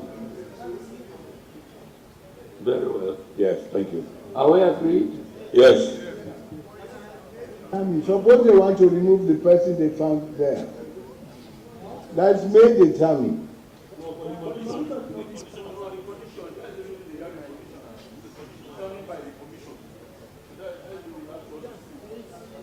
Okay, let's make progress, please. Thank you, Mr. Chairman. Mr. Chairman, we are still on 19.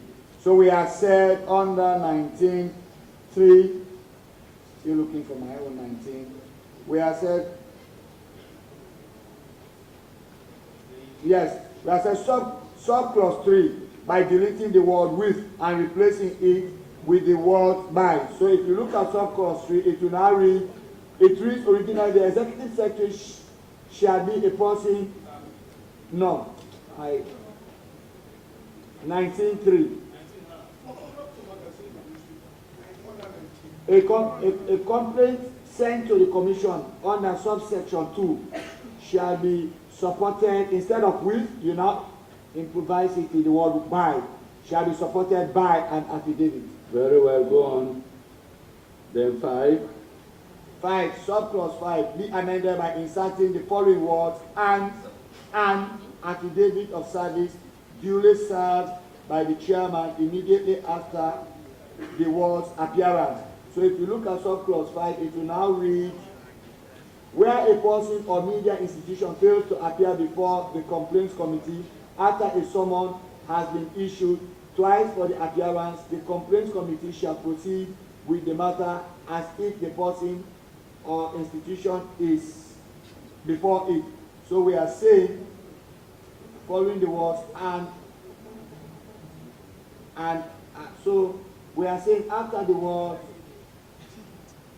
appearance, there is no word appearance there. No, we are adding it because, Mr. Chairman, we looked at the situation where, let's say, a media institution was not sacked, and the commission holds the view that he was sacked. No, I beg your pardon, the word is there. Yes. After appearance. You're talking about twice for his appearance. Yes. The complaint committee shall proceed with the matter as if the person or the institution is before it. Right?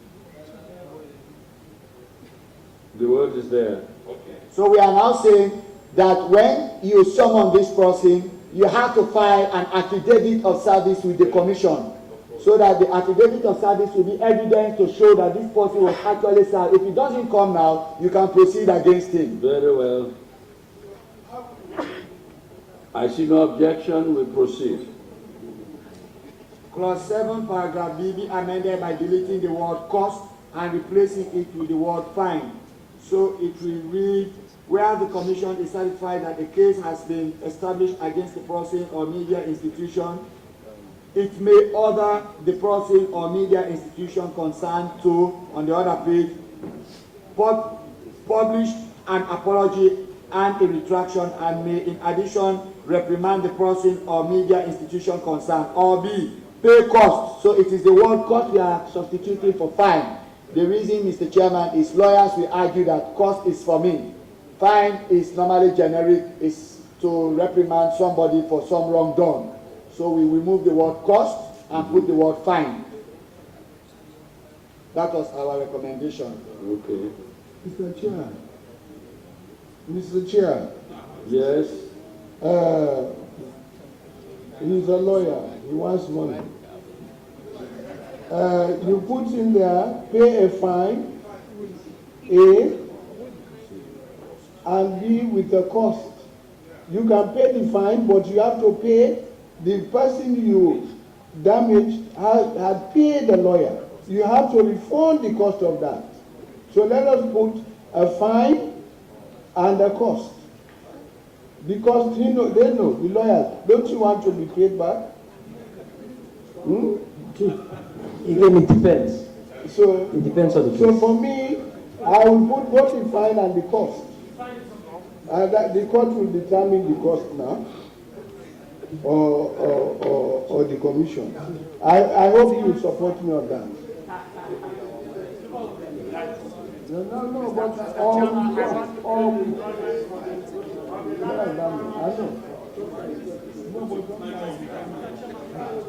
but I want to create the indulgence of the learned parliamentary for us to leave it at fine. I think it's agreeable. Grateful. Let's go to subparagraph 8.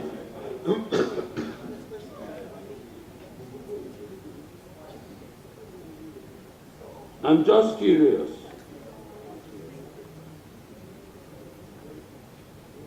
Mr. Chairman. Yes. Financial provision be approved. No. You said where a person or media institution fails to comply with an order of the commission made under paragraph B of subsection 7. Why restrict it to paragraph B? What if it fails? A and B. Exactly. Yes, we can have A, Mr. Chairman. Thank you, Mr. Chairman. We can have A, Mr. Chairman.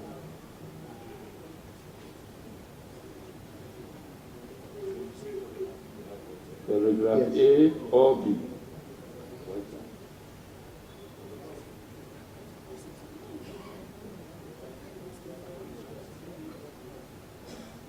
Very well.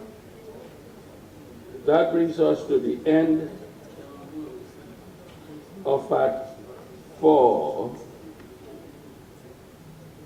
part 5. Mr. Chairman. Mr. Chairman. Yes. I know this is your domain. You are an expert in English. We want to look at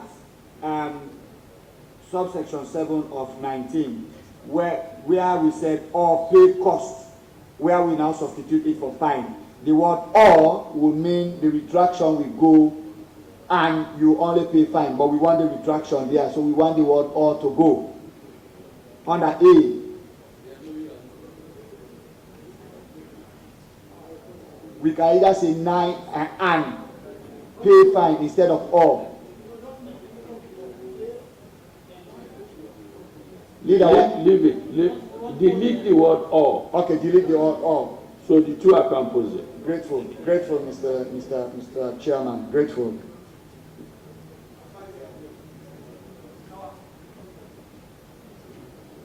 And then you have Court of Appeal there. It should be High Court, right? High Court, yes, Mr. Chairman. Okay. So, part 5 then. Part 5, you say all provisions are approved. Mr. Chairman, that was what we recommended. Very well. I don't see any objection. Part 6. Yes, Leader. Financial provisions. Mr. Chairman, I think that our business is the business of this commission is to regulate. And we agree here, I can remember from the other side. I want to be very fair to them. That the business of the commission is to regulate and not to interfere into the financial dealings of this commission, of the various institutions that they regulated.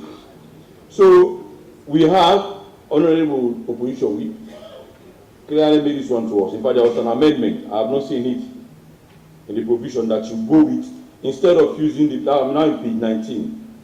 Turn to page 19, where you have CC.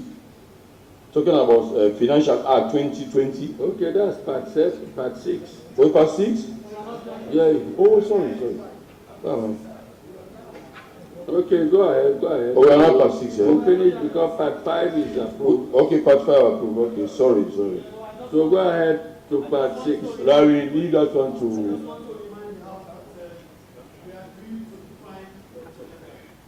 Yes, we have captured that one earlier. No, but what we did not do is we did not ask the drafter to give us a proposal. We will let us get the definition before we issue. Sure, yes, we accept. Yeah, accepted. Yeah. Good. Okay. Part 6, license and registration. Okay. No, because yes, part 6. So we talked about registration. 24. Yeah, now 19. So let me continue. Yes. 19. We have all this provision for the application of license under subsection 1. But what we have here, the Finance Act 2020, we agree in the debate. Finance Act 2020. So instead of having that upward or obsolete date, we have Wage Act 1997, Act number 1 of 90. So we'll just remove that one. I don't know if you captured that one in the report. Go to page 19, subsection clause 3, C. Clause 3, yes, the last clause here, sub-clause. is 19. Is it Finance Act 2020, right? I want to get clear on this on the other side. The act is the Finance Act 2020. There was an amendment to the minimum age. So law officers, so you come, we don't want this one. We want to have the amendment. Okay, but okay. Oh, you add it. Okay, I need amendment. Okay. I think the latest amendment was in the last Finance Act, which took it from 500,000 to 600,000 as a minimum wage. So that is the 2020 and 2019 amendment. Okay, they will look for that one. Yes. So the latest amendment in the Finance Act. Yes. Okay, thank you. But let me now come to this, which is very key. We don't want as if we are repealing and we just want to hold the journalists to hostage. If you are going for registration, you have given your application and they have asked you for your NACIT, asked you for your National Revenue Authority. They have complied with all of the provisions, Mr. Minister. I don't see any reason why you want to go into their books. No, not the minister. I'm just talking in general. He's the chief. He's the head. He's in charge. It's IMC. I don't see no reason. I think you refuse to address us at the committee level. I asked the chairman. He answered it, and it was argued and argued. No, it's not about argue. No, I'm starting to deal with it now. Yes, so I'm starting. Do you have to come on board? Yeah, so not just remove that one, Mr. Chairman. Which one? That is 921 clause C. Yes, 21 clause 3 subsections, subclause C. No, page. I'm talking about page. What page? Go to page 21. Okay, thank you. That is looking at the whole clause in entirety. But aren't you 25 clause 25 subclause 3C. C. Mr. Chairman, before you reach there. Yes. Before you reach there.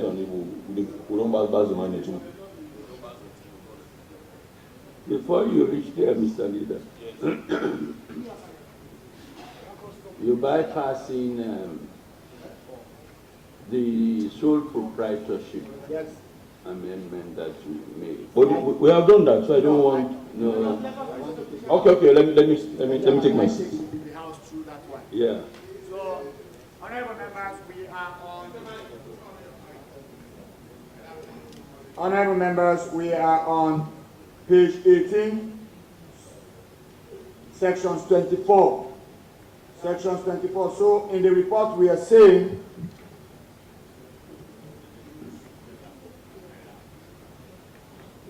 clause 24 be amended as follows. Subclause 2 by inserting a new paragraph C to read, has a registered business as a sole proprietor. So it will now read, clause 24 will read, a person or media institution who wishes to carry out radio, television, or digital satellite services broadcasting shall apply to the Commission for a license for that purpose. 2. Subject to this act, the persons or media institutions shall not be eligible to apply for radio, television, or digital satellite service broadcasting license under subsection 1 unless it is a body corporate established by an act of parliament or registered under the Companies Act 2009, Act number 5 of 2009, or B, a partnership registered under the Partnership Act 1890. So we are adding a new paragraph C, which will read, has a registered business as a sole proprietor.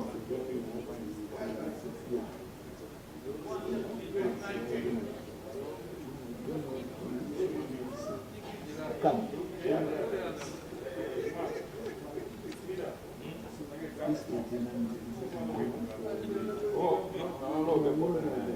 No, it's not.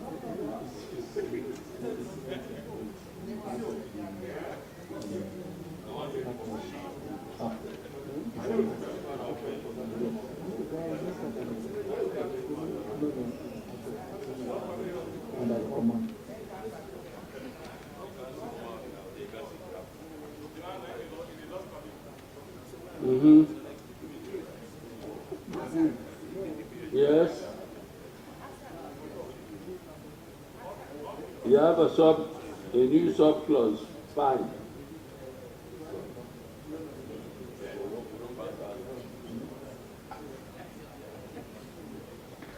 A new sub-clause 5. Chairman. Yes. Sorry, Mr. Chairman. The Honorable Paramount Chief came to get the clarification. You have a new sub-clause 5. Yes, Mr. Chairman. We are saying sub-clause 5 be amended to read. Sub-clause 5 be amended to read: a person who contravenes subsection 1 commits an offence and is liable on conviction for a fine not less than 15 million leones and not more than 30 million leones.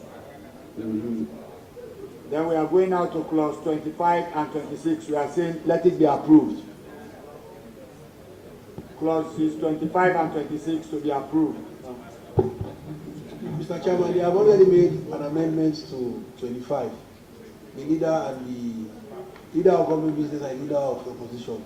So if you are saying let it be approved, then it has to be as amended. Yes, as amended now by the leader. That is why the leader. Notwithstanding that, I have a query on that. Mr. Chairman. Yes. We are saying in 24. 25 is 25 plus 25.3 is saying the commission may, in granting a license under subsection 1 specify in the license such conditions, including conditions requiring the holder of a license to provide the commission in a manner and at a time as may be reasonable, whatever their account and whatever. For me, Mr. Chairman, they are saying to expunge it, but these are pre-requirements for a regulatory body.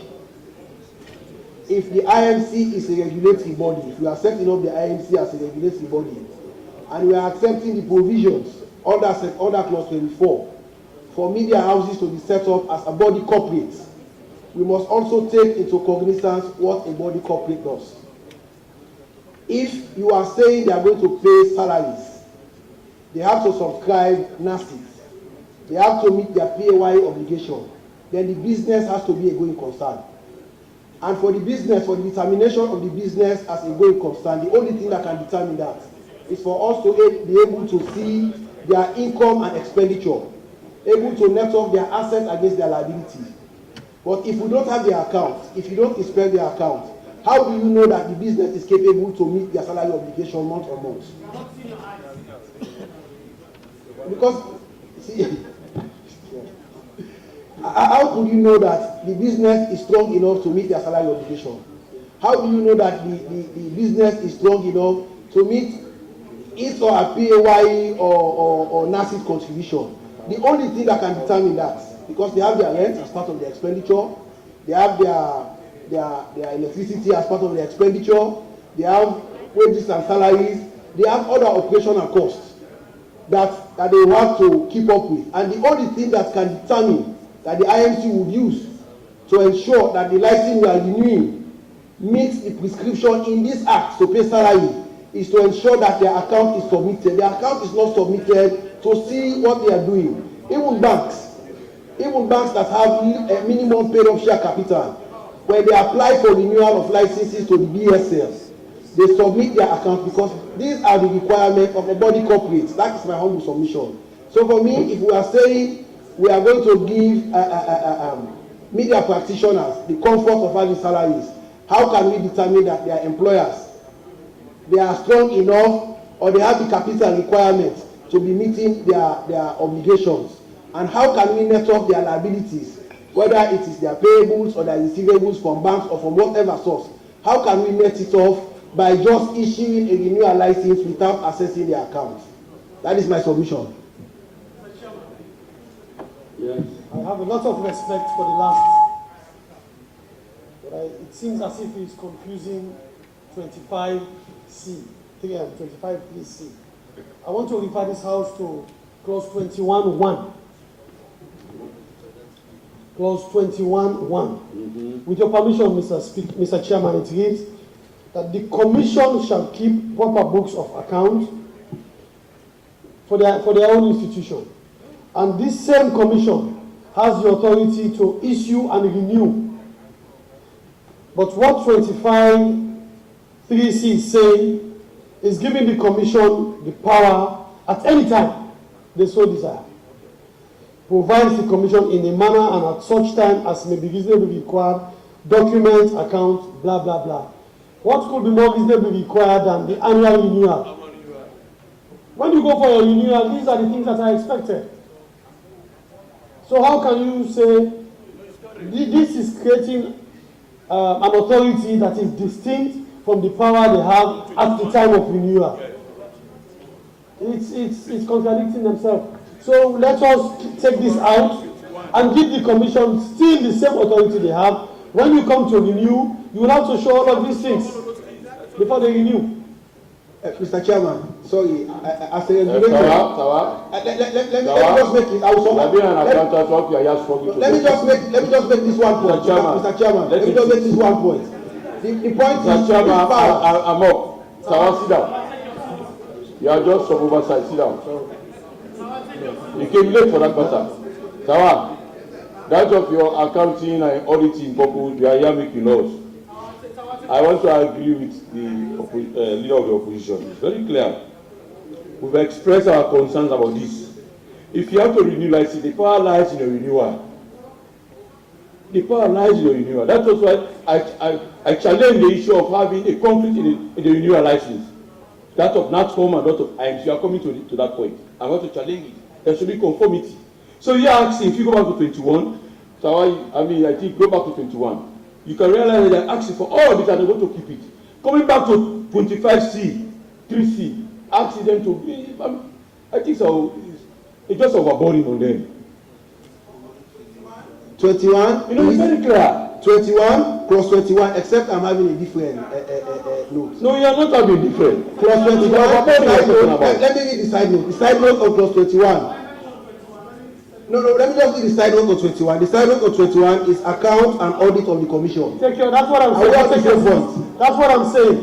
I'm saying that 21, the commission is being audited annually. That is what I said when I referred to 21. Don't confuse yourself.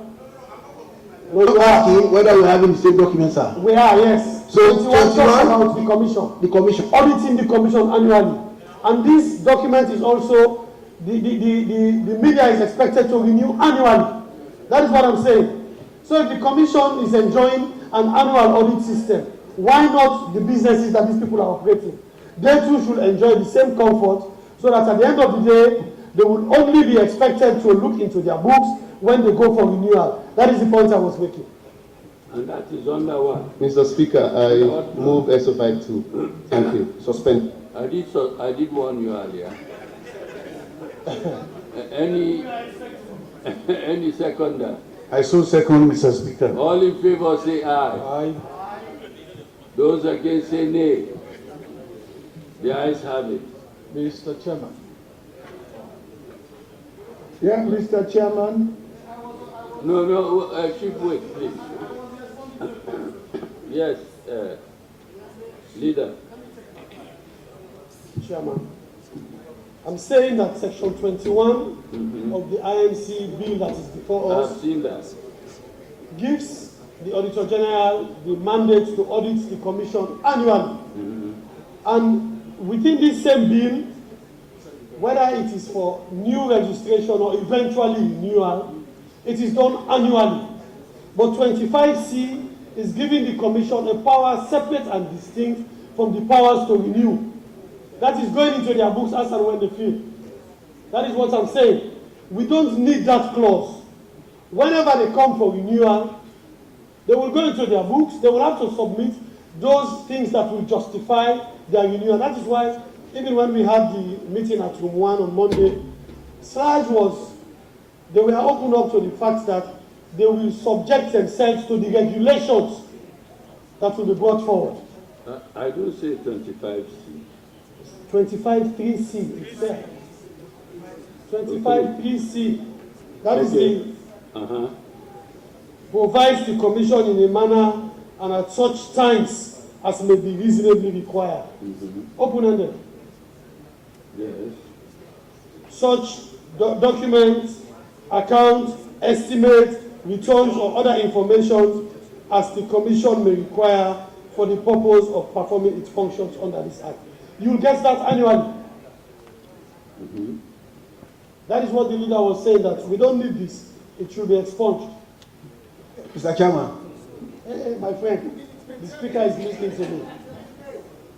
Mr. Chairman, can I say... Hold on, but under... He doesn't want to hold on, that is his problem. Under 25(3), it only deals with the granting of a license for the first time, not the renewal. That is why we are saying 25(3)(c) is superfluous. It is superfluous. Because if you're talking about if I may read again with your permission, I will not go all over at such times as may be reasonably required. It's superfluous. Mr. Chairman, Honorable Tawakonte has supported the motion for it to be expunged. He is withdrawing. Good. Yes. He's withdrawing. So then 3C goes. Yes. Thank you. You continue being a very good environmental activist. Mr. Chairman. Just in relation to, I want us to be on the same page. Is it? You are talking about application. You mentioned about renewal. We said there's no renewal. So what do we do in that case? Is it application the first time because you do it for the first time or the renewal? It's just there's a problem there. Because we are saying an argument, I don't want to go to a little bit, just wait. We are just saying, is it the first time or continue when you want to renew? So can we have something, clear with your position, can we have something good so that, I thought 27 is where we dealt with the renewal. Maybe at the point of we can add something. It is on 27 that we can add something, because 27 that deals with renewal. It's 27? Clause 27. Okay. That is on page 23. All right.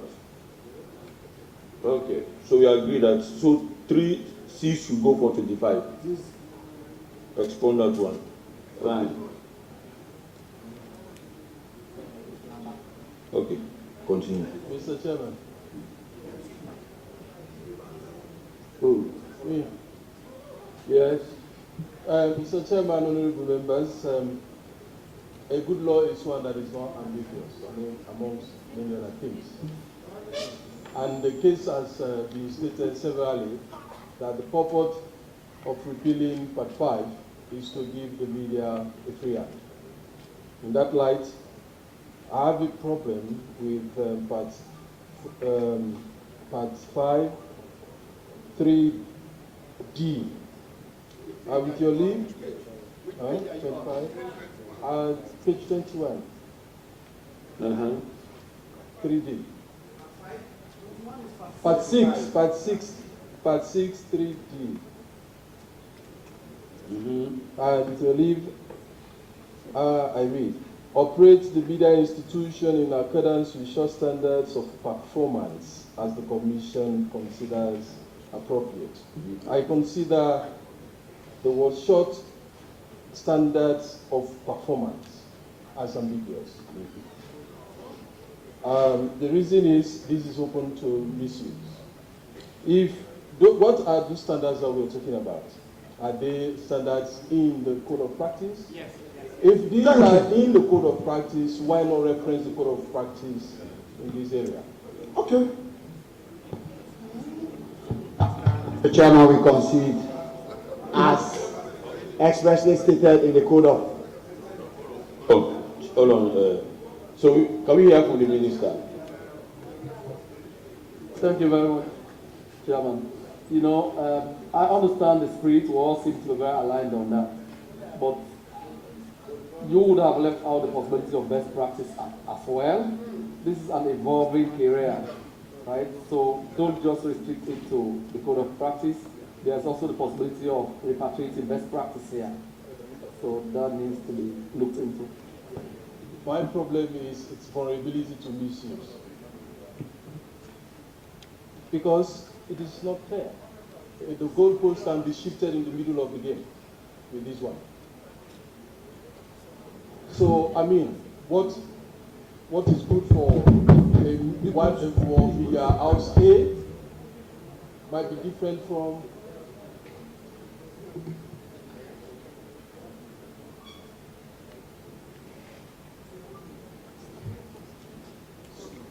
all right. So maybe it is for SLAG to consider, including best practice in the code of practice. Mr. Chairman. Mr. Chairman. Mr. Chairman, please. Yes. Mr. Chairman. Yes. The same 25 thing. I'm looking at G, which states that do or not to do specified things unless written approval is given by the Commission. Where? 25, page 21. Subsection 3, G. G. Yes, it said do or not to do specified things unless written approval is given by the Commission. For me, basically, this one basically raises the question, what are the specified things to do or not to do? This one, for me, basically, I think it should be expunged. Yes. The reason being that, I mean, you said things that are to be done are not to be done. So we have to be specific. It should be specified. If we cannot specify, then okay. But it is here, so I think not really specify. Okay. Mr. Speaker, with your permission, if I can come in to buttress what my honorable colleague have just said. I think I agree with him that we must specify, but for him to suggest that we expunge it will not be too correct. Since the chairman is here of the committee, chairman, you could help us in bringing in a wording instead of we expunging it. Coming with a wording that we can put into it so that we'll go out through this, sir. Please, thank you. Mr. Chairman, sir. Mr. Chairman, there's nothing ambiguous here. We should not waste time on this. There are going to be issues to be specified, be it in regulations or other codes. Those are the things that have been referred to here. So this is an appropriate clause in the subsection. Mr. Chairman, excuse me. Can you clarify for me the difference between 25(3)(a) and F, with particular reference to duration of the license? In A, you say, the Commission may, in granting a license under subsection 1, specify in the license such conditions, including conditions requiring the holder of a license to pay to the Commission for the duration of the license such fees as may be determined by the Commission. And then in F, you go on to say, acknowledge that the license shall be valid for a period of 1 year. Yes, Mr. Chairman. I see specificity in one, discretion in another. Mr. Chairman, we don't want, let him wait. Let me just help you with another clause. This was what I raised in the debate, and even in the committee when I was here, I raised this point. One, if you go back to 25B, just to buttress the point of Mr. Speaker, 25B, make a recommendation to National Telecommunications Commission for the issue of a spectrum license and appropriate broadcasting frequency to the applicant. Now, comes to what you have said, A and A. Mr. Chairman, the The IMC Act is 2000, was enacted 2000, and that of the NATCOM in 2006.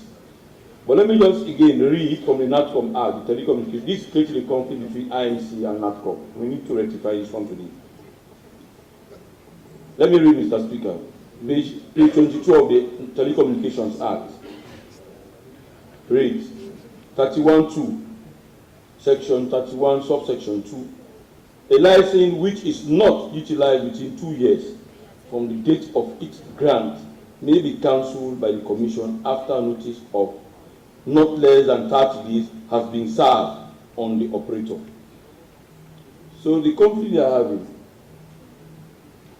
they will go for registration. We didn't need a minister to come in this one heavily. They will come, you have been given. They say, no, I have 2 years. So for every year, you need to come to IMC for a year. But for the spectrum area, it's 2 years. So they have the business of giving out the transmitting in the airwaves, giving out communications. But the license itself is given by IMC. So if you get in 1 year, you come again, they will not come to IMC.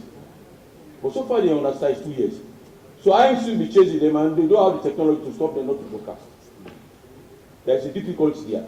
So they should be in line with NATCOM. If you are going to get license for you to go to NATCOM, first you get a clearance from IMC. So it should be in conformity with what is happening at IMC.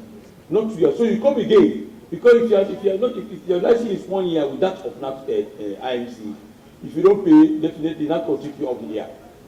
But if NATCOM has 2 years, and your license expired at IMC for 1 year, they will not have the power to take you off the air.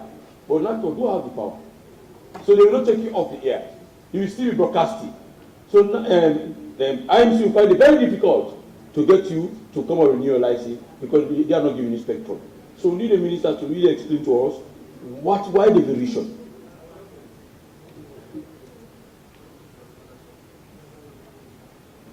Chairman, honorable members, this is a very interesting subject that the leader of government business has raised. We have a situation where we recognize in the industry that spectrum, frequency related things are pretty expensive, right? They are national resources that are not infinite. So, and when you require a spectrum, it's normally required for capital intensive investment. So more often than not, you want to give people, some people for acquiring the spectrum, that is when they go get the real budget, the real financial muscles to do the investment. So it's normally, it makes a lot of business sense to give them some time to go rally resources to do the investment. So that is why you have 2 years in the NATCOM Act. But because this was predominantly influenced by the mindset of the media practice, for the most part, Prince media practice, that was why they put the 1 year. But it makes good business sense to reconcile the two periods, the discordant periods. Make it 2 years for both licenses regimes. But the good news is we will soon be coming before Parliament for this. The NATCOM Act is being reviewed.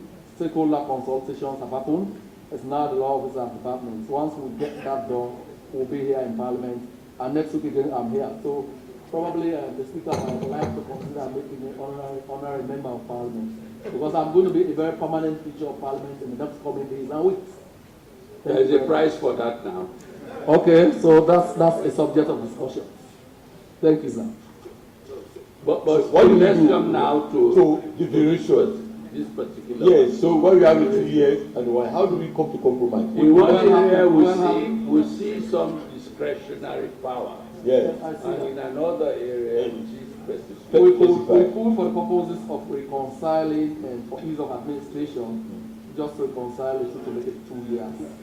2 years for licenses regimes, whether at NATCOM or at IMC. So that is easy to manage, it's easy for compliance, it's easy for administrative convenience.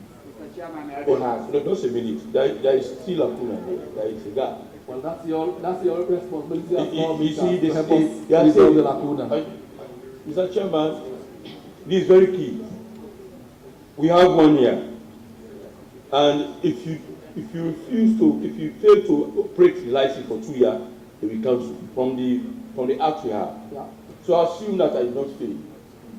I'm still broadcasting. How can I go for a renewal of my license at IMC? Because Transcom has the technology to take you off here if you don't operate a license. Well, that is what we are saying. That's a good opportunity to harmonize the two legislations. Right? So even in 2 years, you operate, but you still need to renew after 2 years. Yes, if you don't renew, we can take you off here. So both sides will be 2 years here and 2 years there. That's the same. That's the point I have made. Okay. So that's the way of harmonizing the two legislations. So there are no discordant issues, no gray areas. So what are you suggesting we do now with this one? This is an opportunity we have to extend it to 2 years, right? Whether it affects the cost of the licenses or what, it's not within my competence to say. But for administrative convenience and for harmony within legislation, this is the right and proper thing to do at this material. Mr. Chairman, may my thoughts be heard on this issue? Yeah. Mr. Chairman, we have to be mindful of the fact that we have approved certain clauses that has to do with audit and renewal. And those renewals are pegged on performance and standards, particularly by these media institutions. So if you peg it to 1 year, it is good for the public. We are taking away the public interest clause. It will be good for the public, for example, if my media institution is not keeping to standard, to come for renewal within 1 year, and for the commission to be able to determine as to whether my performance did meet the threshold as laid down, and consider my renewal or not renew my license. But if you make it for 2 years, then that person's action will continue for a longer period of time, and he will continue affecting impacting society for a period of 1 year. He will not be audited. So a 2 year period will be a much more period to audit an institution, whereas compared to a 1 year period. Audits are normally done on a yearly basis. I understand, I take their point, Mr. Chairman, but when we even look at the age of the two acts, I am of the view that the IMC Act might have come into operation before the NATCOM Act. So it was the NATCOM Act that met an act that has pegged this audit to 1 year. In all of this, we have to look at the safeguard of the public, particularly with this license. If you prolong it too much, how are you going to withdraw it just like that? Withdrawal, you have a simple way. I have come to renew my license in 1 year. We look at your performance, we say, in this 1 year, you breached the code of conduct 3 times. We cannot renew. And you yourself, you look at the act that we are now amending, and you know that the breaching of the code of conduct was a condition precedent for the continuation of your license. That is just my own thought. Okay, now,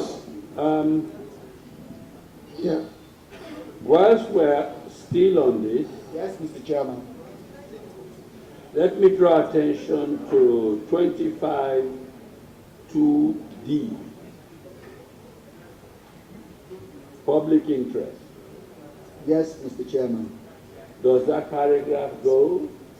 I am of the view on this particular paragraph, I stand to pick the brains of other honorable members of colleagues. Mr. Minister. That the way this paragraph is couched is a little different from the way the others were couched, and that we should think of leaving this one. That is my own thought. On that note, whilst you're pondering over it, I will stand down for 5 minutes. Grateful, Mr. Chairman.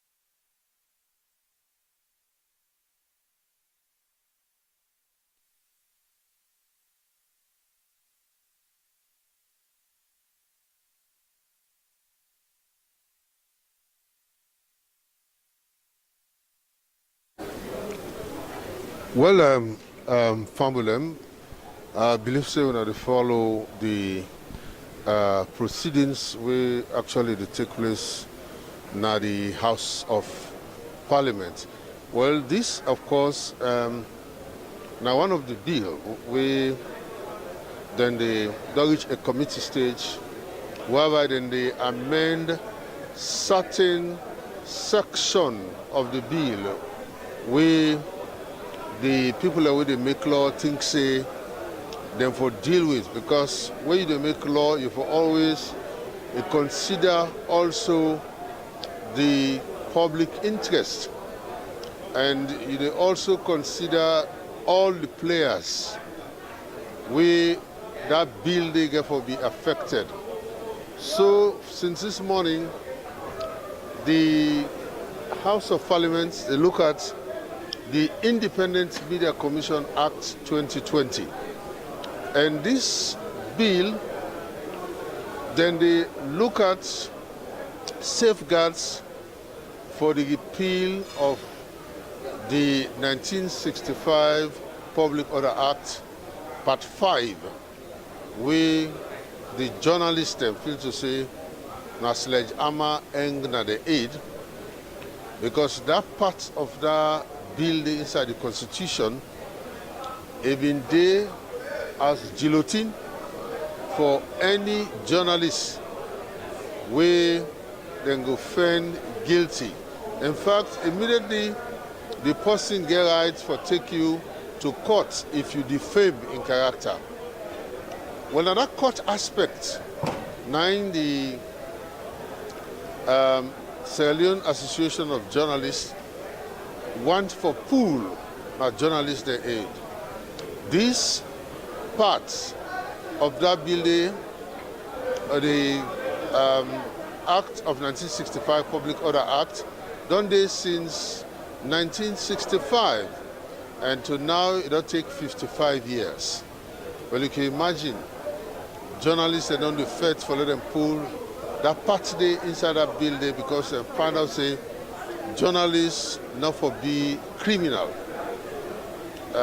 So we don't reach the point whereby the 55-year-old with man called a draconian bill, then go for pass them today, that part 5 day, then go pull and come out inside the Constitution. But then when you pull that part today, also you got to make sure so you bring order, laws, where go also protect the public interests and also protect the journalists as well. So then call them safeguards.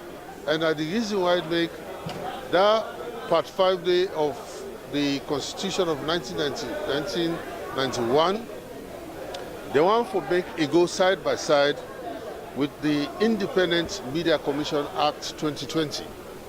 So that they tell you now, say the safeguard go there in this act, where they go pass together with the 1965 Public Order Act, where they go get for pool come out inside the 1991 Constitution.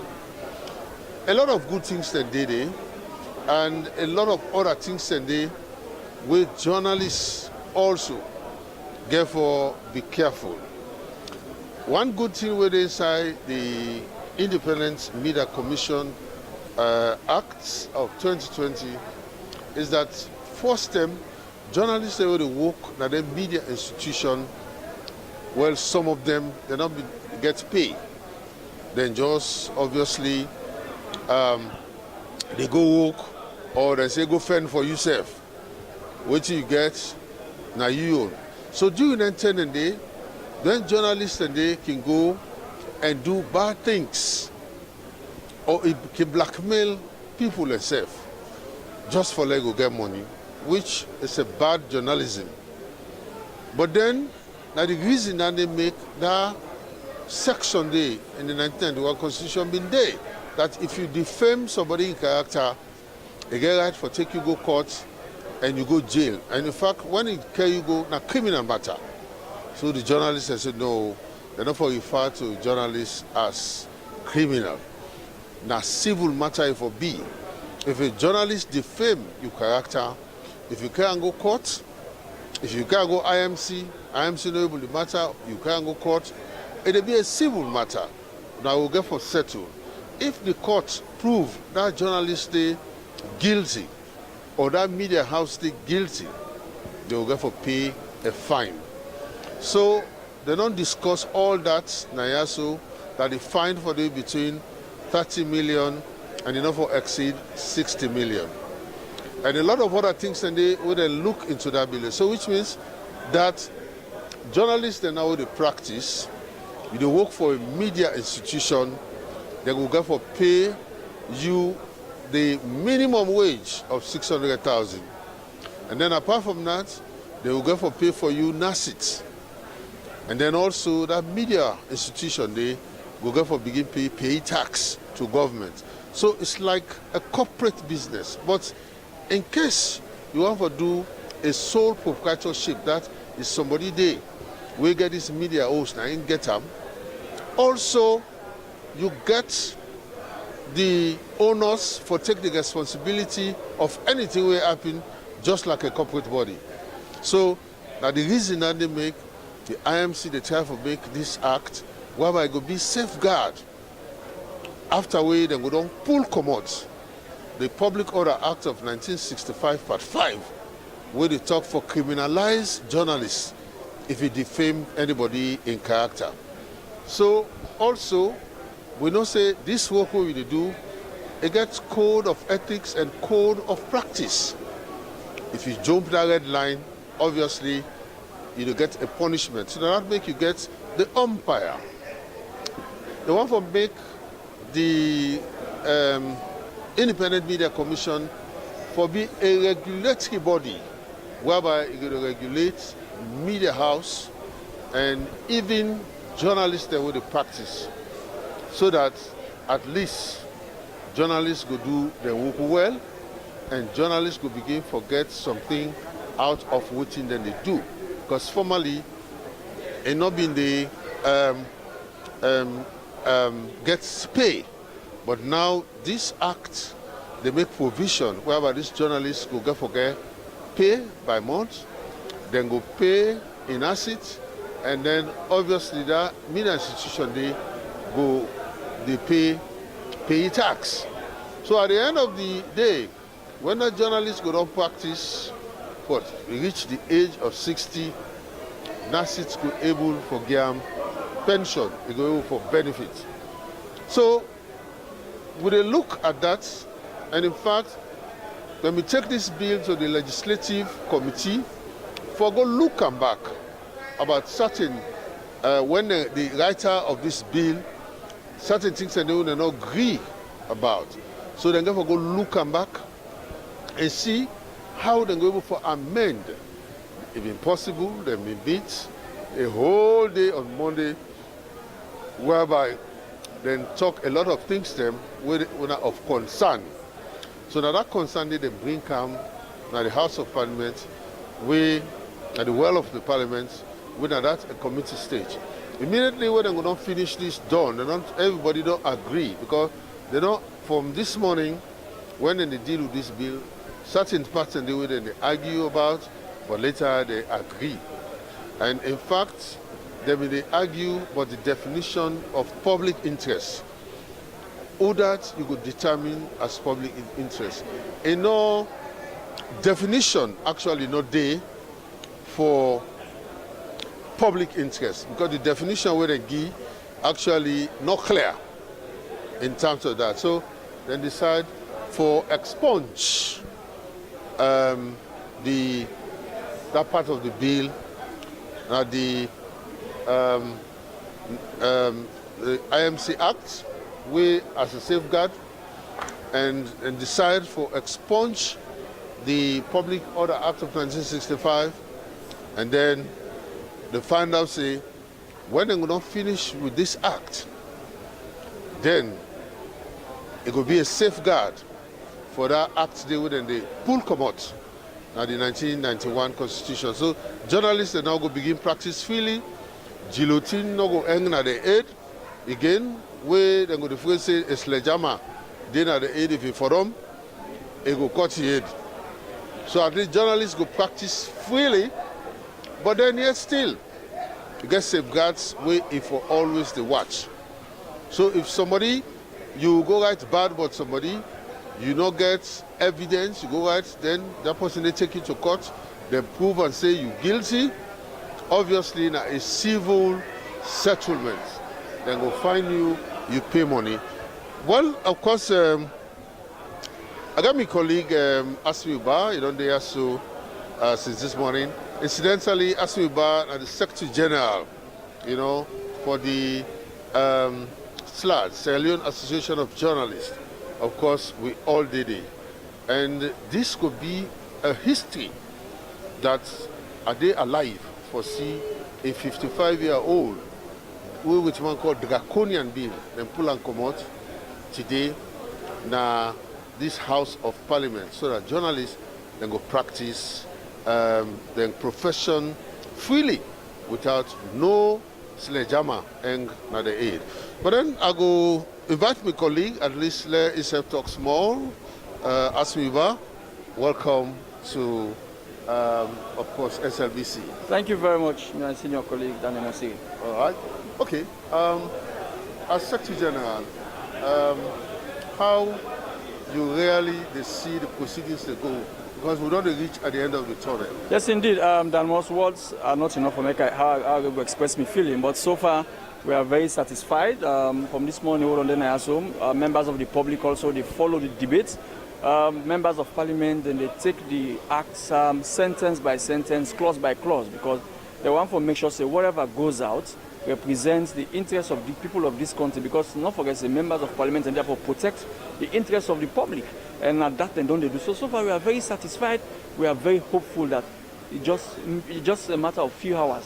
The 19th Republic or that part 5 of that law day will be history, will be a thing of the past. So we are very satisfied, we are very okay how the proceedings don't go on from this morning. As an individual, you're very happy to be down in the history where you hold a position in SLAJ and see under your own administration they repeal this two-way with man called draconian bill. Yes, indeed, as the Secretary General and as part of this current executive, we are very excited that now under we reign now in this law come out, but also we not forget the past leaders of SLAJ will make serious effort. For example, Kelvin Lewis and also Umaru Fofana.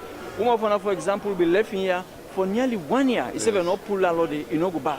But I mean, later I began for cutting here because they not been pulled the law. So them man, then they be make a lot of sacrifice. So we pay tribute to them today because this success then gets a great role where they play. Yes, we're fortunate now under we in, we can give the last push, and we also want to say thank you to the president. We ensure say in campaign manifesto promise come to light today. So we are very hopeful and we're very thankful to the past presidents of SLAJ, past members, executives, like where them ensure that they put the effort outside we reach today, because it's like if you Papa no lay foundation for you, you the pick away you find them very difficult. We met a solid foundation, upon that foundation they don't build what we build so today. Okay, so in other words now, immediately we by God power few hours from now, when they pass this bill, we all go gladdy.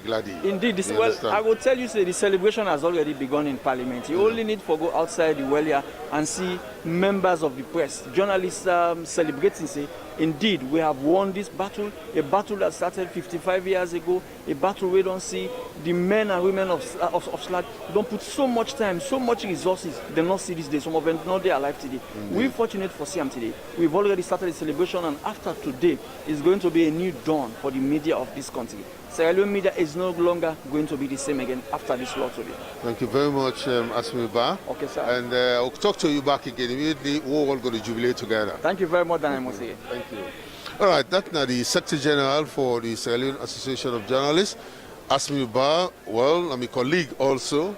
We work at the same institution, Salome Broadcasting Corporation.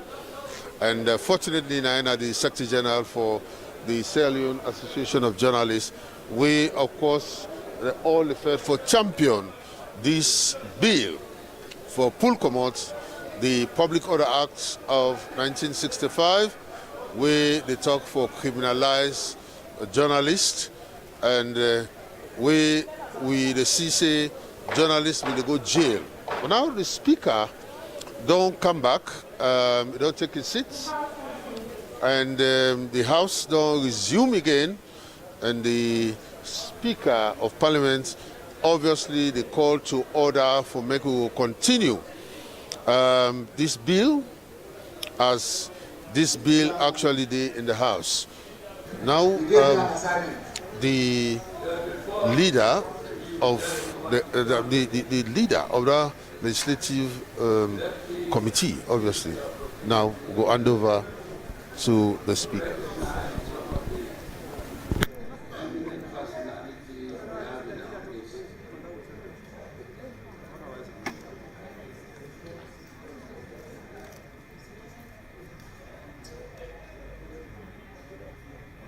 Honorable members, I want us to acknowledge the presence of Mr. Ahmed Said Nasrallah, President of SLAJ, Umar Fofana, the BBC Springer,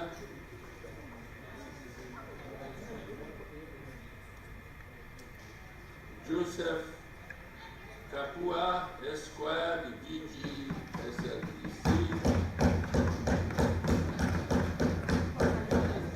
Kelvin Lewis, former SLAJ President,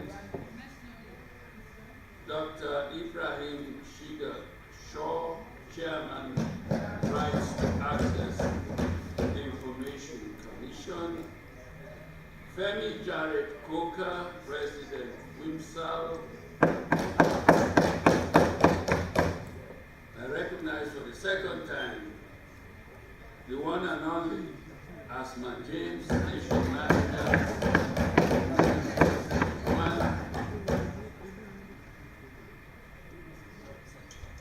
Mamadi Kobe Kamara,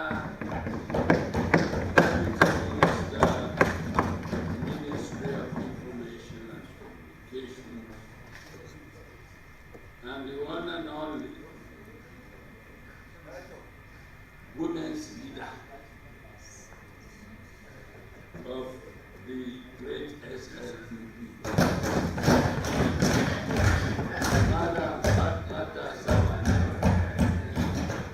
and many, many, many others, including officials of the IMC. I hope I have not forgotten that.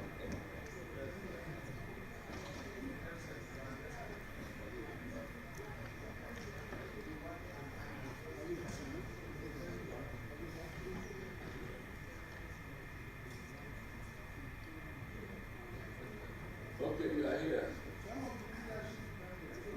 Yes, Mr. Speaker. Mr. Chairman, as we have been following the spirit of the bill and this committee stage, I looked at the provision that you made reference to, and I realized it has the same effect like the ones that we have deleted. That is 25D, 25(2)D, and I'll read the entire section so that we put it in context. A license shall not be granted by the Commission under subsection 1 unless the Commission is satisfied that A, the particulars contained in the application are correct and sufficient. B, there is evidence of the applicant's technical capacity to provide the services. C, the application fee has been paid. And D, the application is in the public interest, providing access to plurality of views and variety of programming. Mr. Chairman, we have already deleted the ones that have to do with newspapers and magazines. If we leave this one, it will impact the televisions and radios, and it will be unfair on those ones in that section of the business. So I will recommend as chairman that we get rid of it as we got rid of those other ones in 1415. Because they have the same purpose in the bill. And in the interest of consistency. Yes, Mr. Chairman. I don't know what the minister thinks about that. I'm good, Chairman. I'm good. I support it. Good. So it goes.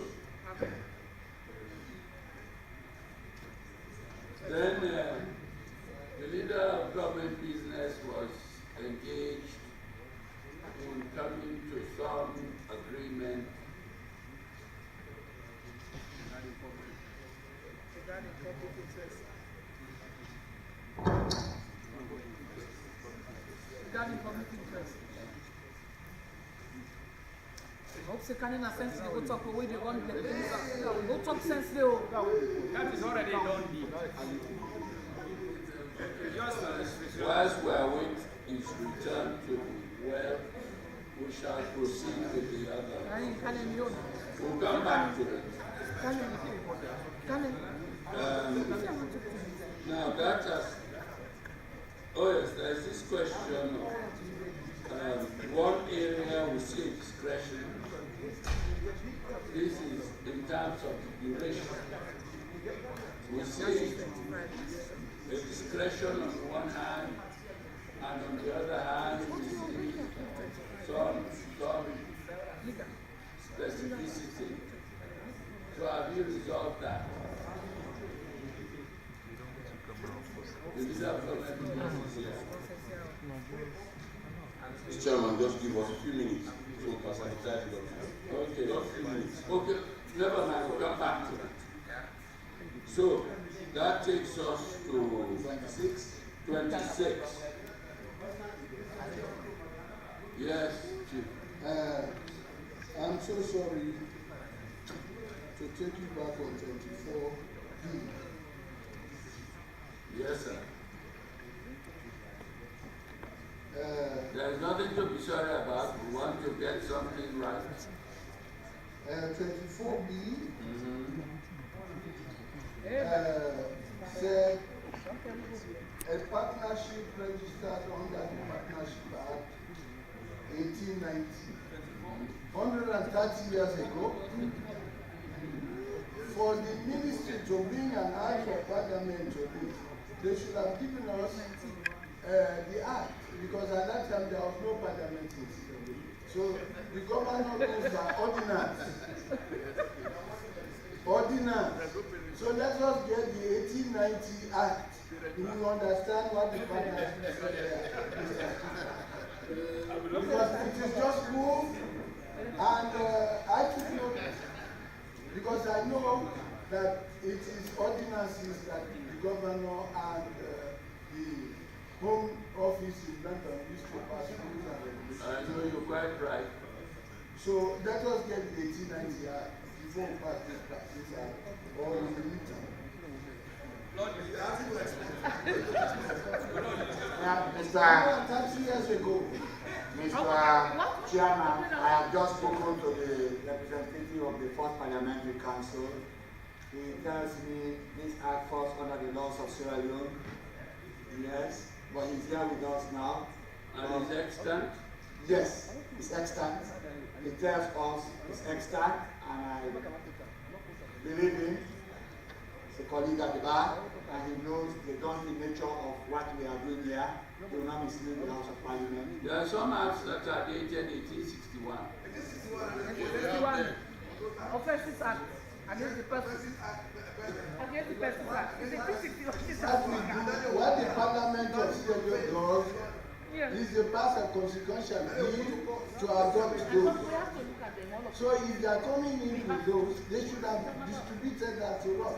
Like what they did, they gave us the 2020 and they gave us the 2000. So we can compare and contrast with the 1890 Act. They will take that one. Next time. But if you already passed the Act and it doesn't correspond with what you are doing. Honorable Chairman Chief, I just Did you read it? Yes. You sure? No, the act, no. I read the 1890. Did you read it? The provision I did. No, the 1890 Act. No, the 1890 Act. Because it's not only a provision of that act. You took in the entire act. A partnership registered under the Partnership Act. What is that? Give us the rules and regulations that make you to include this, or make the minister. Let the minister answer.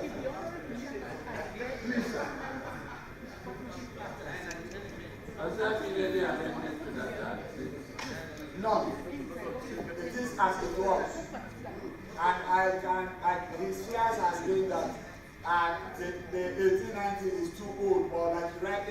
there are acts that are much more older than this. These same parliaments, so the Parliament of Sierra Leone was not in existence. There are laws that were actually got by because they were in existence in the United Kingdom. So they fall under the laws of Sierra Leone. So this is one of those laws that were brought in and fell under the laws of Sierra Leone. I know, sir. No, but Chief, The fact goes on that consequential be. maybe it's one act that is confusing. Yeah. You want to see the Well, we want to see, sir, not only, I'm not challenging the legality of it, the presence of it, the establishment of it in this parliament of Sierra Leone. But if you are, yes, sir, it is always the normal practice anywhere in parliament that the act that is quoted, that is included, is applied to us for us to be and understanding before we include it. This is my premises that I'm trying to establish. And you are right.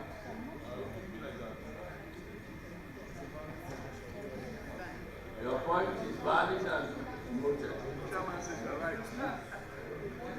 So, okay. Mr. Chairman. Yes. I think we have something now in place of the validity of the license. I've got something from the brass panel.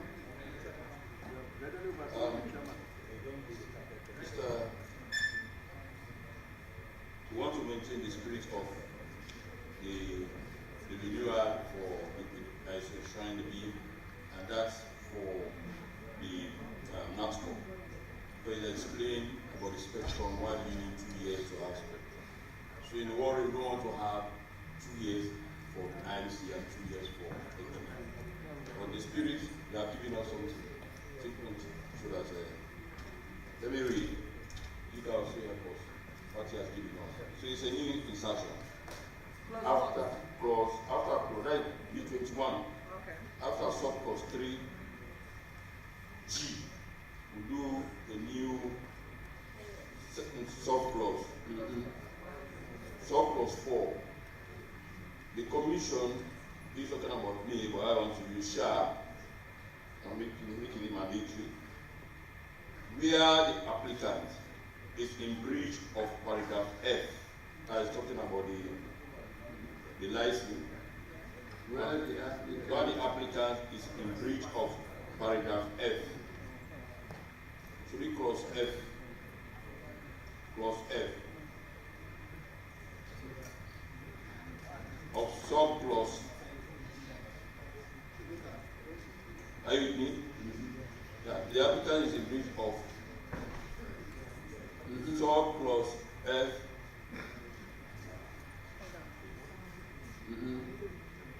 Of clause 3. Order that the applicant pay the sum of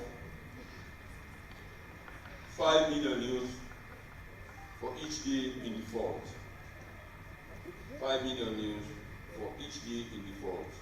The applicant shall pay? Yes. Yeah, that's what that's the end.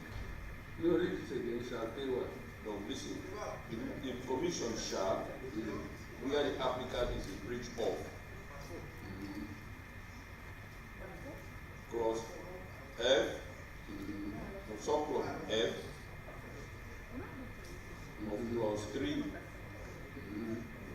order that the applicant pay the sum of 5 million euros for each day in default.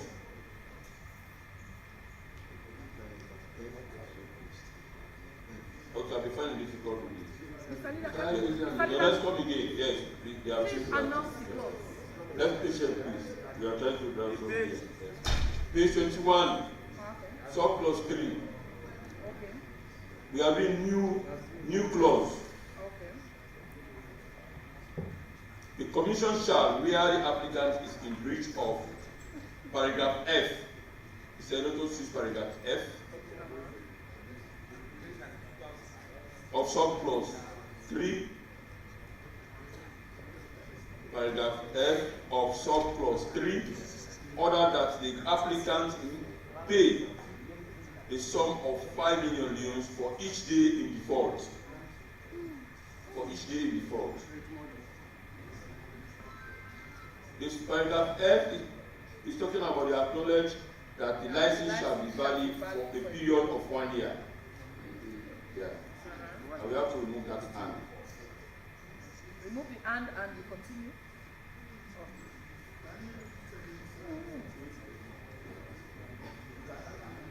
Okay, this is the last one. Now we talk about inserting new sub-clause 4. Yeah. The applicant, the commission shall, where the applicant is in breach of paragraph F of sub-clause 3, other than the applicant pay the sum of 5 million each day in default. Each day in default. How does that? How does the breach? Yes. How does the breach looks like? How is that consistent? If you don't renew. Or if you don't renew. If you don't renew your license. If you don't renew your license. What happens? The validity is for 1 year. Yes, sir. The validity, The validity is for 1 year. And if you don't renew, you are fine using this clause. Because they don't renew because of the provision, because of the spectrum. So they find off.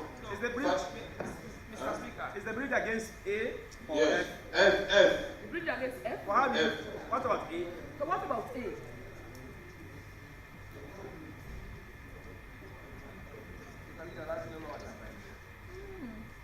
No, that's what you do with A. Well, pay the commission for the duration of the license. That's Search it. fees. The duration of the license. No, it's just the license. That's just the license given to you. You are talking about you have to be given a license for a valid period of 1 year. It's 1 year. Yes, so if you are in breach of non-renewal, we are talking about. Because of the provision we have to go the spectrum. If you go back to the national, if you go back to clause 25, sub clause B, make a recommendation for the spectrum license we are talking about. The spectrum license.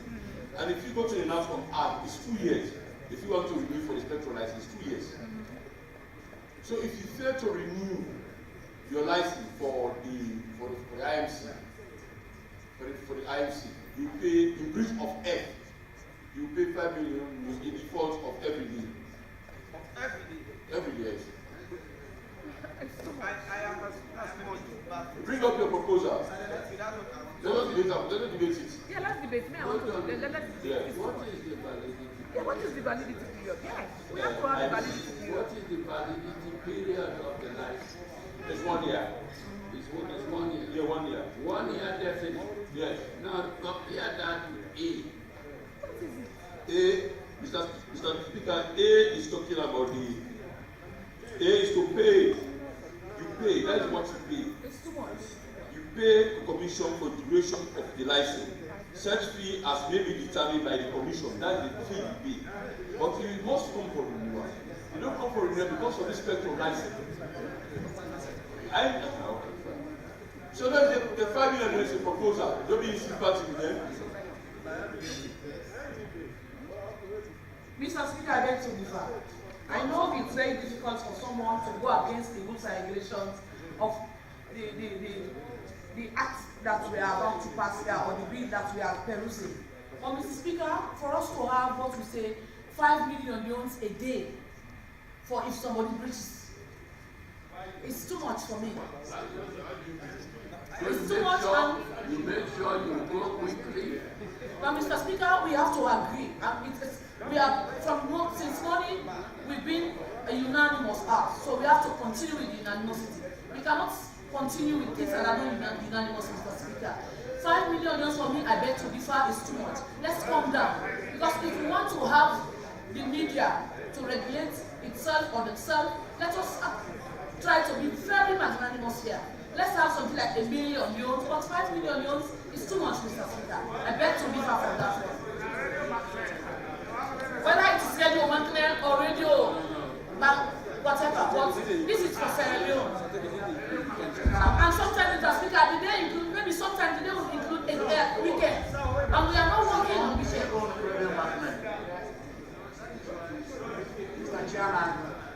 Mr. Chairman, so I beg to differ. I take the cue Mr. Chairman, I want us also to pay attention that media houses must not be fined immediately after the expiration of their license. Thank you very much. Maybe if we are amending, give them 21 also grace period Let's look at for them 21. to got the license. And I also want us to know what is the original fee per year. How much are they paying for the license per year?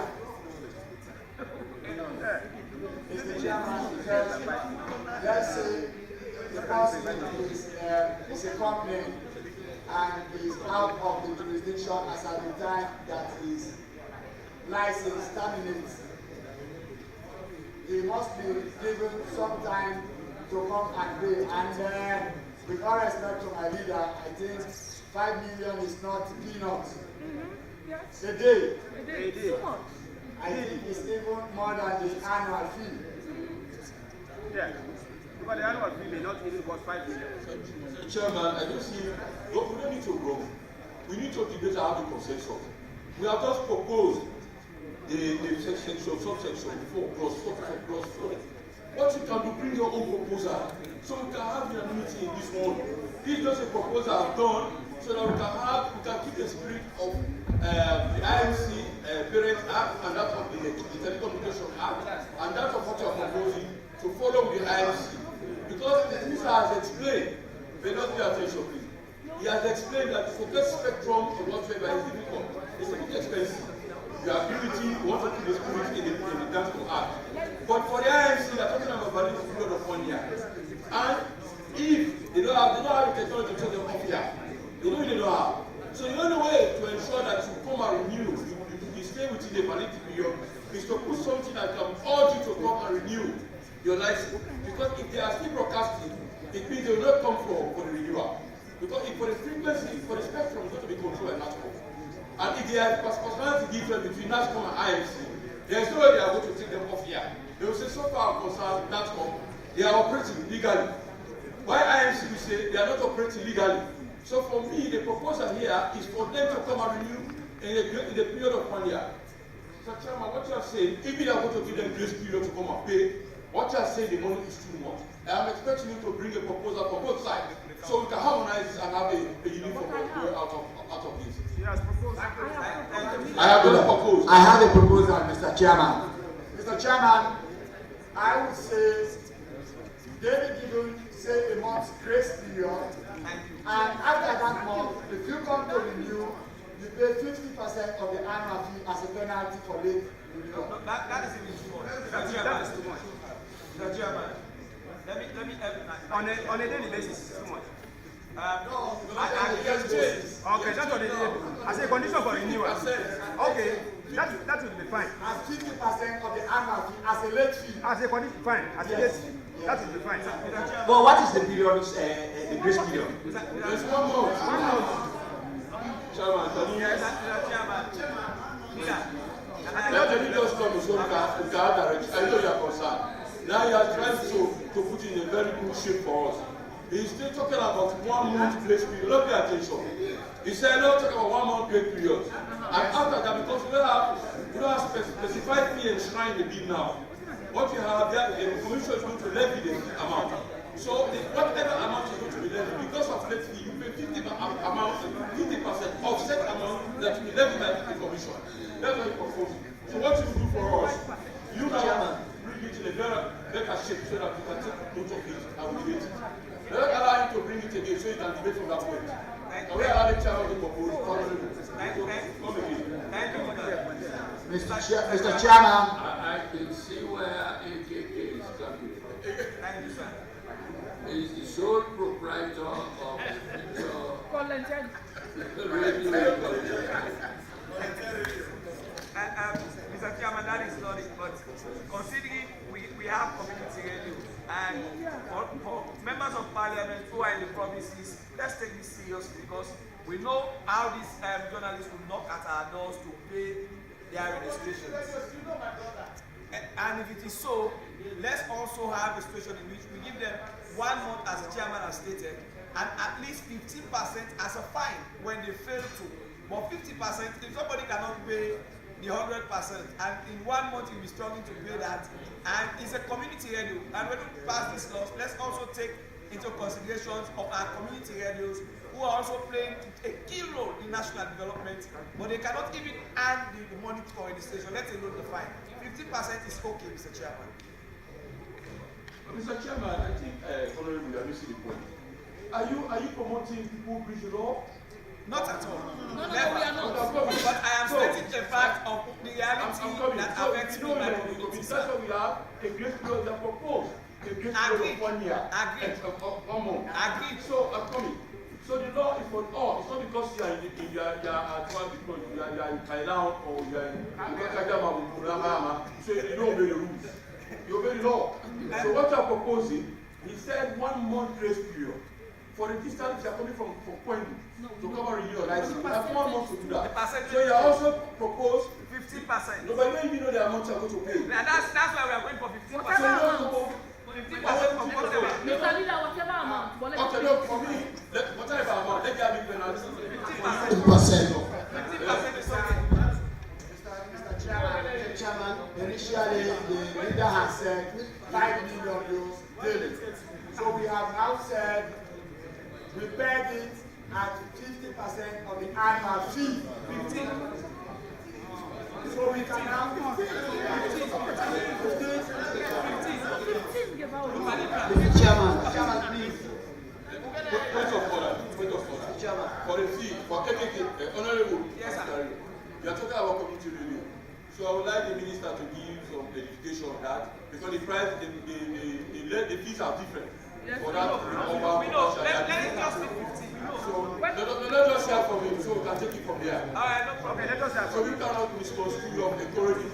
No, we agree with you, leader. We agree with you. Mr. Chairman.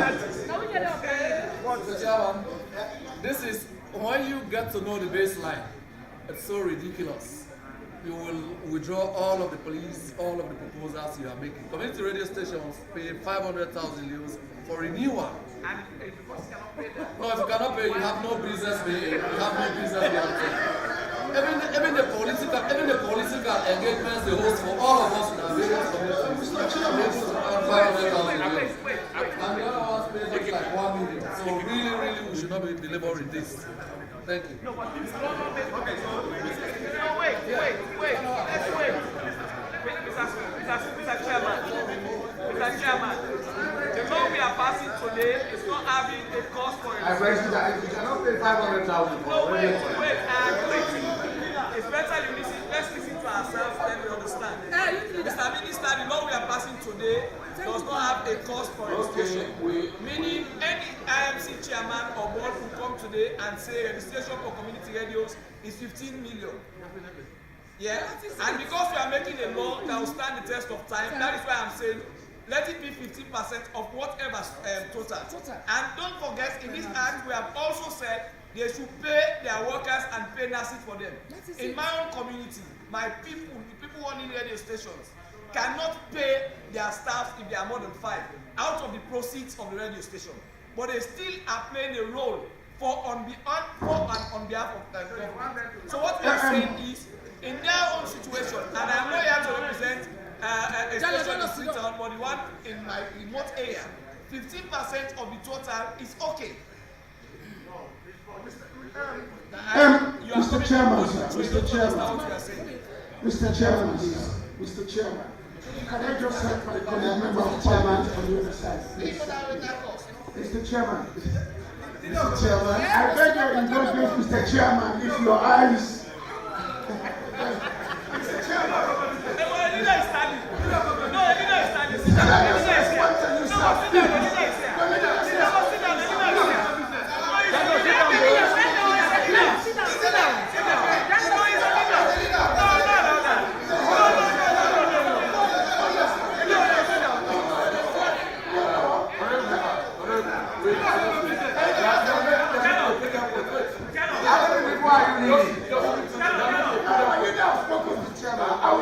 How many people are in CBD? Oh, yeah. Hold on. How many people are you leading? Youth leader. It's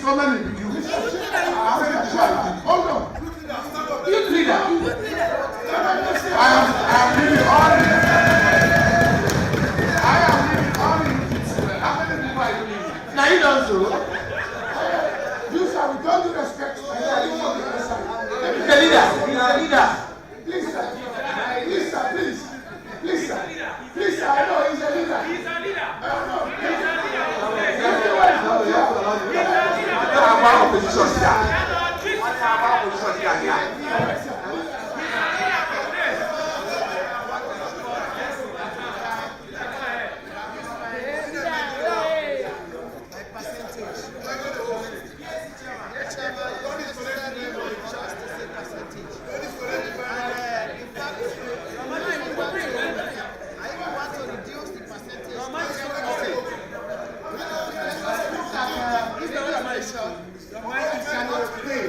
We are not talking about radio stations that are refusing to pay, but let us look at radio stations that cannot pay.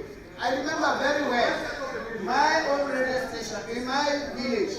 Okay, the other day the manager was panting behind me for payment. This means there are radio stations that cannot pay. So let us look at them and let us look at their willingness to pay, but the means not being there. So I believe it's better for us to tell the percentage. I mean, somebody cannot pay a particular amount.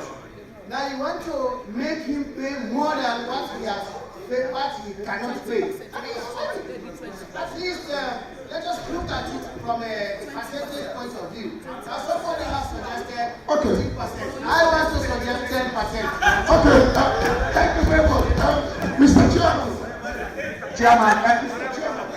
Mr. Chairman, I have consulted with my brothers on the other side, and I think we are in agreement for a 20%.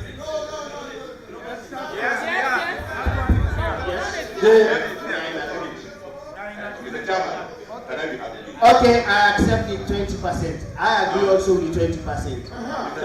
Mr. Chairman, so please, sir. I've been standing now on several occasions, sir. Please, with all due respect, you are my senior. Can I just say something to you, sir, please? Mamito. Mr. Speaker. Hello. Mr. Speaker, Mr. Chairman. All members, take your seats. All of you, take your seats. Now, I know the problem is with the quantum. What are we agreeing? 20%. Yes, Mr. Chairman. Okay, let's get the draft and to redraft that particular provision.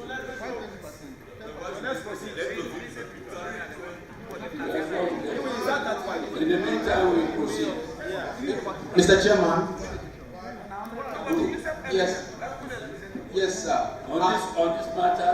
No, we're not on the quantum of money. It's about clarification, Mr. Chairman. What clarification? The 1 month grace period. In the event, let's allow the draft that to be drafted. No, it's about the expiration date, sir, of the license. In the event somebody divorces. Wait for the new draft. In the meantime, we'll proceed. Mr. Chairman, may I proceed with section 27, sir? 26, sir. Page 22. Mr. Chairman, it's our recommendation that clause 25 and 26 be approved. There's a small typo in 26.3c. I'm sure you meant WHERE. Yes, Mr. Chairman, I think that one was captured. Now, let's come to 27. 27. 26.1d, another public interest. That goes. Is that okay with you? Yes, Mr. Chairman. Mr. Chairman. Sorry to take me aback. Same provision for public interest. This time, we have not been able to page 21. Go back to page 21. Sub-clause D. Sub-clause D. Clause 25. Page 21. Clause 25. Yes, 21. I don't know if this one was deleted or amendment was made. The applicant is in the public interest, providing access to plurality of views and variety of views. Yeah, but this one is a little bit different. There is something the parents are not able to read.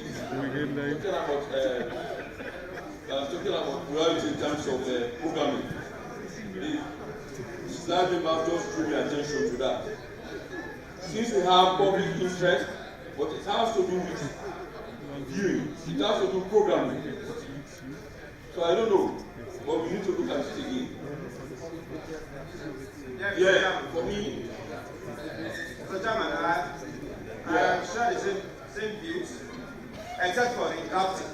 Yeah, for the drafting I'm talking about. In this case, this one is different. We can take out the public interest and the draft it. So read those.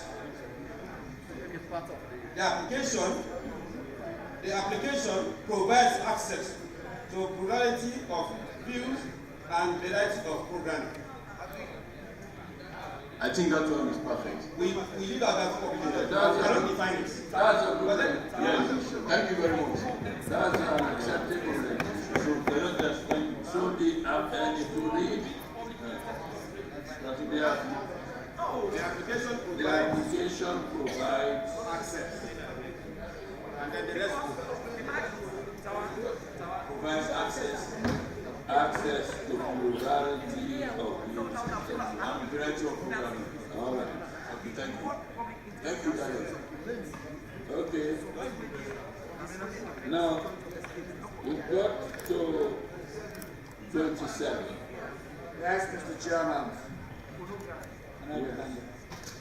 Mr. Chairman, on 27, it is the recommendation of the committee that clause 27, sub-clause 3 be amended to read, the procedure for the renewal of a license shall be with the Commission's regulatory requirements. The what? The procedure for the renewal of the license shall be with the Commission's regulatory requirements. What does that mean?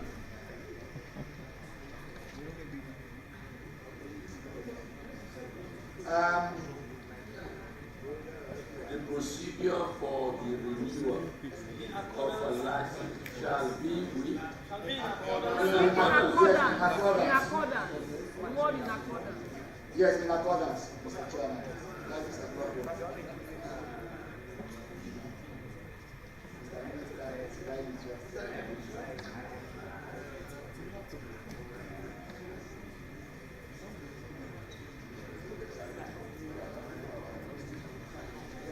Shall be in accordance with it. Okay, any dissenting voice on that one? Agree. I see none. So we shall proceed. We are on clause 28. It's our recommendation that clause 28 be approved. Section clause 28 be approved.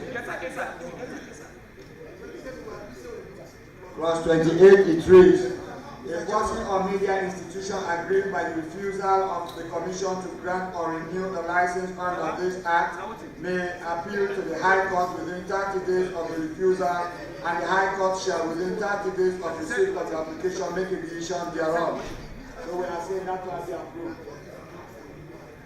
Very well. Very well. 29, page 23. Mr. Chairman. Yes. Mr. Chairman, I'm sure we agree, or the leader suggested, leader of government business suggested at some point that maybe on clause 27, they will look at the issue I brought up about the renewal and what we have expunged on 25(3)(c). Thank you. Fine. Once is dealing with that, we will proceed with newspapers.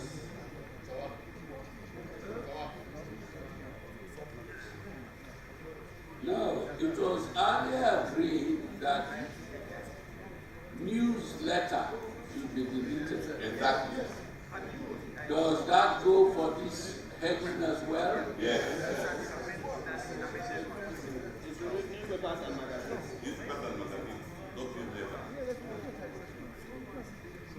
So we now read newspapers and magazines.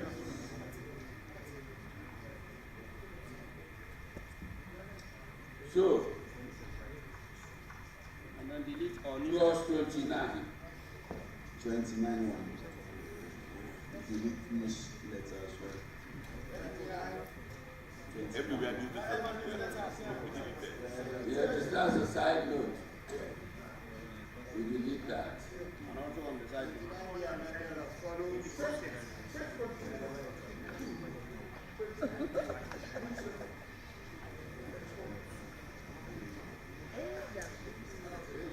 Clause 29 be amended as follows. A subclause 1 be amended to read: a person or media institution who publish a newspaper or magazine shall apply to the Commission for registration of a newspaper or magazine. In the bill, it read: a person or media institution who wishes to publish a newspaper, magazine, or newsletter shall apply to the Commission for registration of the newspaper or magazine. So what we did, we omitted the word newsletter and we adjusted the word is there, more like the same context. Okay.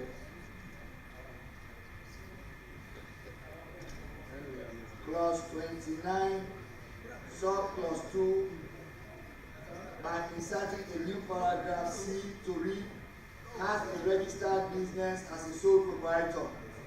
Sub 29, subclause 2 in the bill read: subject to this act, a person or a media institution shall not be eligible to apply for the registration of a newspaper, magazine, or newsletter under subsection 1 unless he A is a body corporate registered under the Companies Act 2009, Act number 5 of 2009, or B, a partnership registered under the Partnership Act 1890. So we are adding C now, which we read. We are adding C, which we read: has a registered business as a sole proprietor. So the new C will read: has a registered business as a sole proprietor. Any objection to that? I see none. Well, we have to, sorry, we have to delete the newsletter. The newsletter component, yeah, Yes, sorry. the newsletter component goes. Yes.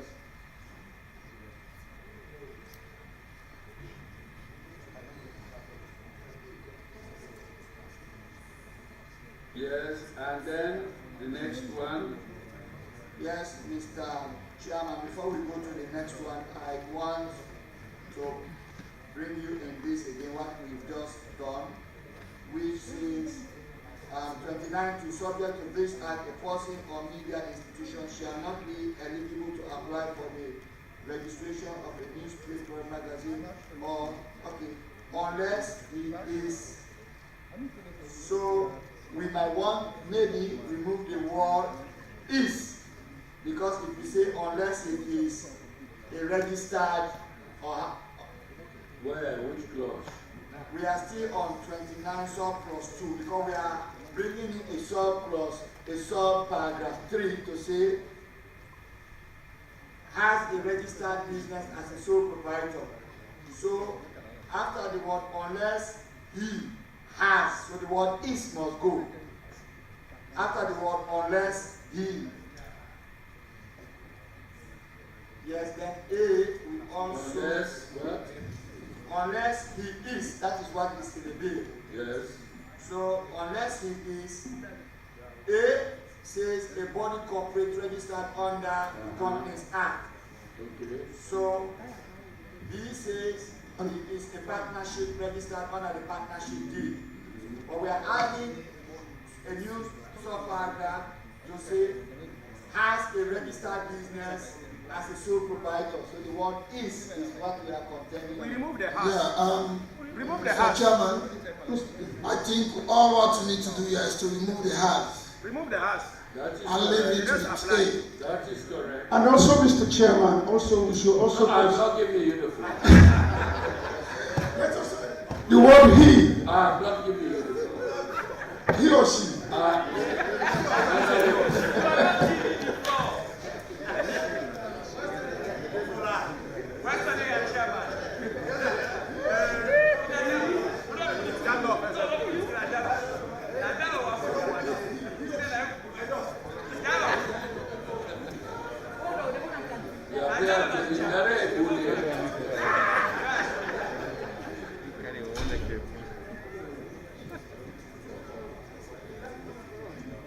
Honorable Jallo, what happened during the break? Nothing, sir. I went to my leader and just had a lunch with him. Nothing happened, sir. It's just that I'm so passionate in the debates, Mr. Chairman. I've just had the chairman reading, emphasizing on he, while we are democratically trying to promote gender balance. Because we may have a situation where we may have a female who wants to establish our own business. So let's just do he or she instead of just he. Please, that's all I'm appealing. He or she. He, she.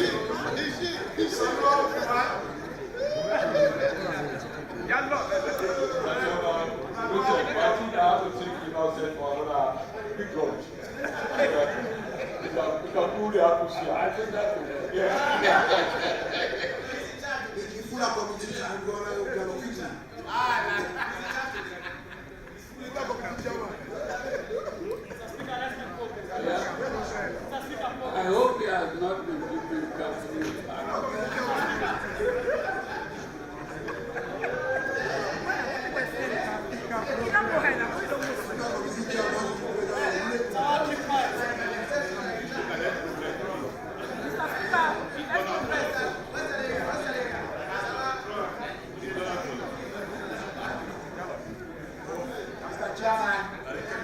I think the draft man has given us something to work with now for that, so that we just get done with this. Let's proceed. Mr. Chairman, we're going to let's have a resolution. Yes, the draft man has drafted. The commission shall, where the applicant is in breach of paragraph F of subsection 3, order that the applicant pay 20% of the application fee levied by the commission after 1 month extension from the expiration of the valid license. After 1 month notice, written notice. After 1 month written but the letter will be dated to determine the time. After 1 month written notice. So it's registration fee. After 1 month. Yes, let me try to written notice. Yes, the commission shall, and let's follow.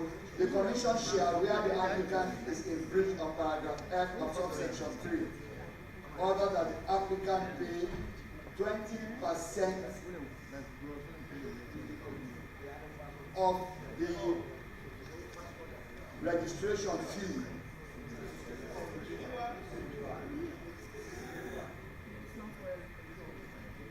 No, it is not renewal, it's fee. Of the registration fee. Of the registration fee.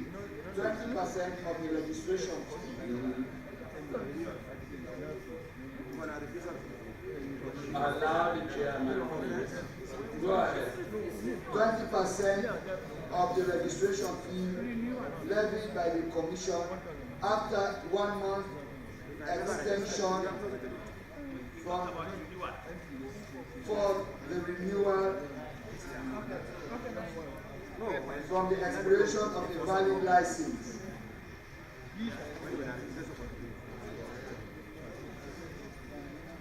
No, it can be retracted. Let's proceed. They will I think we understand the spirit of yes. Yes. Okay. But please In the meantime, the let's written. Mr. Chairman. And the renewal.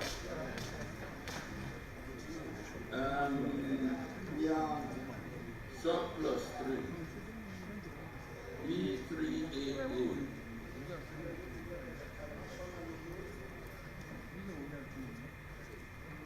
$29 surplus 3. You mentioned yes. Is the date? Surplus 3 be amended in Yeah. paragraph. Surplus 3 be amended in paragraph B, Roman figure 3AA, by deleting the year 2001 and replacing it with 2002. Okay. Surplus 4, paragraph B be amended by deleting 60 days and replacing it with 1 month. Clause 5 be amended. 1 month or 30 days. What do you want? We did say 1 month in the committee. 1 calendar month. That was the. It's not safer to talk in days. We can put it in days, Mr. Chair. 30 days. 30 days. So, yes, and I change 1 month to 30 days. That's the working day. That's the working days. No, when you say working days, now then it goes beyond the 1 month. Because 22 working days is like, you have 22 working days in a month. So let's say 30 days. 30 days. Go on. And 5. Clause 5 is amended to read, the person who contravenes subsection 1 commits an offense and is liable on conviction for a fine not less than 15 million euros and not more than 30 million euros. That clause 30 and 31 be approved. That clause 30 and 31 be approved. Clause 30 reads, the Commission shall not register a newspaper or magazine A that has A, the same name as an existing newspaper, magazine, B, a name closely resembling that of an existing newspaper or magazine. I don't think that is contentious, because they don't want you to go taking some other person's own name and conflict with that statement. 31 reads, the Commission shall, where it is satisfied that an application under subsection 1 of section 29 has complied with all the registration requirements, A, approve the registration subject to such conditions as may be specified, and B, issue a certificate of registration to the applicant. 2. Mr. Chairman. Yes. I'm confused a little. This subsection 4, 1A and B, is a requirement to be fulfilled by the Commission. And then subsection 5 gives penalty for failing to honor that requirement. It creates an offense there. So I wonder, the offense created under subsection 5 is committed by whom? Because it made reference to subsection 1, which covers A and B. And that one requires the Commission to do something, not media practitioners. Can you read it for clarity? I will read it for clarity. Subsection 4. The Commission shall, on receipt of the application under subsection 1, acknowledge receipt of the application within 5 working days and inform the applicant in writing of this decision in not more than 30 days, which we have amended. A person who contravenes subsection 1 commits an offense. So which subsection 1? Subsection 1 of this? Mr. Chairman, I think. Okay. Mr. Speaker, it's clear. It's clear. Thank you, sir. Yeah. It's not clear also. It is. No, not on the plot, but for the money they have levied, because here they are talking about statutory instrument for the fine. Why do you decide to give us a fine to the rate bracket to 30 million? Why not give it to the statutory instrument that will be given to us? Why do you decide to have a prescribed fee? Like we did for the Well, you think you have made a similar thing. Consistency. Consistency, uniformity. You did something very similar. No, but let's not talk about the statute. If you go, let's go back to 5. Yeah. A person who contravenes subsection 1 commits an offence and is liable on conviction to be fined as a commission made by statutory instruments. No. So we amended it. So let's go uniformity go back to 30 to 60 million. No, we have been on the figure of Mr. Leader. So you are ready, 15, that's what I'm saying. No, Mr. Leader, they were justified. Okay, so 30. Okay, noted. So where are we now? 30. Mr. Chairman.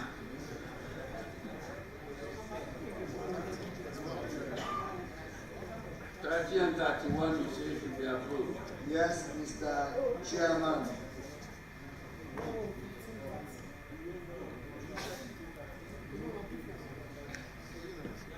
So we have clause 32.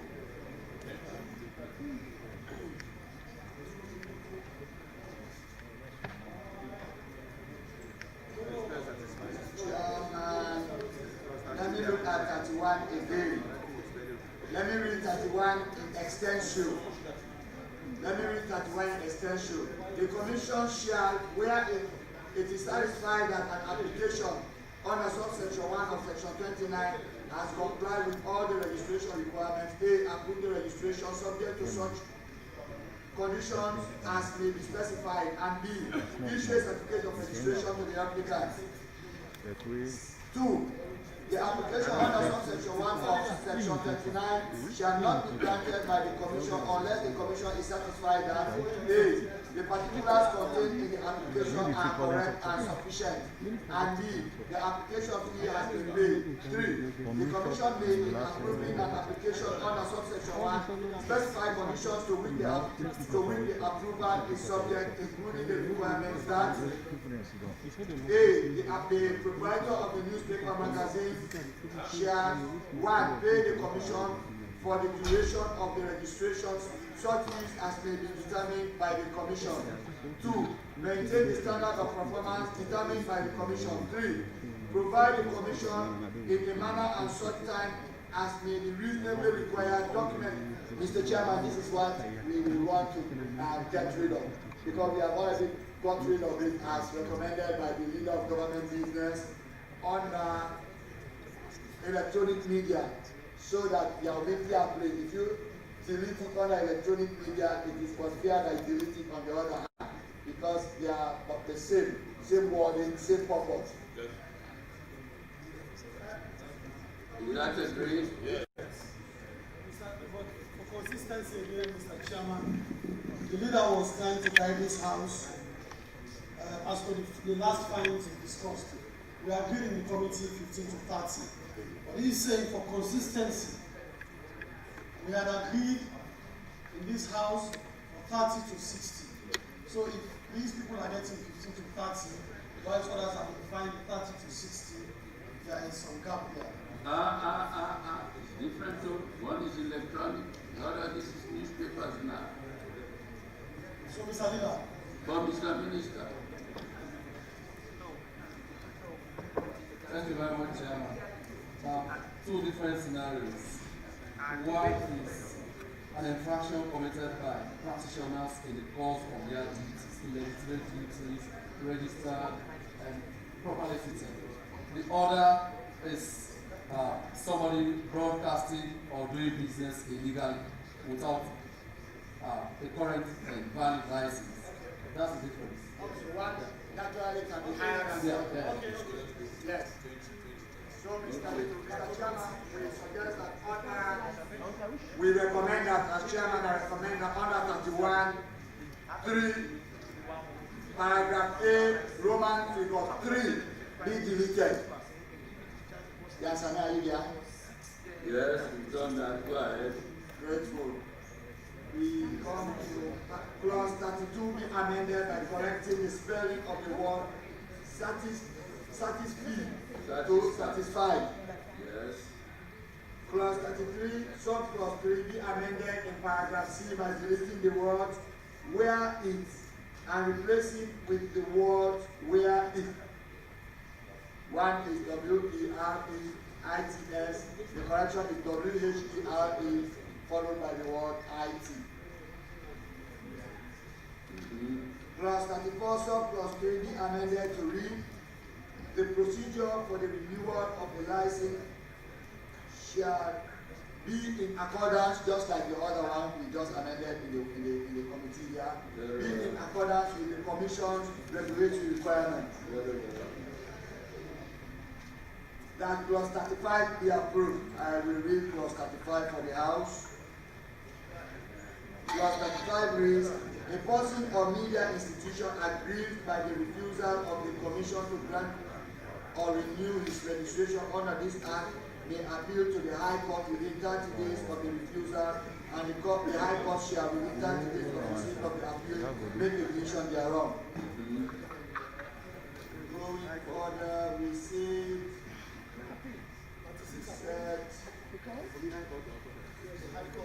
clause 36 be amended by inserting the words or sole proprietorship immediately after the words partnership.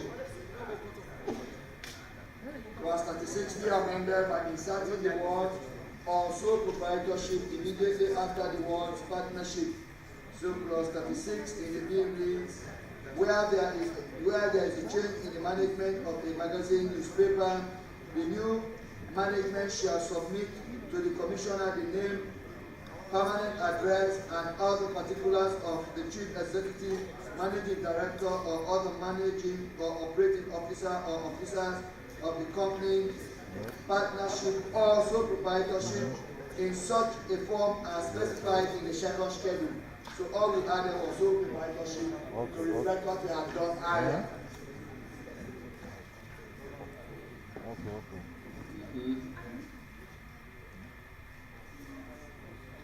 Clause 37 be amended as follows. A, subclause 1 by inserting the words or also B, subclause 2 be amended to read, a person who contravenes subsection 1 commits an offence and is liable on conviction for a fine not less than 15 million euros and not more than 30 million euros. Clause 38 be amended as follows. Subclause 1 by inserting the following words at the end of the sentence, in the case of a partnership or sole proprietorship. Go back to 37. 37 be amended as follows. Subclause 1 by inserting the words or sole proprietorship immediately after the word partnership. May I proceed with 38, Mr. Chairman? Continue. Clause 38 be amended as follows. Subclause 1 by inserting the following words at the end of the sentence, in the case of a partnership or sole proprietorship, the managing partner or sole proprietor. B. Subclause 2 be amended to read, the signed copies of every newspaper or magazine delivered to the Commission under subsection 1 shall be submitted on the day of publication and shall be filed and kept by the Commission. So when you look at 38B, when you look at 38(3), it says an editor and publisher of a newspaper, magazine, newsletter who contravenes subsection 1 commits.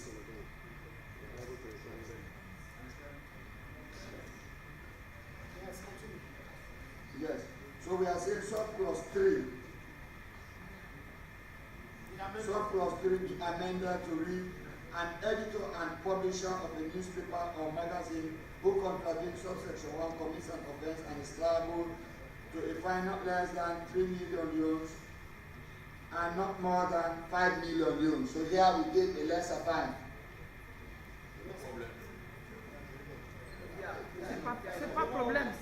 So, Mr. Chairman, if we are in tandem, that's the end of.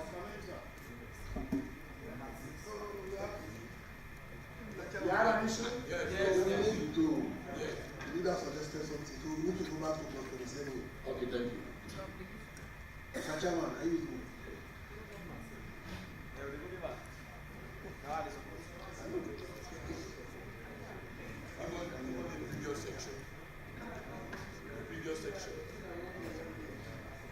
Yes. Mr. Chairman, you know, there was an amendment on Clause 25 to expunge paragraph C, and the leader of government business, in agreement with the other leader of the opposition, consented that we include a clause similar to that of paragraph C on the renewal of licenses. So I have come up with this, that after subclause 2, we have a new subclause 3 that reads, an application made under subsection 2 shall be supported with a proper audited financial. Subclause 2 of 27. We are still on clause 27, sir. 27? Yes, clause 27. You're taking us right back? No, sir, we agree. Because we should go ahead with the other clause. Yeah, it was an amendment that we told us to. Okay. We agree. Yes, I recall. Okay, thank you, sir. English speaker, see.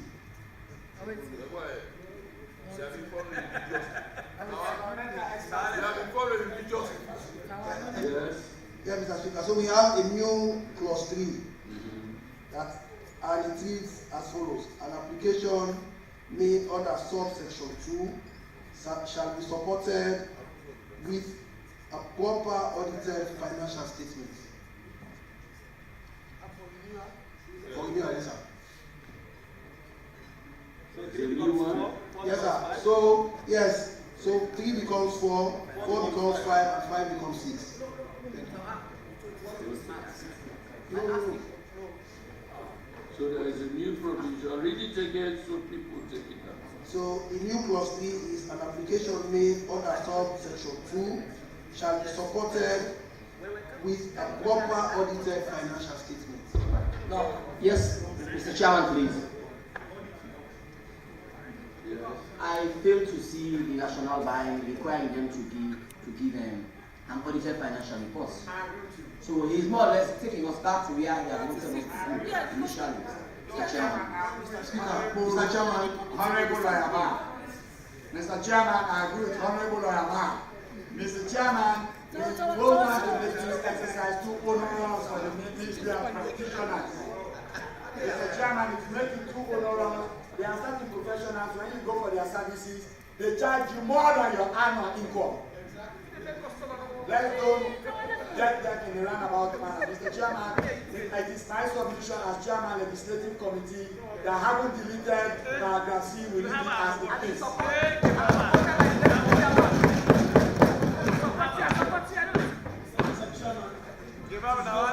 Just concurring with the chairman. He cannot take us back to where he wants us to. We have agreed, based on the report, that the renewal will be done contrary to the procedures which the Commission regulates requirements will stipulate. So we are just contradicting ourselves. Mr. Chairman, I want to come to his aid. When you brought up the idea, I said we should do it on our renewal. I was giving the people go ahead to do the renewal. So that's what he has done. He has done nothing wrong. Better luck. No worries. You have not fulfilled your assignment. You are giving an assignment. Exactly, sir. No say messenger. Mr. Mr. Chairman, I know you will soon put in the question. The gentleman just gave me a completed draft now for what we are to insert under 25.3 after G. A new 4. He just gave me a completed draft. It reads, the Commission shall, where the applicant is in breach of paragraph F of subsection 3, order by notice in writing that the applicant pay 20% of the application fee after 1 month extension from the expiration of a valid license.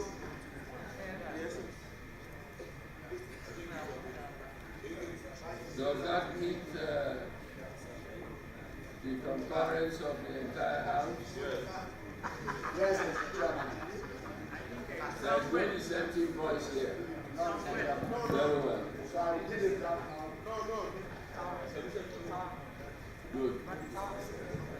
Yes, I know. Yes, I know. Yes, I know. This is very popular. I've been taking down copious notes here.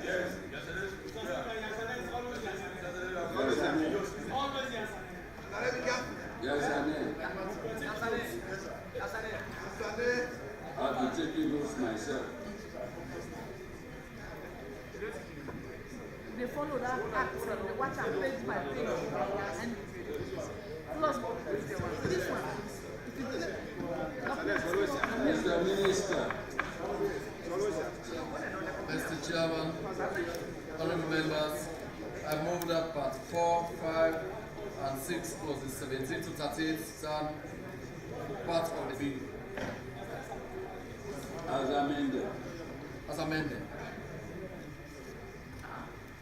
Honorable members, the question is that parts 4, 5, and 6 plus the 17 to 38 stand part of the bill as amended. All those in favor say aye. Aye. Those against say nay. The ayes have it.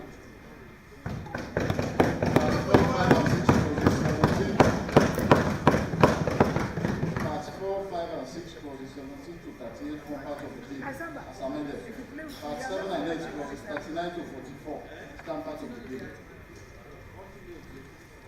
Mr. Chairman, honorable members, I move that part 7 and 8 plus the 39 to 44 stand part of the bill. Honorable members, the question is that part 7 and 8 plus the 39 to 44 stand part of the bill. Mr. Chairman, take us through. Yes, Mr. Chairman. Mr. Chairman, honorable members, it is a recommendation of the committee that clause 39 be amended on the proviso to read as follows, unless that person is a media practitioner. 2. Clause 40 be amended as follows. Subclause 1. By where? We are under 39. Yeah. 39 reads, a person or media institution shall not employ or otherwise engage the person as an editor or station manager in the business of A, radio, television, or digital satellite television broadcasting. B. Where does the unless come? After B. After B. After B. That's what we interpreted to be a proviso. Okay. Unless the person is registered as an editor or station manager with the Sierra Leone Association of Journalists or its affiliates. That is why we recommended for an amendment to read, unless that person is a media practitioner. Unless the person is a media practitioner.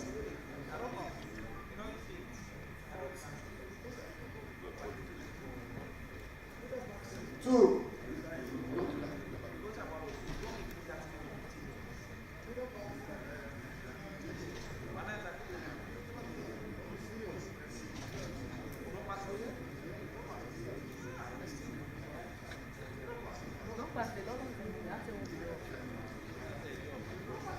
You get rid of the registration. Well, we got rid of registered, unless that person is registered as an editor or station manager with the Sierra Leone Association of Journalists or its affiliates. Mr. Speaker, I might give you the rationale. We said, and the lead opposition leader was there, we argued extensively you don't have to coerce people to be part of an organization before they can practice what they know, what they are seized of as far as knowledge is concerned. So long as you are a media practitioner, I think you are qualified for certain employment.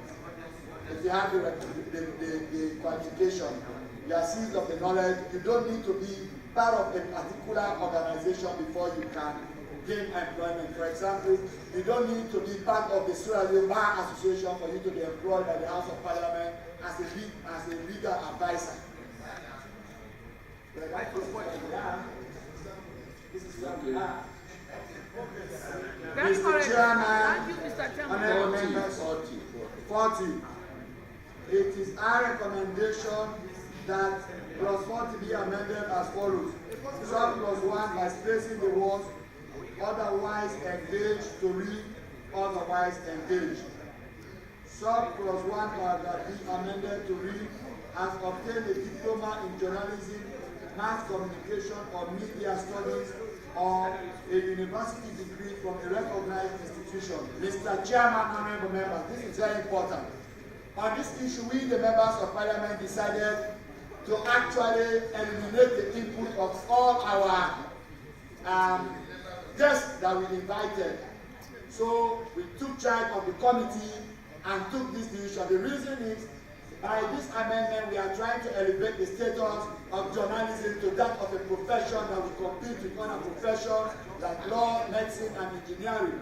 And if we are to have them do that, there must be qualification, academic qualification attached for certain sensitive positions or offices that they must be vying for or aspiring for.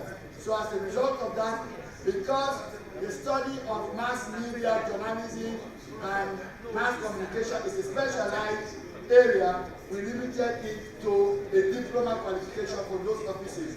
But if you have another discipline, let's say you read English, you read history, you come in with a university degree from a recognized institution. It was a contentious issue on the media before we sat, so we decided to actually deal with it holistically and make sure we do justice to it, and I'm sure the committee did just that. Did you make any provision for a penalty?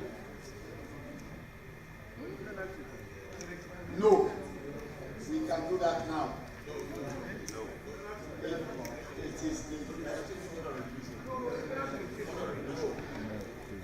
regulations, not here. The other regulations. The other regulations. Mr. Speaker, please. You know you have to make regulations. But why did we take all the other penalties? So we are talking about licenses. So this one is different. Please, yes. You have just outside the Japan implement qualifications as you are supposed to. So this one has to do with the regulation because it spell out the areas, what you can do, that's the but the ones that you are already asked directly from the license. Mr. Chairman, the reason why I take the regulation very serious because it is concerned about the impersonation. Let's say you go for an interview, you don't have the requisite qualification, you don't have the diploma, you don't have the university degree, but you hold yourself out as though you do have it, and yet you are employed in that capacity. What's a crime? That's a crime. Yes, you are employed in that capacity. There must be some sanctions for that. In the legal profession, you hold yourself out as a lawyer under Provision 21 of the Legal Practitioners Act. You are charged for impersonation. You just have to tell somebody for 1 year for impersonating. You want the journalist to take this very serious. Mr. Chairman, I have loads of impersonators. I see the chairman for legislative committees. He is also coming for the secretary profession, wherein there is no law in their Legal Practitioners Act that debar people from acting as imposters. I have seen several people being apprehended and taken to court. Let me finish. I beg to differ. No, you are trying to malign my profession. I am not maligning your profession. I am trying to say, want to place a penalty on journalism. Yes, I don't assume impersonation. Yes, I don't want to. Whereas there is no penalty in their act. I just want to correct you that Section 21 of the Legal Practitioners Act makes it an offense if you practice the profession of law when you don't have the requisite qualifications. They just convicted somebody for 1 year last year. The Legal Practitioners Act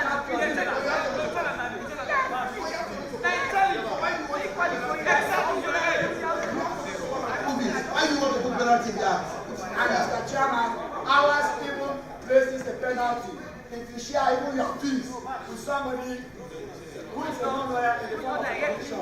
This is a profession.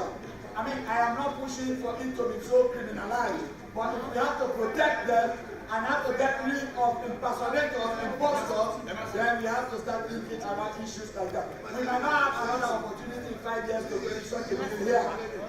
We might not, so we have to tighten all the screws. Mr. Chairman, I think this provision is requiring the employer. It's a guidance for employer, not for employee. This particular provision, 40 subsection 1, is a guidance for employers. You shall not employ somebody without those requirements. And employers, you employ quality people for quality service. If someone impersonates and misrepresents as if he has such qualification, and later you find out that that person does not have such qualification, you can take the necessary actions against him. But for an employer, you employ for quality service. So for me, I see no reason for any penalty for an employer. Because you employ for quality service and you have to screen your staff. Yes. So of course, and there's no need here for penalty. Because it's a don't deal, it's clear that for you have to employ based on your own quality service and you employ quality people for your quality service. So I see no need for any penalty for failing to employ quality people for your own quality service because you have better service and better marketability. For those who misrepresent to you as having those qualifications and they don't have, if discovered later, there are separate laws for that. Honorable Gawat, do you want to know? Yes, Mr. Chairman. I just want to clarify what the legal luminary said on Section 21 of the Legal Practitioners Act. 21. It is not before us. No, he's saying there is a penalty. It is not before us. There is no penalty, by the way. It says you are liable on condition. Honorable Gawat, it is not before us. So for me, Mr. Chairman, read your observations to what is before you now. Mr. Chairman. In fact, that is a penalty already. Because if you are convicted, it amounts to fraud. That's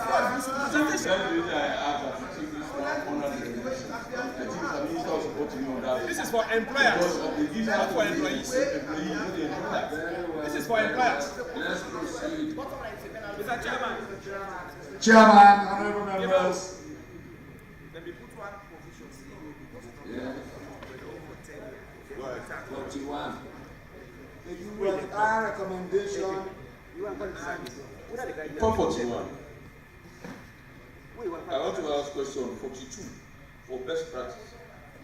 I've not seen my amended version given to me. No, 40 subsection 2. We have subsection 1 shall not apply to persons who, before the commencement of this act, has 10 years experience as editor or station manager in media institution registered under this act. I just want us to leave it at media institution. 10 years. No, I don't have a problem with 10 years. If you have somebody coming from New York Times, apply to be an editor for Global Times or New newspaper, I don't think you have problems. They are not subscribed to this act or I mean you don't bar them for not taking the position for being an editor. For Global Standard International Best Practice, you do get you have freelance writers. Stability, I think you should go proper because I don't please let us not do like that. Should move the register under this act.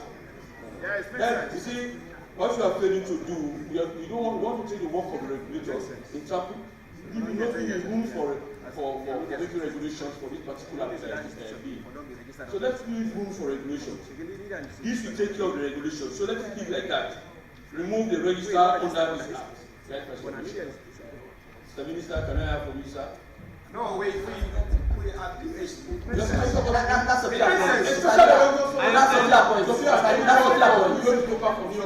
It makes sense. That's what we're saying. It's okay. Mr. Leader, Mr. Minister, Mr. Leader, we are here to support the points, not to oppose you. It makes sense for you to have 10 years experience as a media practitioner in a media institution. It can be anywhere. In a reputable media institution. Okay, fine. I support you. I support you.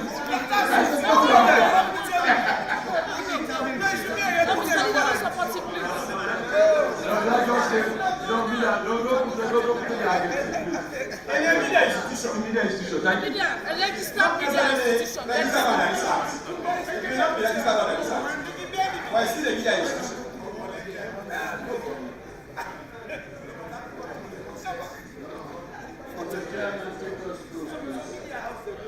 Chairman, honorable members, it is our recommendation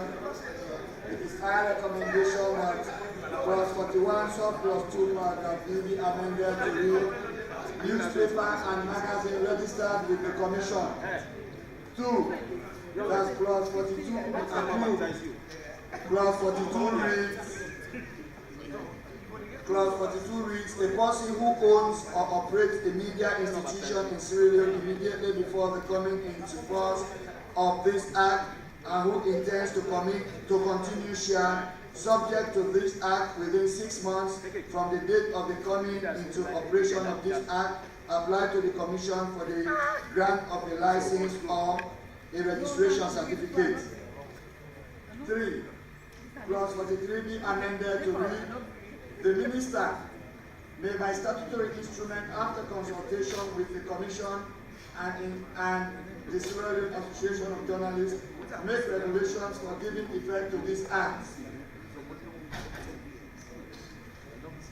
Clause 43 in the bill reads, the Commission may by statutory instrument. So we substituted the Commission for the minister, for it is within the minister's domain. That is why we amended that one. Clause 44 be approved. Mr. Chairman, honorable members, that is how far I can go in taking you through, so that's the end.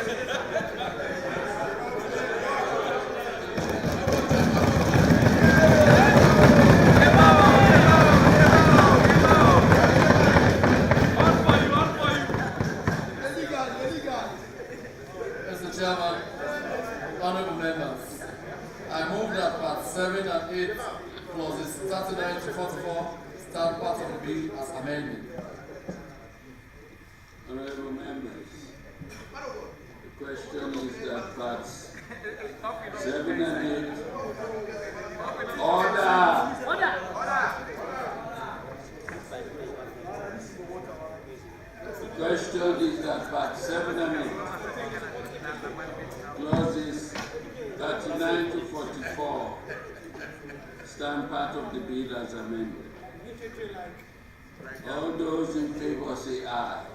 Aye. Those against say nay. The ayes have it.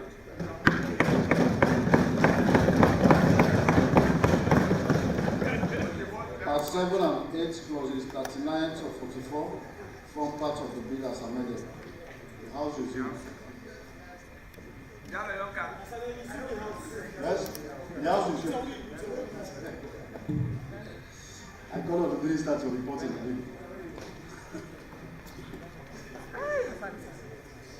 Mr. Speaker, honorable members, I report that the bill entitled the Independent Media Commission Act 2020, having gone through the Committee of the Whole House with amendments, I now move that the bill be read the third time and passed into law.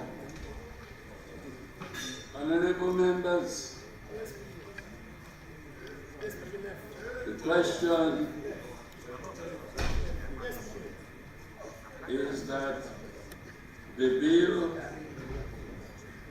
entitled the Independent Media Commission Act 2020, as amended, be read the third time and passed into law. All those in favor, say aye. Aye. Those against, say nay. The ayes have it.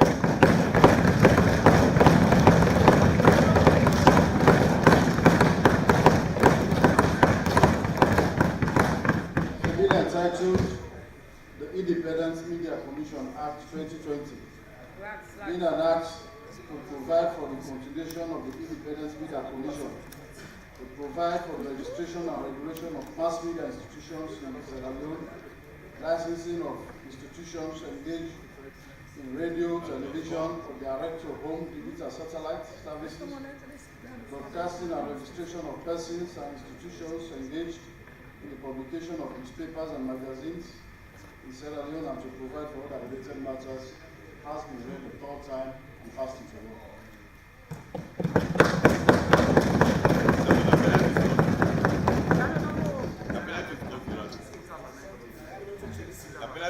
Mr. Chairman, Mr. Speaker, I now come into a historic moment. We want to take 5-minute break. Mr. Leader, before you start or whatever, I want to, Mr. Speaker, I just want to bring something to your notice. Mr. Speaker, I want to thank the committee on legislative committee. They've done so very well. They were here because I was part of the committee till 8 p.m. It was not really easy for them. And sometimes I want to call on you and the leaders, especially the leader of government business, and you again, the leader of the opposition. I know you are a member, but I want to lobby and appeal for you. It was very, I know you are not now a member. It's not a bribe, Mr. Speaker. But we need what we call better condition for the committee members, Mr. Speaker. Thank you very much. It is very, yes, because this committee helps us to learn more as members of parliament. We are here to make laws, not just laws, but laws that will be able to defend outside this particular way. So with this committee, especially with the involvement of the leaders for this particular act, I want to be very grateful to them. We are able to learn. We are able to learn, and thank you to you. We want to say thank you to my brothers, my Slav brothers and sisters, and to the minister. Thank you very much. I am pleased today. But please consider and read, Mr. Speaker. Thank you. Mr. Speaker, please. A break has been requested, which I definitely will not approve of. Let's move on. Mr. Speaker. Madonna. No break. No break. No break, Madonna. One good break. No break. Okay, all right. Let's proceed. Public Order Amendment Act 2020, Committee Stage and Third Reading. Minister of Information and Communications. I call on the Chairman of the Legislative Committee to present the report. No break.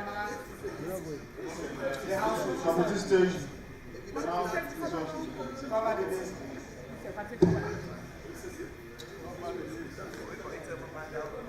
Mr. Chairman, honorable members, I feel gratified and elated to present a bill entitled Second Report for the Legislative Committee, Third Session of the 5th Parliament of the Second Republic of Sierra Leone on the bill entitled the Public Order Amendment Act 2020, presented to Parliament on Thursday, 3rd July. Mr. Mr. Chairman, that's obstruction. I want to give the chairman the latitude to go over the statement. This is a historic moment. Mr. Welcome to the careful. This is a historic moment.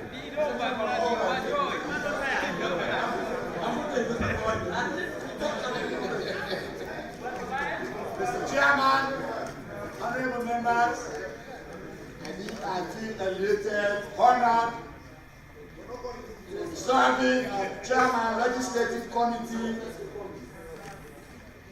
and to stand here this afternoon to present the legislative report on the bill entitled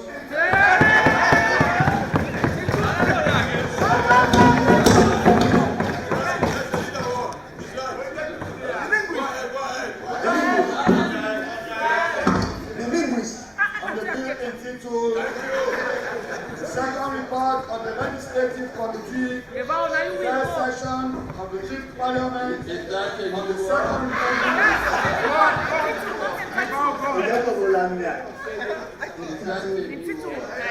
Mr. Speaker, in law we don't say entitled. In law we say entitled. That is the caption of an action. When you say the caption of an action, it's different from the way the ordinary linguist pronounces it. Yes. My senior in practice is right there. Mr. Speaker is learning. And my mother, the right honorable secretary is right here. And me being a lawyer and being opportune to present this bill, I must bring in the legal jargon. It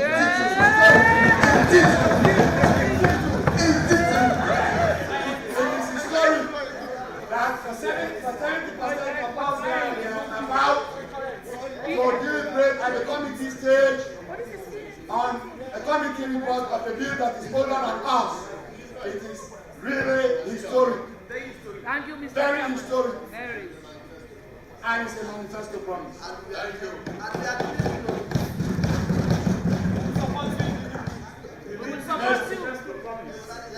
Mr. Chairman, honorable members, I rise to present a bill entitled Second Report of the Legislative Committee, 3rd Session of the 5th Parliament of the Second Republic of Sierra Leone on the bill entitled the Public Order Amendment Act 2020, presented to Parliament on Thursday, 23rd July 2020. Introduction. Mr. Chairman, honorable members, I rise to present the second report of the Legislative Committee, 3rd session of the 5th Parliament of the Second Republic of Sierra Leone on the bill entitled the Public Order Amendment Act 2020, being an act to amend the Public Order Act 1965, Act number 46 of 1965, by repealing 35 which deals with the defamatory and seditious libel. Mr. Chairman, honorable members, the bill having gone through the second reading was committed to the Legislative Committee for scrutiny pursuant to Standing Order 51/1.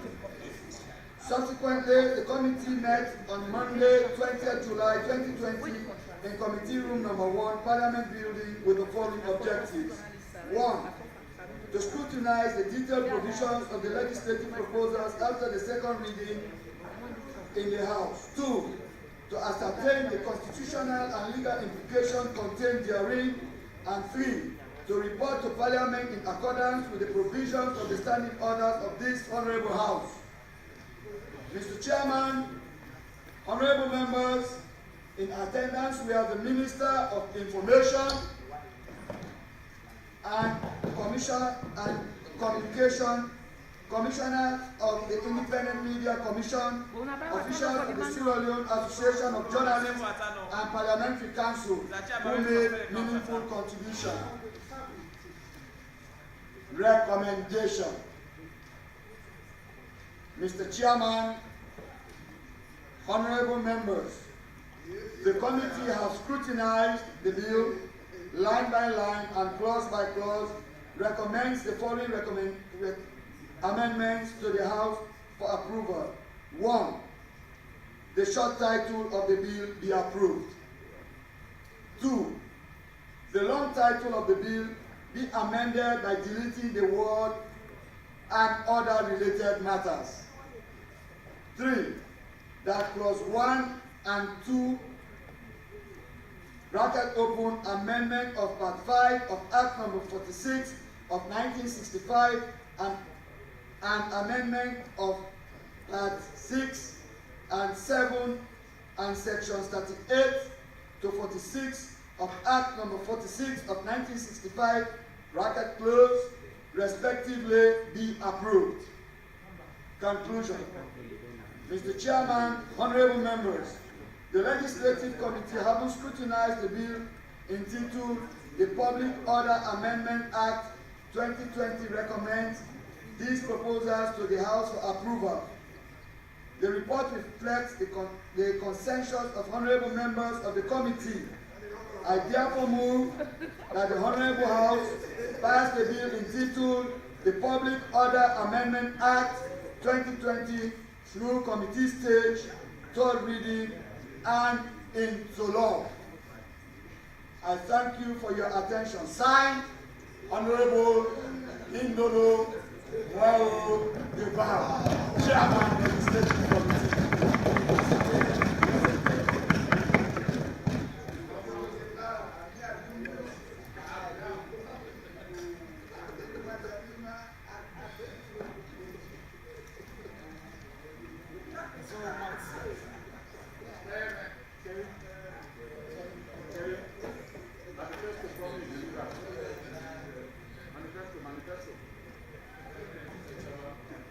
Clauses 1 and 2 stand part of the bill.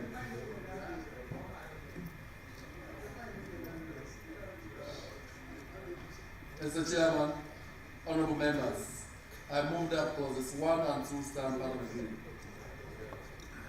Honorable members,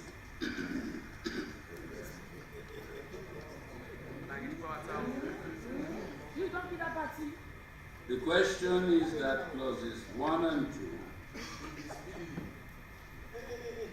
stand part of the bill. So much.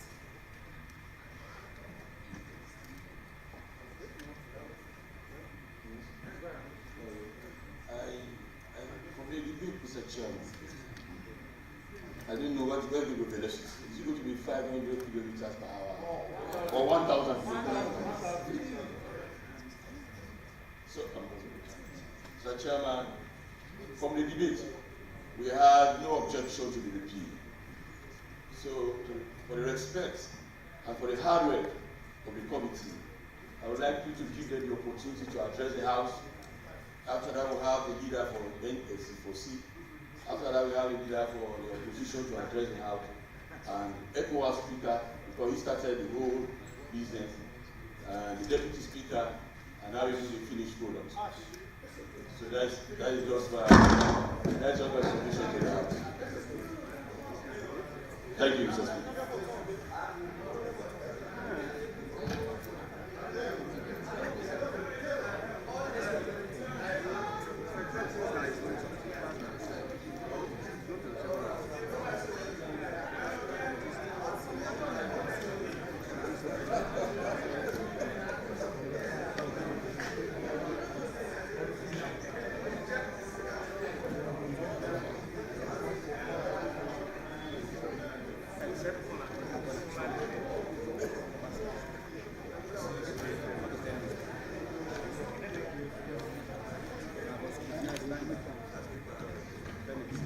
I would like to invite the Honorable Emma Sigamina to come.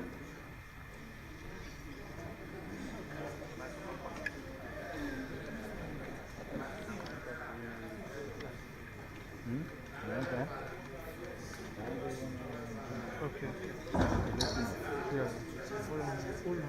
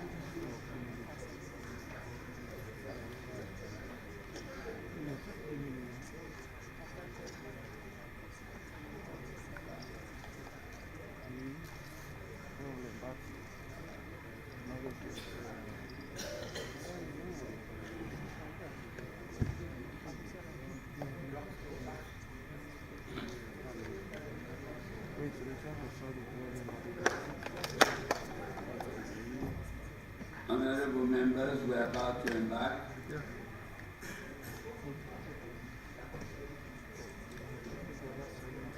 on a very historic journey. But before we do,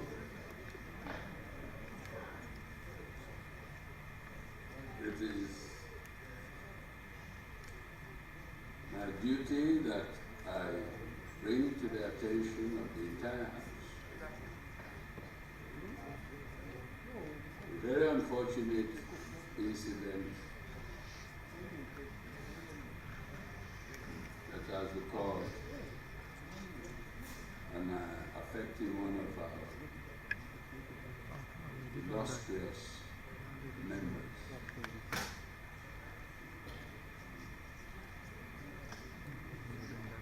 The Honorable Rebecca Kamara, Member of Parliament from Connecticut.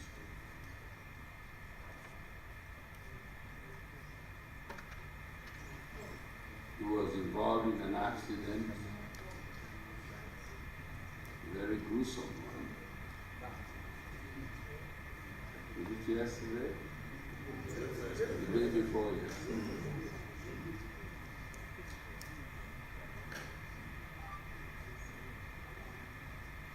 And I regret to inform the House that she sustained very severe injuries, from which she is presently recovering.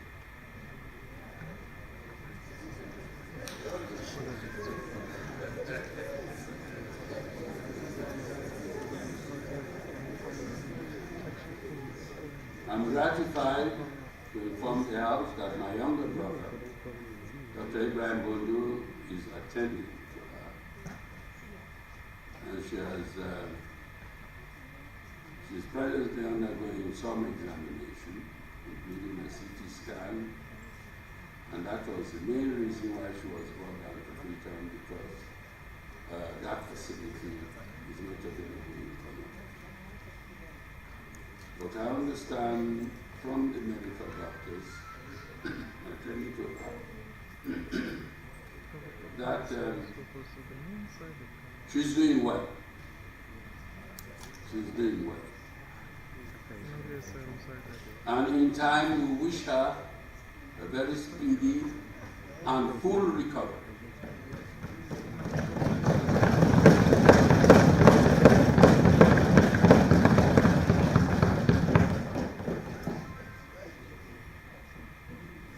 I'm sure you'll all want to join me in praying to Allah, God Almighty, to help her recover fully and retake her rightful place in this august body, the legislature of Sierra Leone.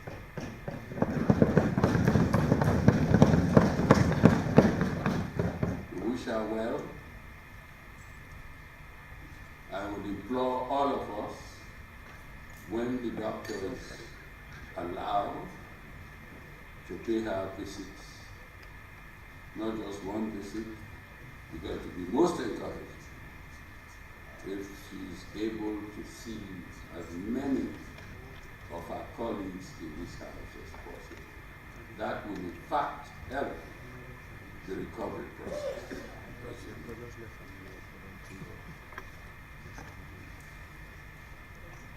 So this is the sad news that I have to convey. I'm doing so now because I can anticipate what's going to happen at the end of our deliberations this evening.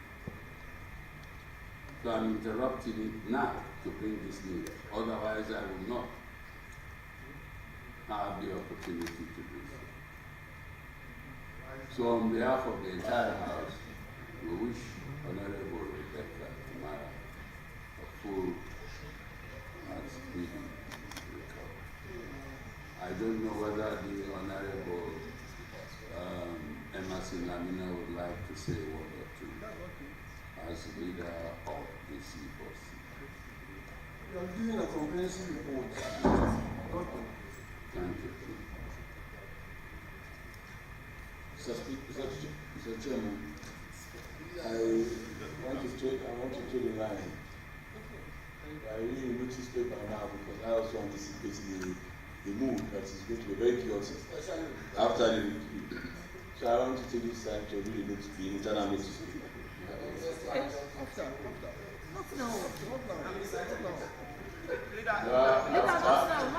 I've just read to you. Internal notice paper. Bills. This one will come tomorrow. Supplementary Appropriation Act 2020. Introduction and first reading. The Minister of Finance. Second reading. Committee stage and third reading. Minister of Finance. This one will come with some stimulus, don't worry. Two, the Consumer Protection Act 2020. Second reading. Committee stage and third reading. The Minister of Trade and Industry. 2. The Cyber Act 2020. The Cyber Bill, 2020. Introduction and first reading. The Minister of Information and Communications. 2. Ratification of government motion.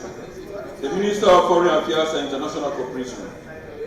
Be it resolved that this Honorable House hereby ratifies the foreign agreement which was laid on the table of the House on Thursday, 23rd July 2020. 2. Agreement between the government of Sierra Leone of Rwanda and the government of the Republic of Sierra Leone on the exemption of visa requirements for holders of diplomatic and service passports. General Cooperation Agreement between the government of the Republic of Rwanda and government of the Republic of Sierra Leone. 3. General Cooperation Agreement between the government of the Republic of Sierra Leone and the government of the Republic of Uganda for the establishment of a permanent commission for cooperation. 4. Memorandum of Understanding between the Ministry of Foreign Affairs and International Cooperation of the Republic of Sierra Leone on political consultation. 5. Memorandum of Understanding between the government of the Republic of Sierra Leone and the government of the Republic of Uganda on political consultation. Thank you very much.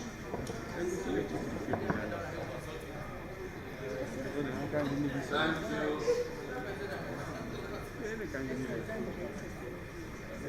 Leader of government business, we shall restrict the debate to the leadership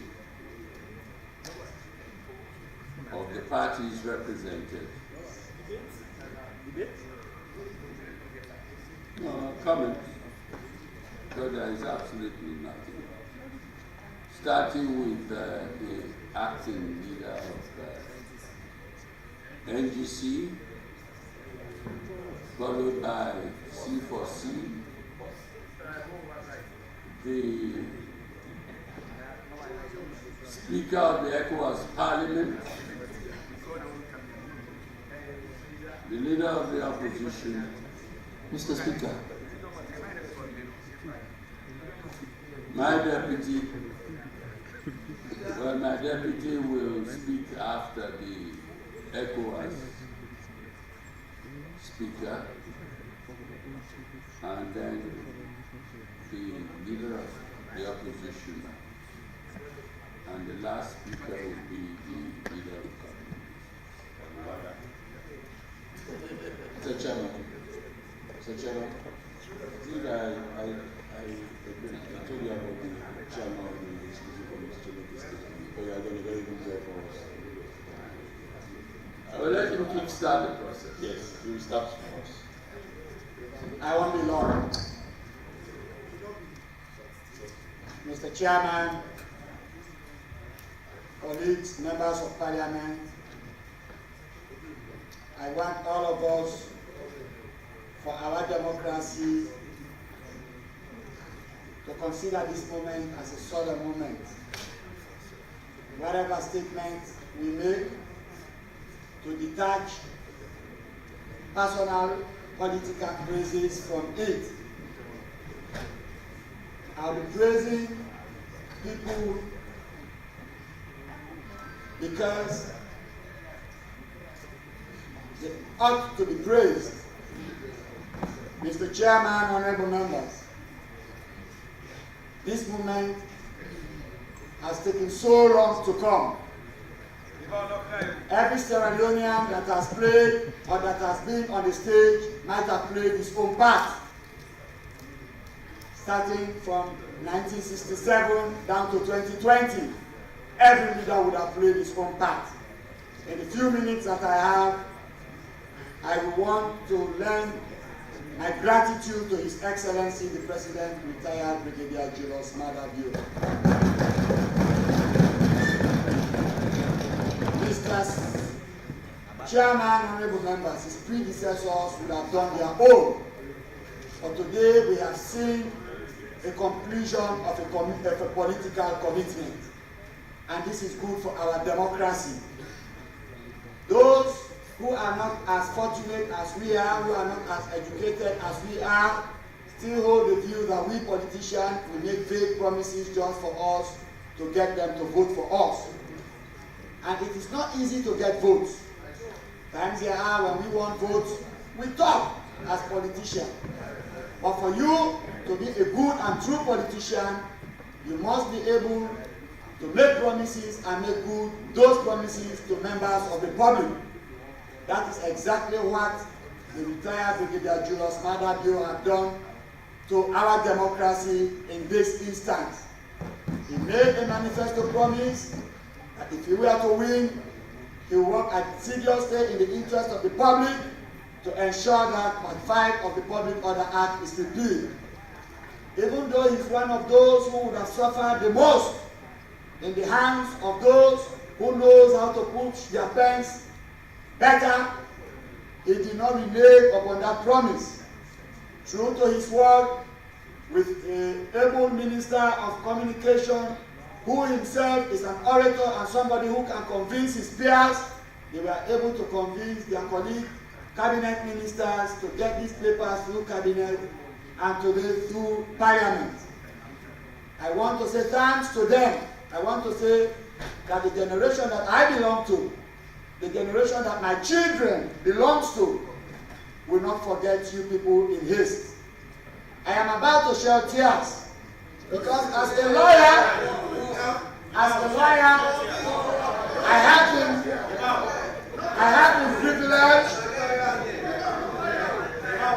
have been privileged to see journalists labor.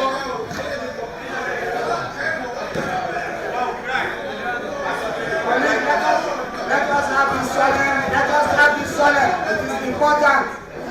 As a lawyer, I have seen journalists labor under this law. I was very young at the bar when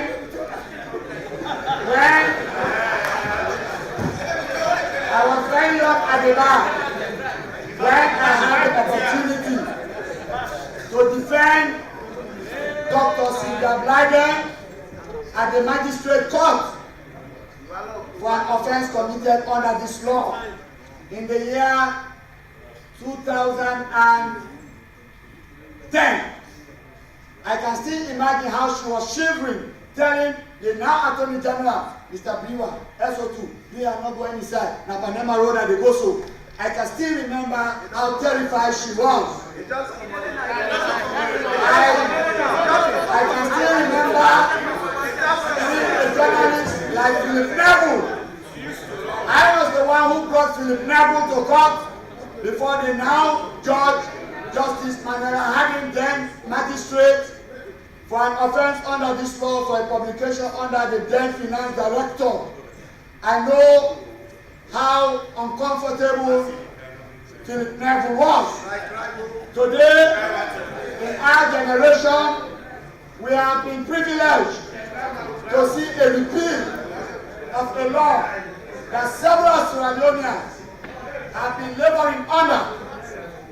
In my lifetime, I only saw one successful prosecution to conviction. That is the prosecution and conviction of Paul Kamara. The rest had been a tool used against journalists. They will call them to the police, they will lock them up, after a few days, charge them to court, and let them go scot-free. Then they would have been punished. Mr. Chairman, honorable members, please join me on this side, on the whole South of our democracy, to give a standing ovation to His Excellency, the President, retired Brigadier Julius Adamso, for making this possible in the democracy and history of the Republic of Sierra Leone. Thank you very much. Thank you, Mr. Speaker. Thank you, honorable members. And thank you.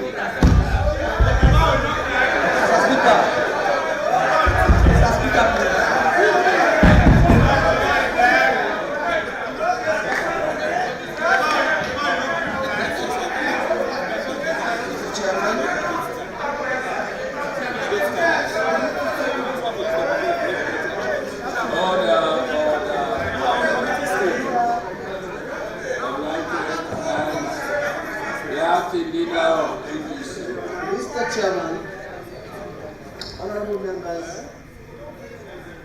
today is indeed a great day in the history of the Republic of Sierra Leone.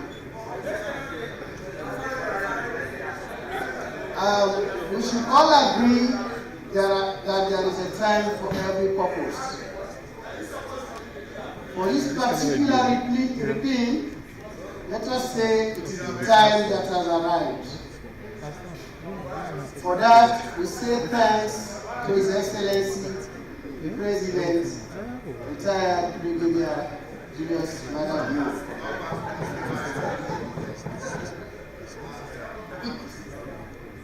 It needs courage to do certain things. Past presidents, past governments wanted to repeal this law, but it was not easy. The courage was not there. Perhaps the will was not there. Now, we have had a president who has got the courage to give the go-ahead for this law to be repealed.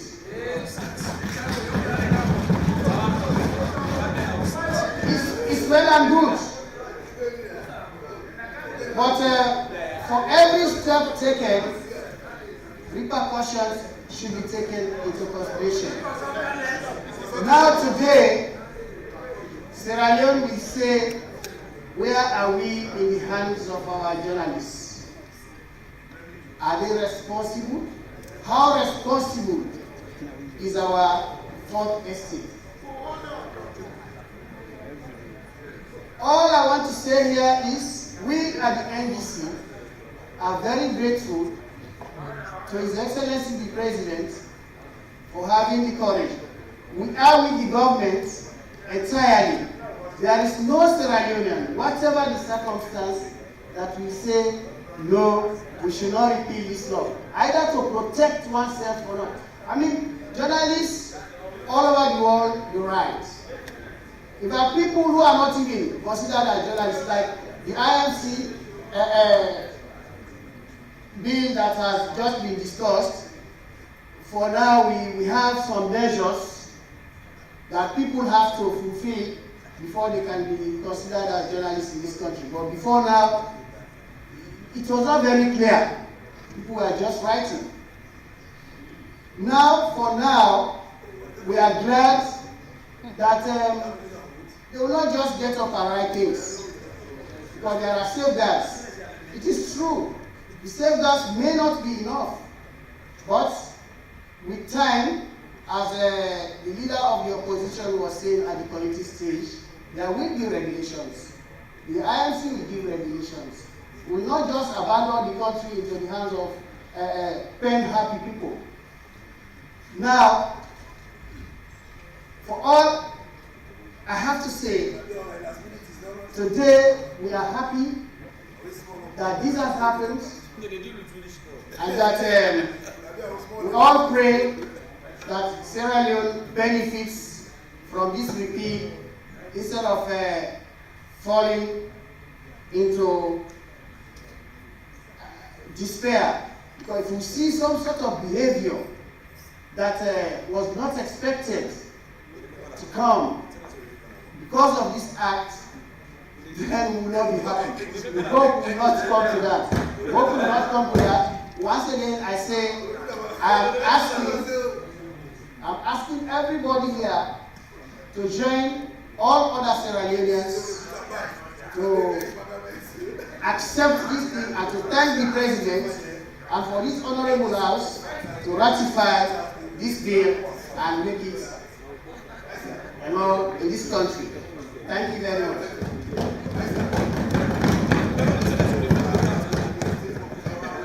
I thank the honorable member. I now give the floor to the honorable Emerson Amina.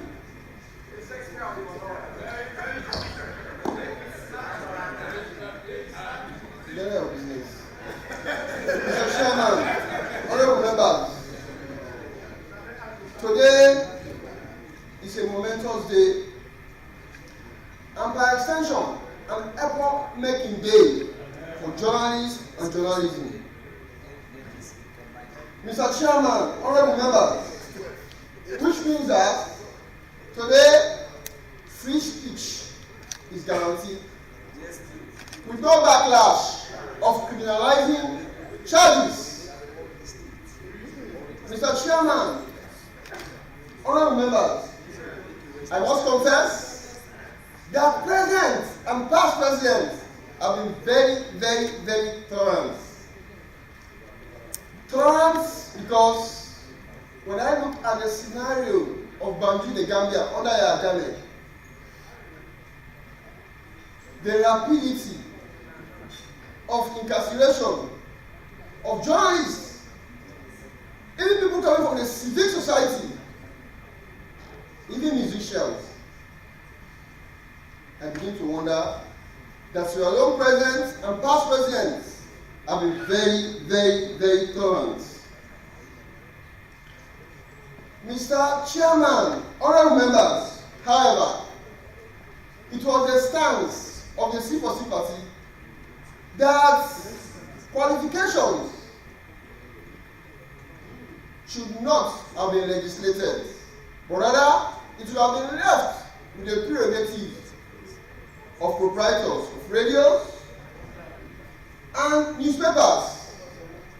But with the tremendous respect that I have for the chairman of the legislative committee, I know very well that he did justice to the task.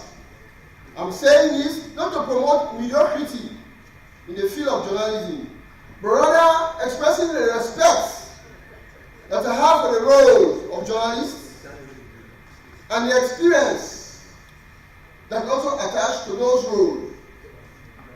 I cannot promote mediocrity. After all, I'm not a mediocre in any case. Mr. Chairman, honorable members, equally so, I'm also happy that instead of alternating the chairmanship of IMC with legal practitioner, it is now left in the hands of the journalists to do their own task. I must congratulate each and everyone that actually championed the cause of presidency in SLAG. I still remember having a sharp reminiscence between 2011-12 when I was preparing to run for the fourth political office. I saw my kinsman, by then president of SLAG, Mr. Fufana, with a bushy hair. Daniel Fancy, president here is not bushy. So I'm demonstrating until the repeal of this infamous 1865 Act. Today, I hold a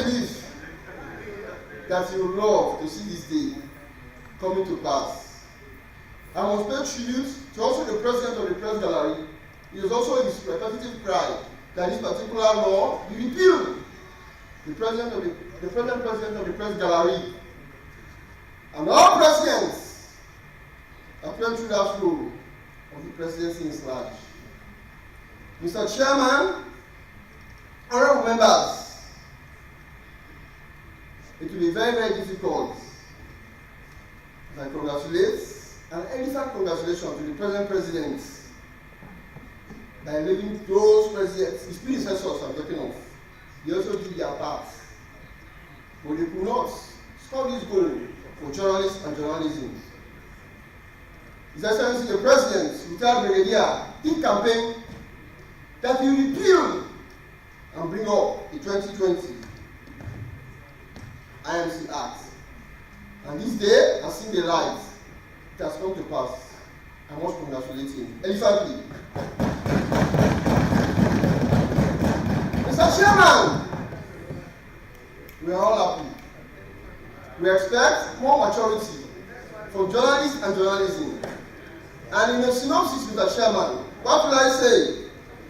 Today, I will say RIP in famous 1965 Public Order Act. And congratulations to IMC 2020. I thank you very much.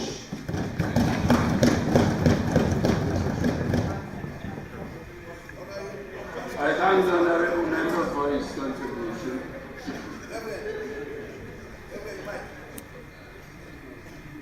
I think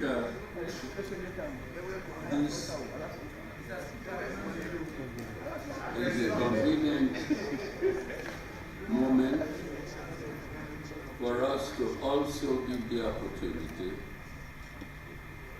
to the minister to say a few words. I mean, he has very ably highlighted two important bills. Right Honourable Speaker, the Right Honourable Speaker, honourable members, colleagues, I am very, very excited to be standing today at this threshold of history. We have all walked this very long journey. I am thankful from the bottom of my heart for the cross-party support you lend this bill. Thank you very much. God bless you. To His Excellency President Liu, who has given me the opportunity and the space to lead, to champion the repeal of a bill that is far older than me, I could not be more grateful. Thank you so very much. So, SLAG and all other bodies, the Independent Media Commission, this has been an extremely long journey tonight.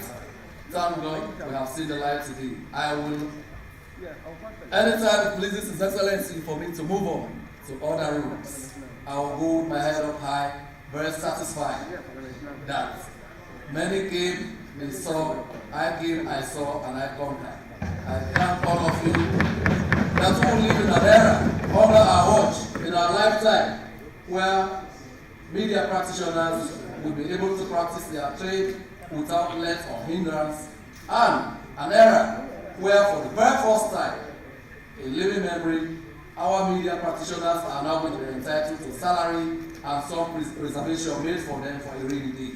I could not have asked for a better opportunity to be at this history-making opportunity. Thank you very much. I could go on and on forever. Thank you. I thank the Honourable Minister.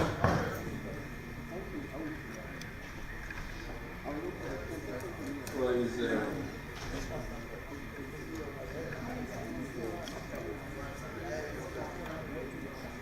statement. I will now invite my deputy. Oh, I beg your pardon. I beg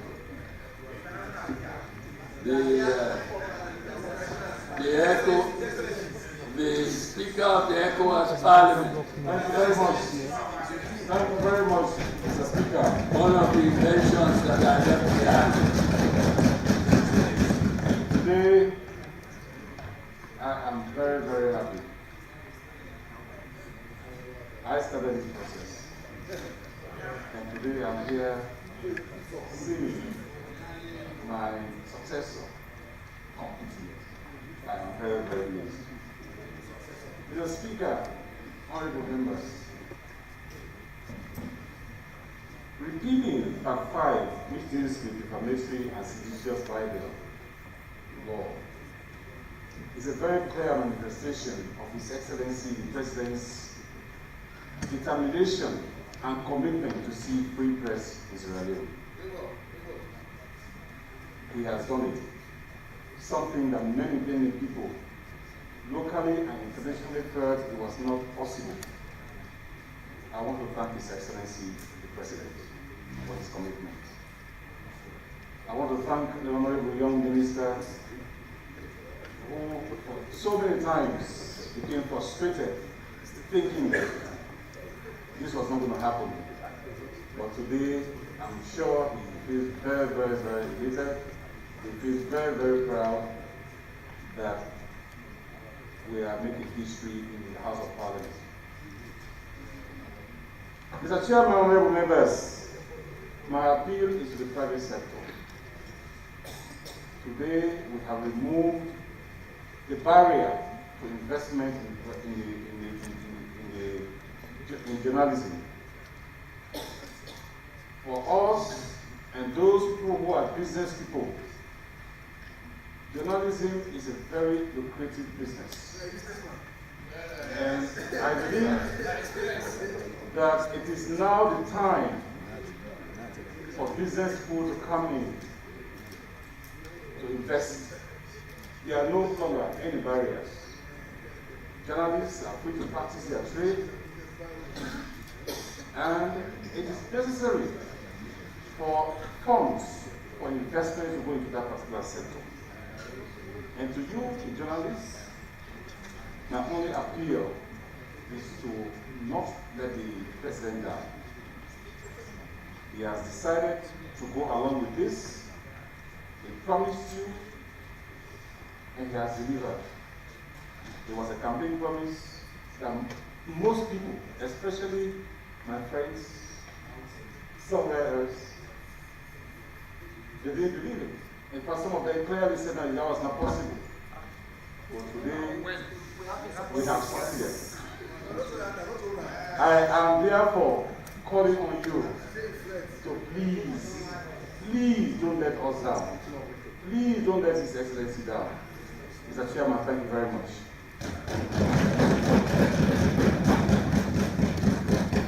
I thank the Honorable Member for his statement. One of the early pioneers of the appeal process that we are about to finalize today is fortunately with us, and it would be remiss if I did not give him recognition on a day like this. It's not often that we recognize past performance of compatriots. Let this be an exception. The Honorable I.B. Kabi.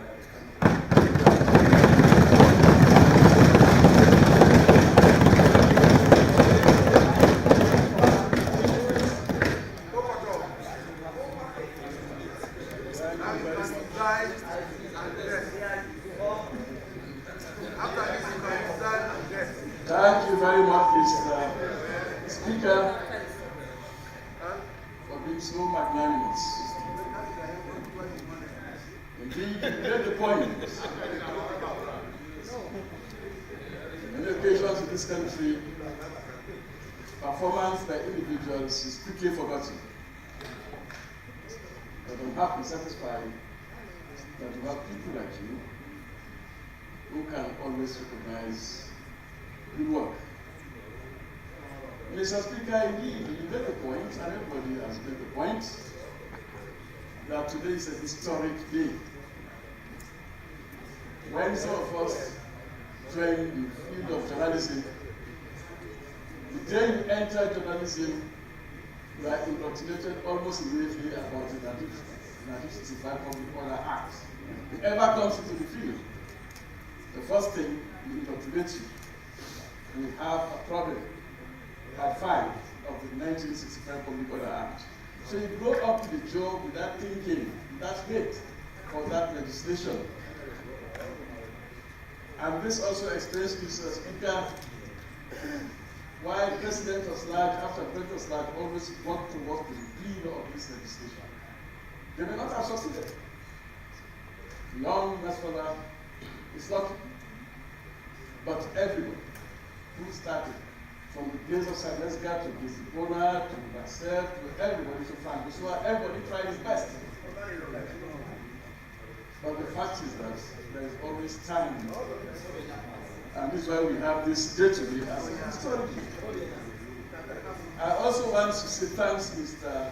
Speaker, to the minister. Because in governance, for those who have never been in cabinet before, you will know that government policies by extension, the cabinet minister used to visit. No policy works, Mr. Speaker, if the minister does not continue to remind the president about the government's commitments to members of society. So the president may say, look, I want to remove this, or maybe have advised him to remove it. But you need somebody to support you. And so I think that the minister has done a very good job.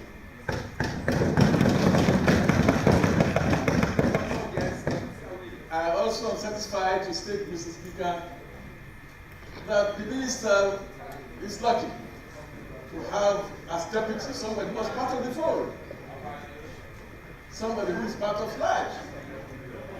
And therefore, I'm not surprised that the deputy minister, to a large extent, continues to influence Mr. Minister, not to forget the government's commitment to the people of this country.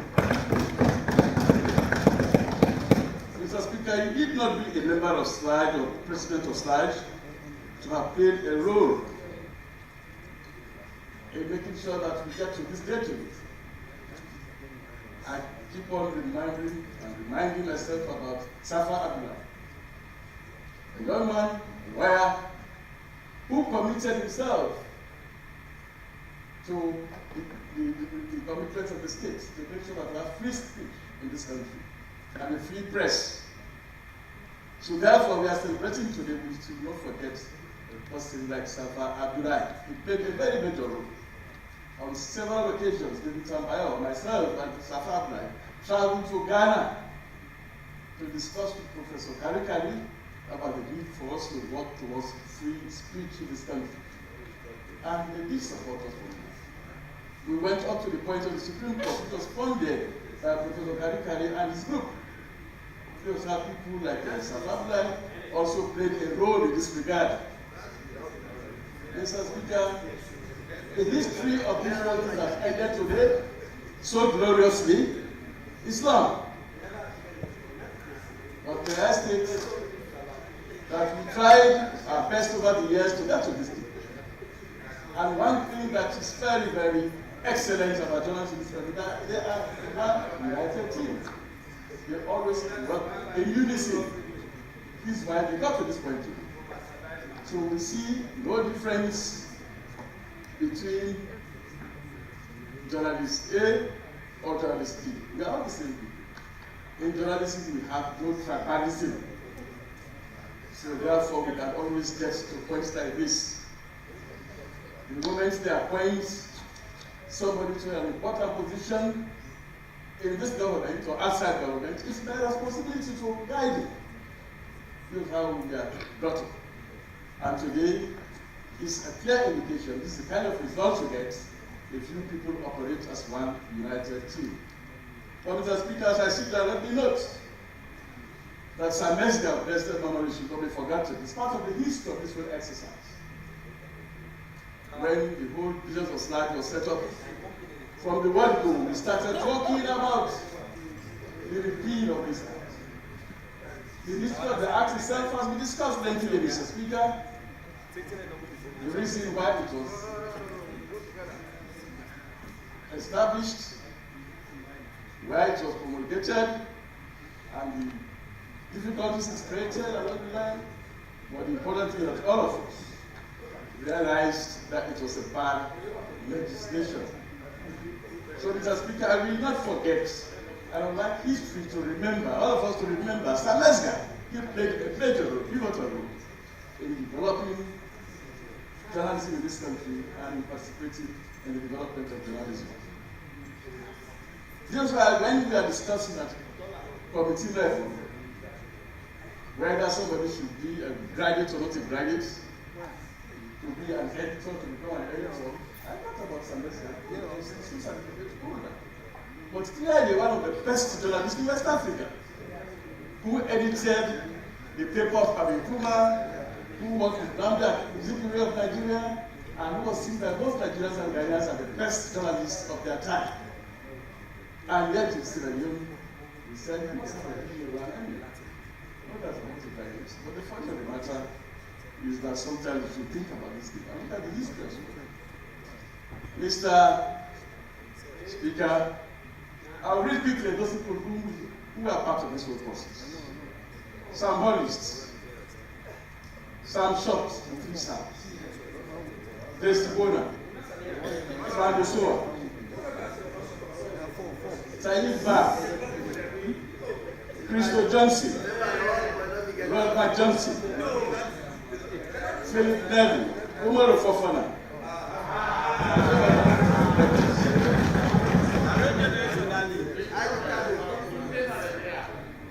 Kelvin Lewis,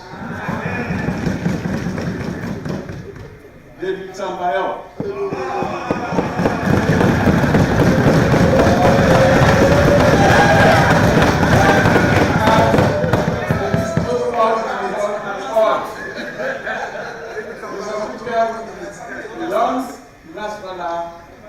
holds a very important position in this whole development. Because when we write the history of journalism in this country, it has to be stated that it was during the presidency of Nasrallah that this is what people are actually feeling. And due to many writers, we should note that we also had a support, strong support for the Minister of Information and Communications. So, Mr. Speaker, I'm very, very happy, satisfied that what we started so many years ago comes to fruition today. And all of us are proud. What we do not like in journalism is to divide the House, and we'll never be happy with it. Thank you, Mr. Speaker. Thank you very much. I'm very satisfied. I'm very happy to support the whole process.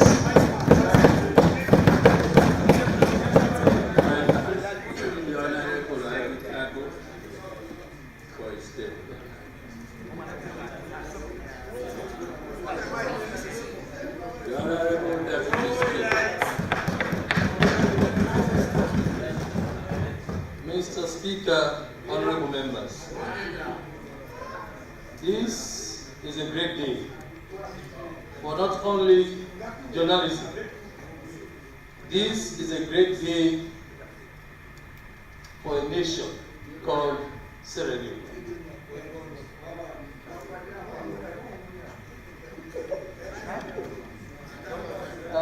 As a nation, Mr. Speaker, honorable members, we took a long time to reach today.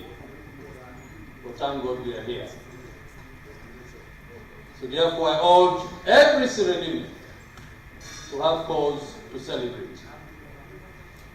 Because we have shown as a nation, we have shown ourselves approved. That we are ready as a nation to accept and push the freedoms of our people. But even as we celebrate, Mr. Speaker, honorable members, let's not forget to accord credit to those to whom credit is due. Let's not forget that several governments came and they promised and nothing happened. So therefore, let's not forget to celebrate the government of His Excellency the President.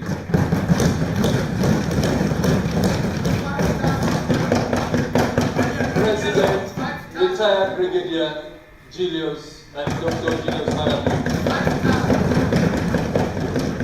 It can only take a determined president to reach the stage. It can only take a determined minister and deputy minister to bring us thus far, for which, as a nation, we should be proud. Of course, to the journalists, even if you forget this moment, do not forget our names. Go after today, go tell it on the mountains that it was SMU. Thank you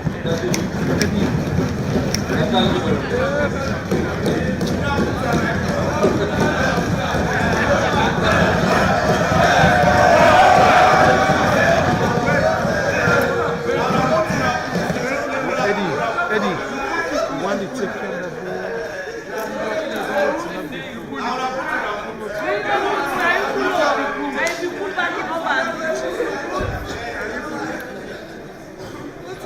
A day for celebration indeed.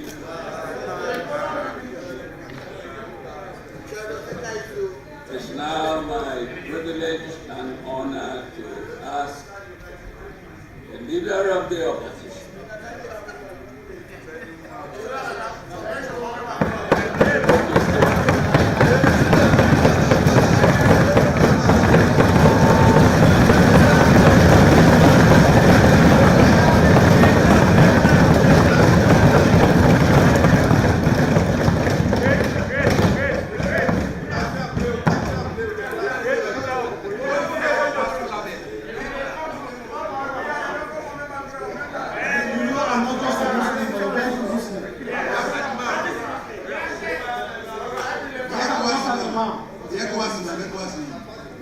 Mr. Speaker, indeed today is a historic day. I heard people say pull, but that's not why I'm here. I was just taken aback when we were asked to go, maybe through the journalists, to the hills, the mountains, and the valleys to tell the story. But it was concluded by saying that it's the SNPP that did it. I was taken aback because this parliament is the parliament of ceremony. And this parliament is the parliament that is concluding the exercise itself. Without this parliament, the minister would have been here in futility. Without this parliament, Sludge would have fought in futility. But as others have done before me, before I debate, I also want to join others in thanking His Excellency the President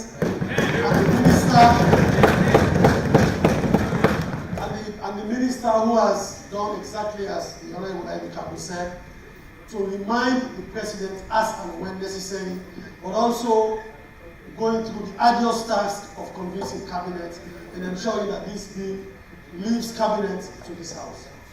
We want to thank you very much, Mr. Minister, yourself and your team. Mr. Speaker, we have said it times over that on this side, we will never politicize issues that come to this House.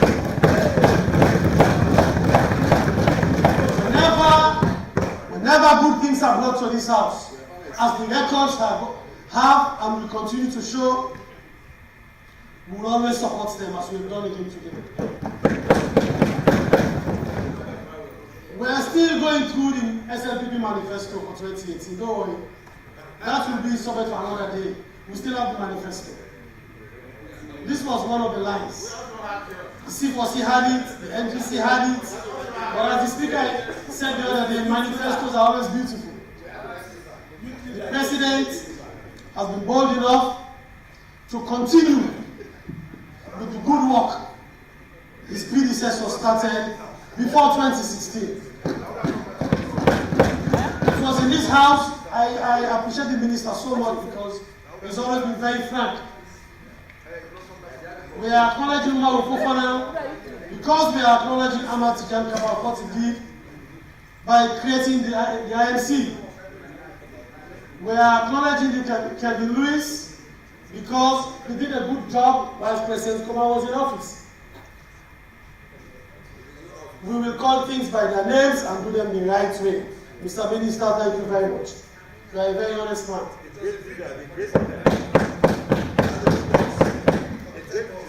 It was in this chamber last Thursday when I raised the policy that went through cabinet, which eventually led to the drafting of this bill, which we are about to pass today. It was in 2016. But again, the minister has been speedy and efficient in making sure that things don't start and they fail to complete. Thank you very much, Mr. Minister. Mr. Speaker, I should also not forget, even though I'm a member of the committee, but to thank the chairman of the legislative committee for the time, Mr. Speaker, for the time and the patience he put in and accorded all of us during the pre and then the legislative committee hearings. No, he did not cry because I spoke. Mr. Speaker, on Monday, Honorable Deval had a very important family assignment. But for national duty, I'm sure that day something happened with him and the wife. But I will join to plead for you. But on that day, he almost cried. But then, nation comes first. So again, we want to thank you very much for that sacrifice. I hope colleagues will emulate and will follow that path. When national duty calls, we must pay heed and give it the attention it deserves. Mr. Speaker, took only 5 minutes break today. Again, national service. Thank you very much, Mr. Speaker. Mr. Speaker, I don't know whether you have done very well, but I want to thank you for what you have done, sir. So, Mr. Speaker, I want to thank His Excellency the President, the Minister and his team, those who started before now, and all of us in this chamber. Because we have contributed in our own way. We have contributed, the staff, well, the Honorable Masilamina mentioned the press gallery. The press gallery is part of Parliament, because we're always together. But in any case, I'll join in acknowledging their efforts. So on that note, Mr. Speaker, again, Mr. Minister, I thank you very much and hope that moving forward, we'll continue to support each other. Thank you.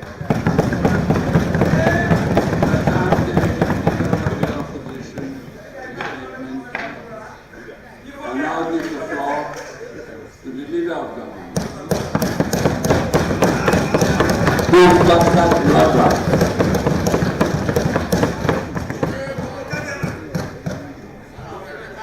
Thank you. Thank you very much, Mr. Speaker. Thank you, my people, for Bukat Kajaba Bulambaya. I know you want to hear that word. Thank you for sending me to represent you. For me, we came, we saw, and we have conquered. We gave rhetoric and put it to reality. Today we are here to give thanks and praises to those who started the journey and those who completed it. I am so happy I'm here today. Mr. Speaker, this is a moment all of us need to celebrate in the interest of unity, freedom, and justice. It is a moment for us to say the truth. In 2012, this president today, 90% of the journalists were against him. He was vilified. He was categorized by all kinds of praises.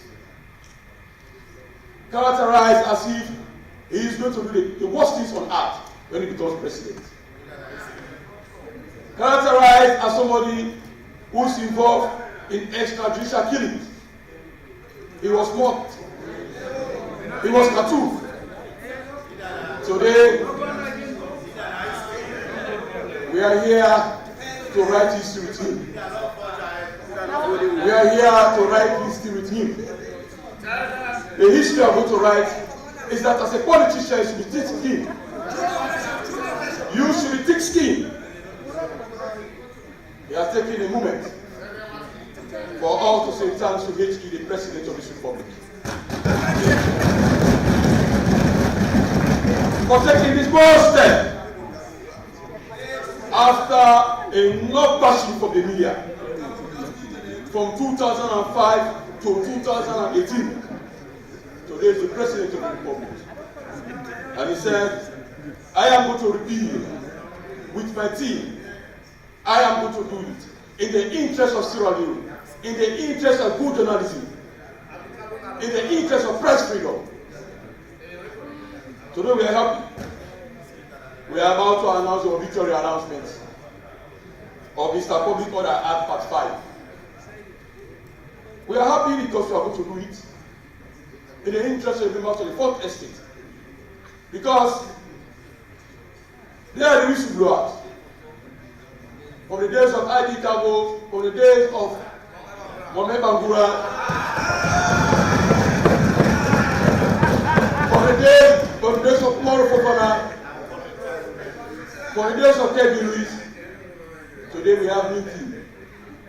One thing I can tell you, Mr. Speaker, Mr. Chairman, honorable members, as for me, I did not leave my men behind. Everybody is part of this celebration today. We did not leave anyone behind. Mr. Minister, thank you. Because you did not leave your men behind. When I started the journey for the repeal, when I said I'm going to review the repeal, but I'm going to use the parliamentary procedure to start the process. Because I confided in the opposition leader, and he said, do the right thing because we have the whole declaration. I used the standing order 59 to withdraw the bill.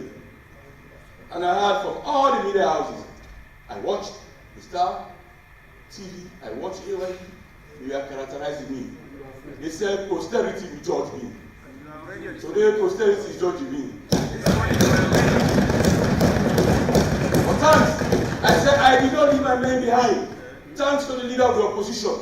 He came to me and said, I am going to take interview to save your face. He said, because you have been vilified, I'm going to tell them you do it in the due sense of parliamentary procedure. And he went and had the interview. Today here we are. Even the minister was discouraged. He called me. Honorable Numa, how are we going to do it? I said, believe in the process. Believe in what I'm going to do. Believe in the leadership of parliament. Believe in the speakership. Believe in the process of parliament. We are young parliamentarians, but we are very honest and sincere in what we do. Because posterity has to join us one by one. We don't believe in too much of rhetoric. The veracity where we are here is to represent our people and to react to what they want. We campaign on the platform for the good of the ordinary man in our manifesto. And this same word, repeal of the Public Order Act, the Public Order Act, in our manifesto, in the APC manifesto, in the NDC manifesto, in the C4C manifesto, and the SFP manifesto. Today we are in the driving seat to do this repeal, and we are happy, irrespective of the characterization of our president, calling me all kinds of names. But today we are going to do the repeal in the interest of good journalism, in the interest of best practice. Mr. Speaker, honorable members, we are all victims of bad journalism. We are all victims. But that has not stopped us to drive. That has not stopped us to take our destination to the final point. We say we are going to do the drive. We have started today, we are going to complete in a very few moments. And today, we as honorable members, we have done the honorable thing. We had the whistleblowers and we have re-echoed their cry through the ministry. Thank you, Mr. Minister, for piloting me. And thanks to your president for standing by you to do this repeal. History will judge you that you have done a remarkable thing in your life. And all of us, honorable members, I cannot say more, but to salute you all. Salute all of you. I salute you, my colleagues, for supporting us on this. They said, because we need a young team, a new team, a new day in journalism, a new day in parliament. We cannot do much, but to ensure and to encourage you to practice best journalism.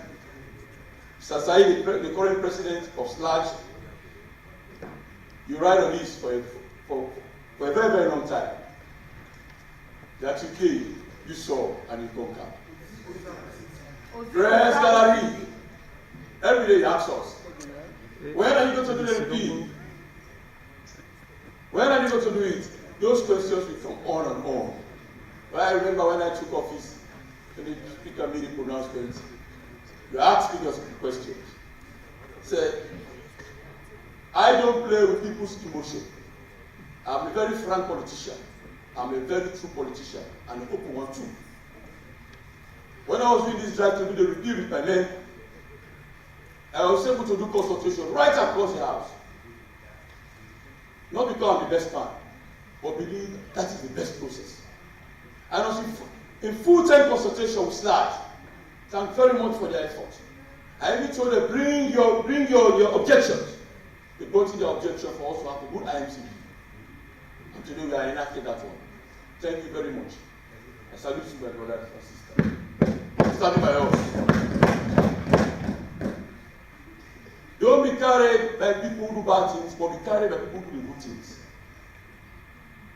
Believe in that. Believe in doing good things. Believe in God. God will forgive you for what the sins that you have committed. For piloting good things in life. I believe in that. Because so many things have gone under the bridge. And today we are here fighting for a set of people who think they need to have a clear mandate in what they are doing. The private sector, today you can invest in journalism, you can invest in media houses, you can invest in this thing because you have a platform now. Thank you very much. Thank all of you. I can't say more, Mr. Speaker, before I take my seat, to say thanks to you. You have been very, very, very helpful for us to pass years to go. Legislative Committee, let me end with you. Bravo, my brother. Thank you very much. I cannot say more than that, but to say thanks to you. Because you spent endless days working on these things. The repeal, the IMC, thank you very much. Though you are charged with a lot of things that came up, but you are able to overcome them. Paupa, salute for better. Paupa, journalists for the work. Thank you very much. Thank you, our president. Thank you, the president of the republic, for the right. May Lord bless us all.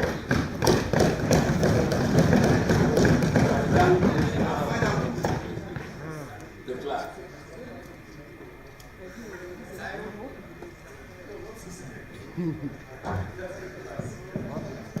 Mr. Minister.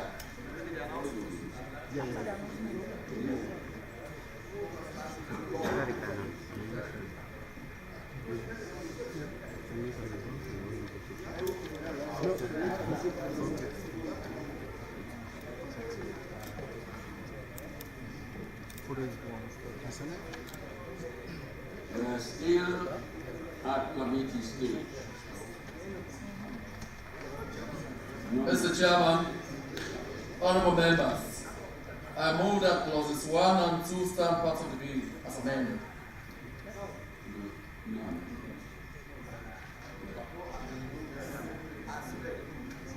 Mr. Chairman, honorable members, I move that clauses 1 and 2 stand part of the bill as read.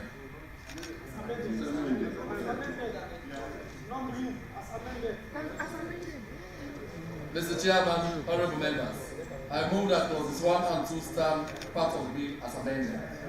Thank you, Mr. Minister. that clauses 1 and 2 stand part of the bill as amended. All those in favor say aye. Aye. Those against say nay. The ayes have it.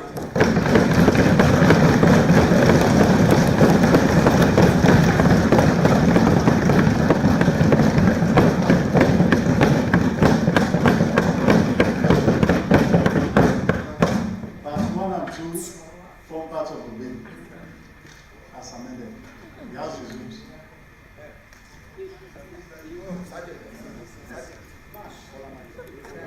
Please report on the bill. Mr. Speaker, honorable members, I report that bill entitled the Public Order Amendment Act 2020, having gone through the Committee of the Whole House with amendments, I now move that the bill be read the third time and passed into law. Thank you, Mr. Minister. Honorable members, before I put the question, allow me to say one or two. Today, this Parliament stands at the threshold of journalism in Sierra Leone, transcending and progressing from being a mere social pastime to a full-fledged, respectable profession. Let's hope and pray that the confidence that the House has reposed in the profession of journalism will not be misplaced, and posterity will remember this day and all of us as a day that is truly historic and momentous. Today, to be precise, a few moments from now, we are going to expunge from our statute books the infamous Part 5 of the Public Order Act 1965. In its place, we have legislated to bring to life a stronger, meaningful, and revitalized independent media commission to protect and safeguard the interests of members of the public. This is what makes today historic and momentous. It is a milestone for press freedom and a triumph for democracy and the rule of law. A triumph also for the exemplary leadership of His Excellency President Julius Maada Bio, that will certainly have wide and laudable national and international ramifications. This House today stands tall and has every justification to celebrate. Honorable members, the question is that the bill entitled the Public Order Amendment Act 2020, as amended, be read the third time and passed into law. All those in favor say aye. Aye. Those against say nay. The ayes have it.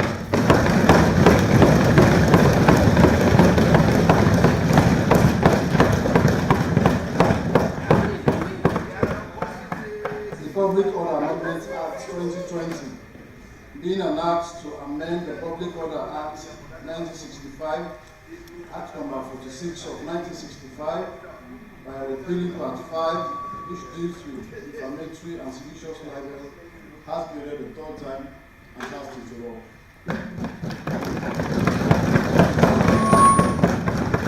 Honorable members, on your behalf, I would like to take the opportunity to thank the representatives of the media and the Ministry of Information for having been with us throughout yesterday or throughout the last few days, culminating in achieving a very desired and long-awaited result. May God bless all of us.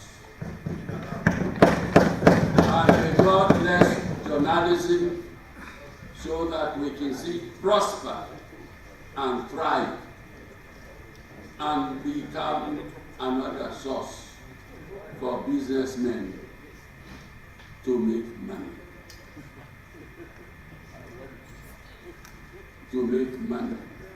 We are moving it from a pastime to an industrial, professional,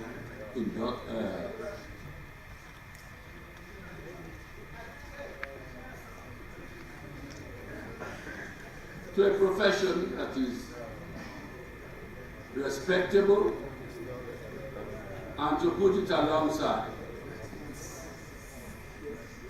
journalism in the rest of the world. With that, honorable members, this House stands adjourned to 10 o'clock tomorrow morning.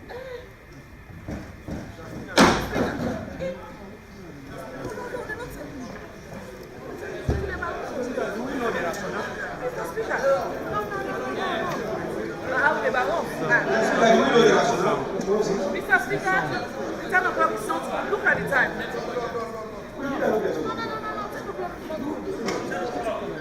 Iuda.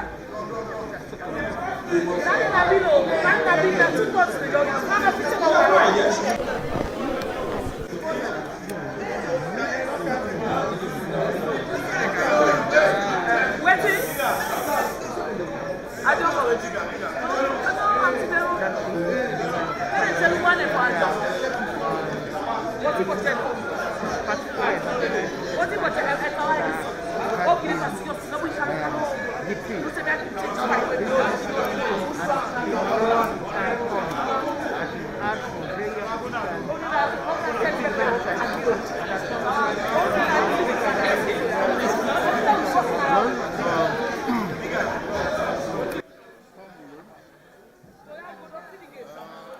Now, a very hectic day today, and of course, now a very memorable day today, Thursday, July 23rd, 2020.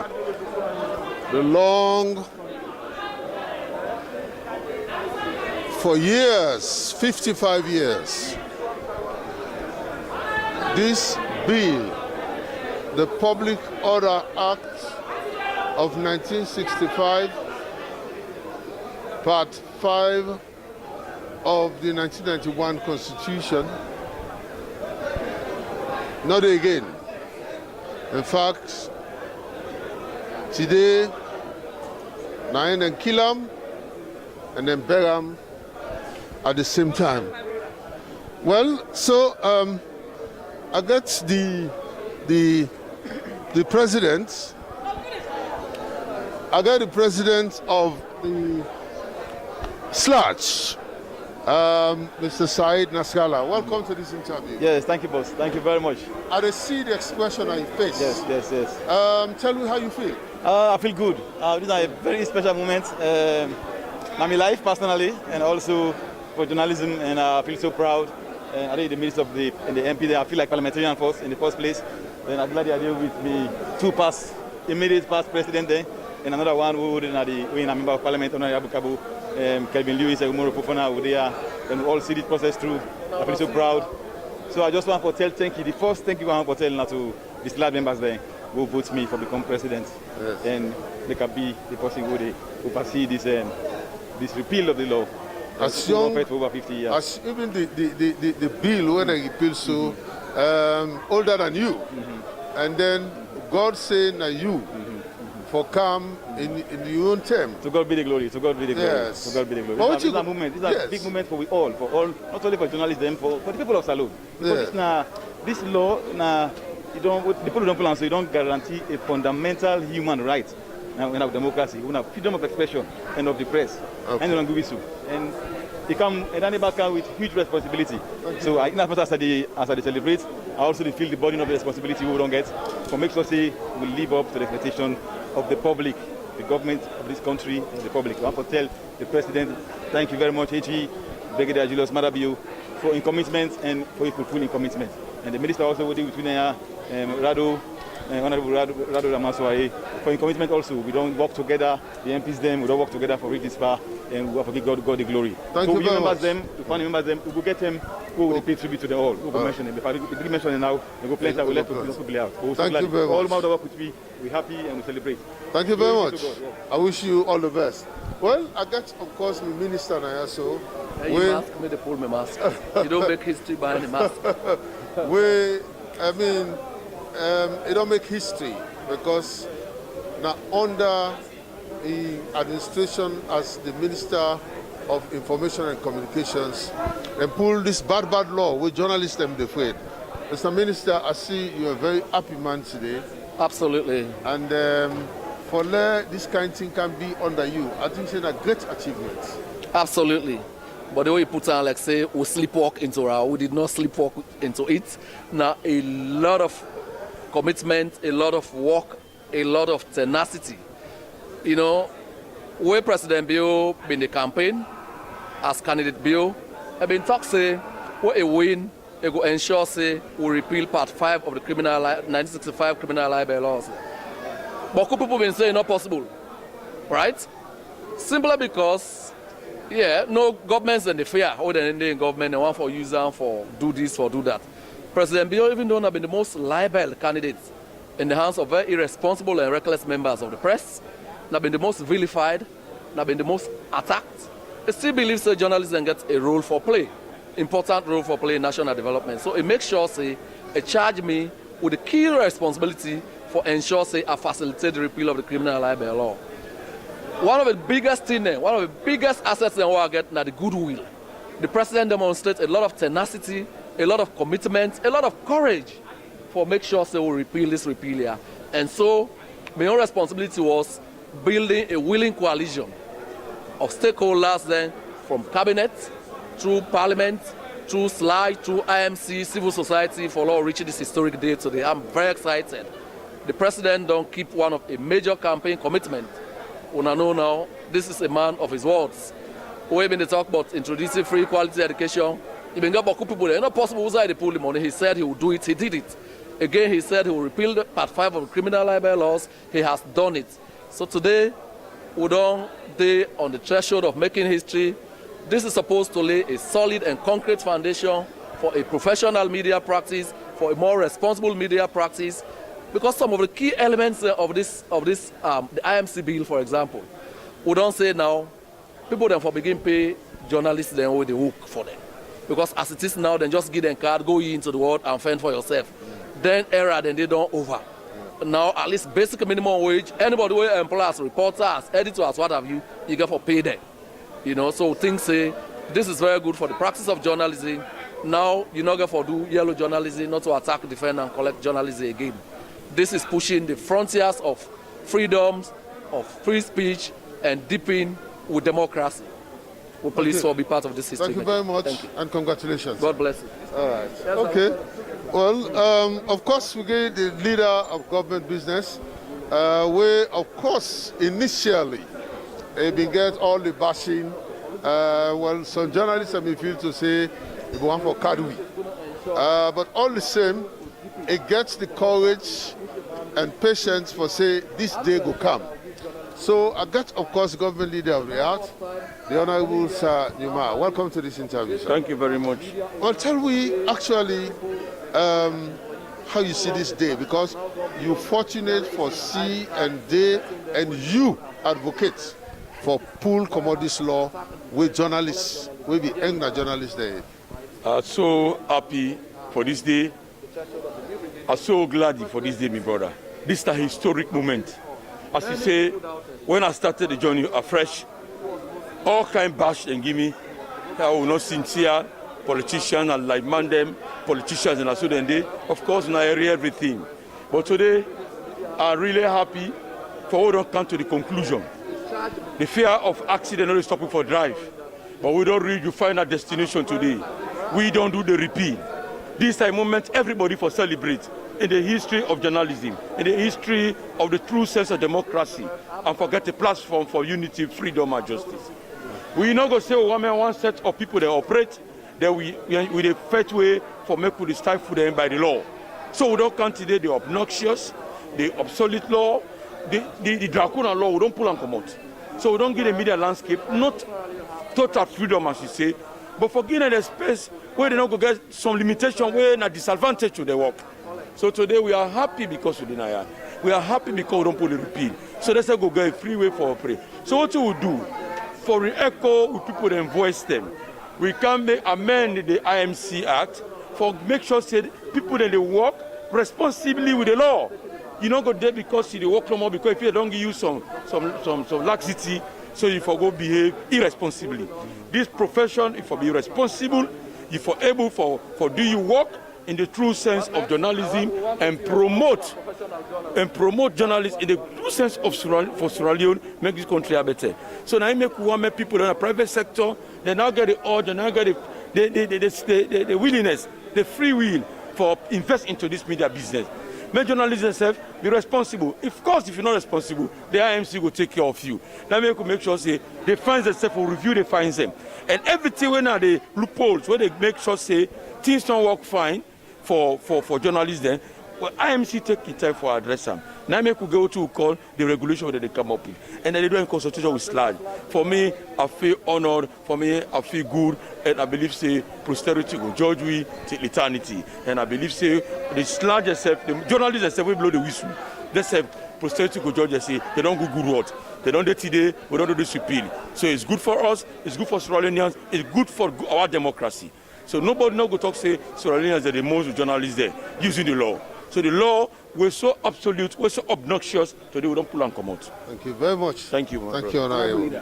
Well, obviously I get a very important personality when you talk about the media landscape in Sierra Leone.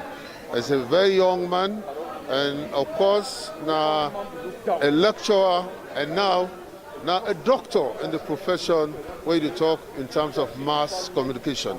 So I want to welcome you, Dr. Sowa. Francis Sowa. Plenty thank you for this opportunity here. Yes. I see you very happy. Oh yes. You know today now we happiest day as media practitioners.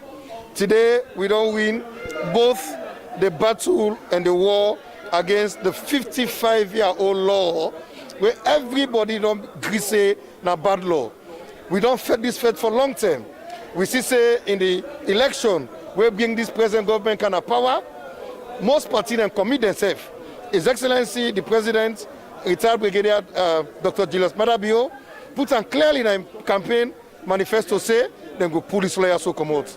So for we, any one day where President take na power, will be the reminder and say, now you be say. So today we're glad that the government don't put into practice what the President be say. One for particularly say thank you to the Minister of Information, Honorable Raman Soare, will lead this process. One for say thank you to Parliament, the Speaker of Parliament, the leader of government business, Honorable Matinyuma, the leader of opposition, Honorable Chano Majuba, and all the other leaders them for the commitments we don't show. As large, we're happy. And we believe say this go open the media landscape na salon. And we self, where they practice this profession, go do the correct thing so that as we enjoy with freedom, we go also ensure say we protect the reputation of other people and the society. Thank you very much, Doctor. It's a pleasure. And I believe say with all that day, journalists then go very happy, but then then will be cautious, and then they know how to do a better practice. Exactly. Thank you. Thank you. Yes, Thank you, sir. All right, that now, Dr. Francis Soa, in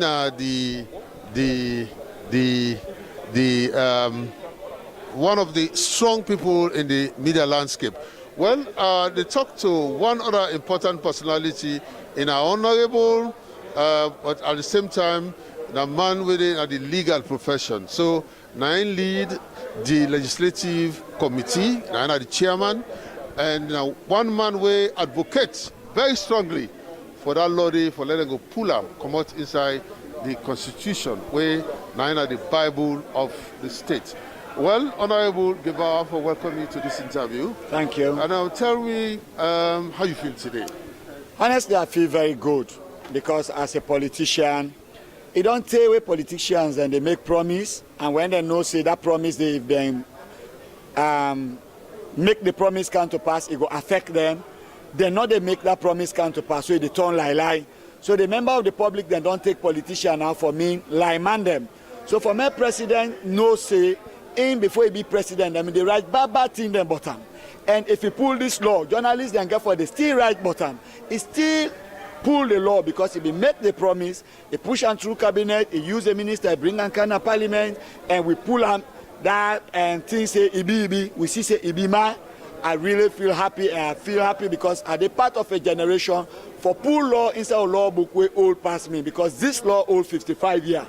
70% of this parliament here, this law old past them. So now a great day for we, now a great day for democracy. It brings so much respect to we as a nation in the eyes of we international counterparts them. So I feel very happy for be part of this all and for don't able apply some effort for make sure say we get this lawyer out of the law books today. I believe so you will go for sleep soundly today because you be part of one old law. You fit for like come out as journalist there. Yes, my brother, I go sleep very happily because like where I say where they make me short speech, I don't see journalists them, we politicians them, where they bring them kind of police, use the police for me them lock them ourselves for 1 week, 2 weeks, send them a court, but we not they proceed with the prosecution. Meaning we not been just one made them do their job. Me as an individual, I see Sylvia Blyden, we then can go to court under this law. In 2010, we published an article. I see Philip Neville, when me lawyer gave out, na me institute action against that. We published an article against the finance director, na NRA, and so many others. Even students and Boma, Patricia Boma, they all don't suffer as a result of this law. And this world, the apostle forget the freedom for do what he elect for do most. Journalism na a profession where people don't choose, just like some of we choose law. So for me, them go to practice and so they na the hate, enough fine. And we all now one people inside one country. So for sister today, they don't get them freedom, and me say don't be part of the entire process. Honestly, I go sleep fine today. Thank you very much, Honorable. God bless you. Thank you. Well, that now Honorable Gebauer, the chairman for the Legislative Committee, we of course champion all two. The bill, the IMC bill, the acts of 2020, and also for pull come out, the bad law, where journalists them afraid. All these 55 years, we don't come out today. Mr. Feel very happy for be part of it, and I always remember this history for be a part of a law. We don't cause a lot of problem for journalists them na Sierra Leone. Well, now so we go put the curtain down. I want to tell you plenty thank you for we una follow Salone Broadcasting Corporation for broadcast these proceedings live from the House of Parliament and in fact in the world of Parliament. I want to tell all my colleagues them we they at the control na New England, Lester Peak, and of course to my cameraman David Williams and my technical man we na Alex Sisse, and of course I get Stanley Jr. And of course, an all man we be part of the program, before the Director General, of course, FDSO, and on behalf of all the staff, Director General and all the staff of SLBC, we're very happy that today, a historic day in the lives of journalists in Sierra Leone.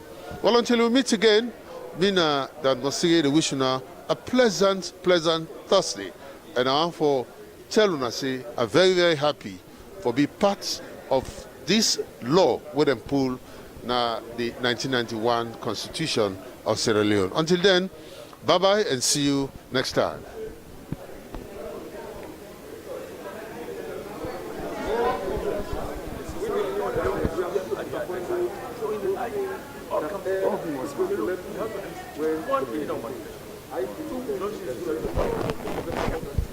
One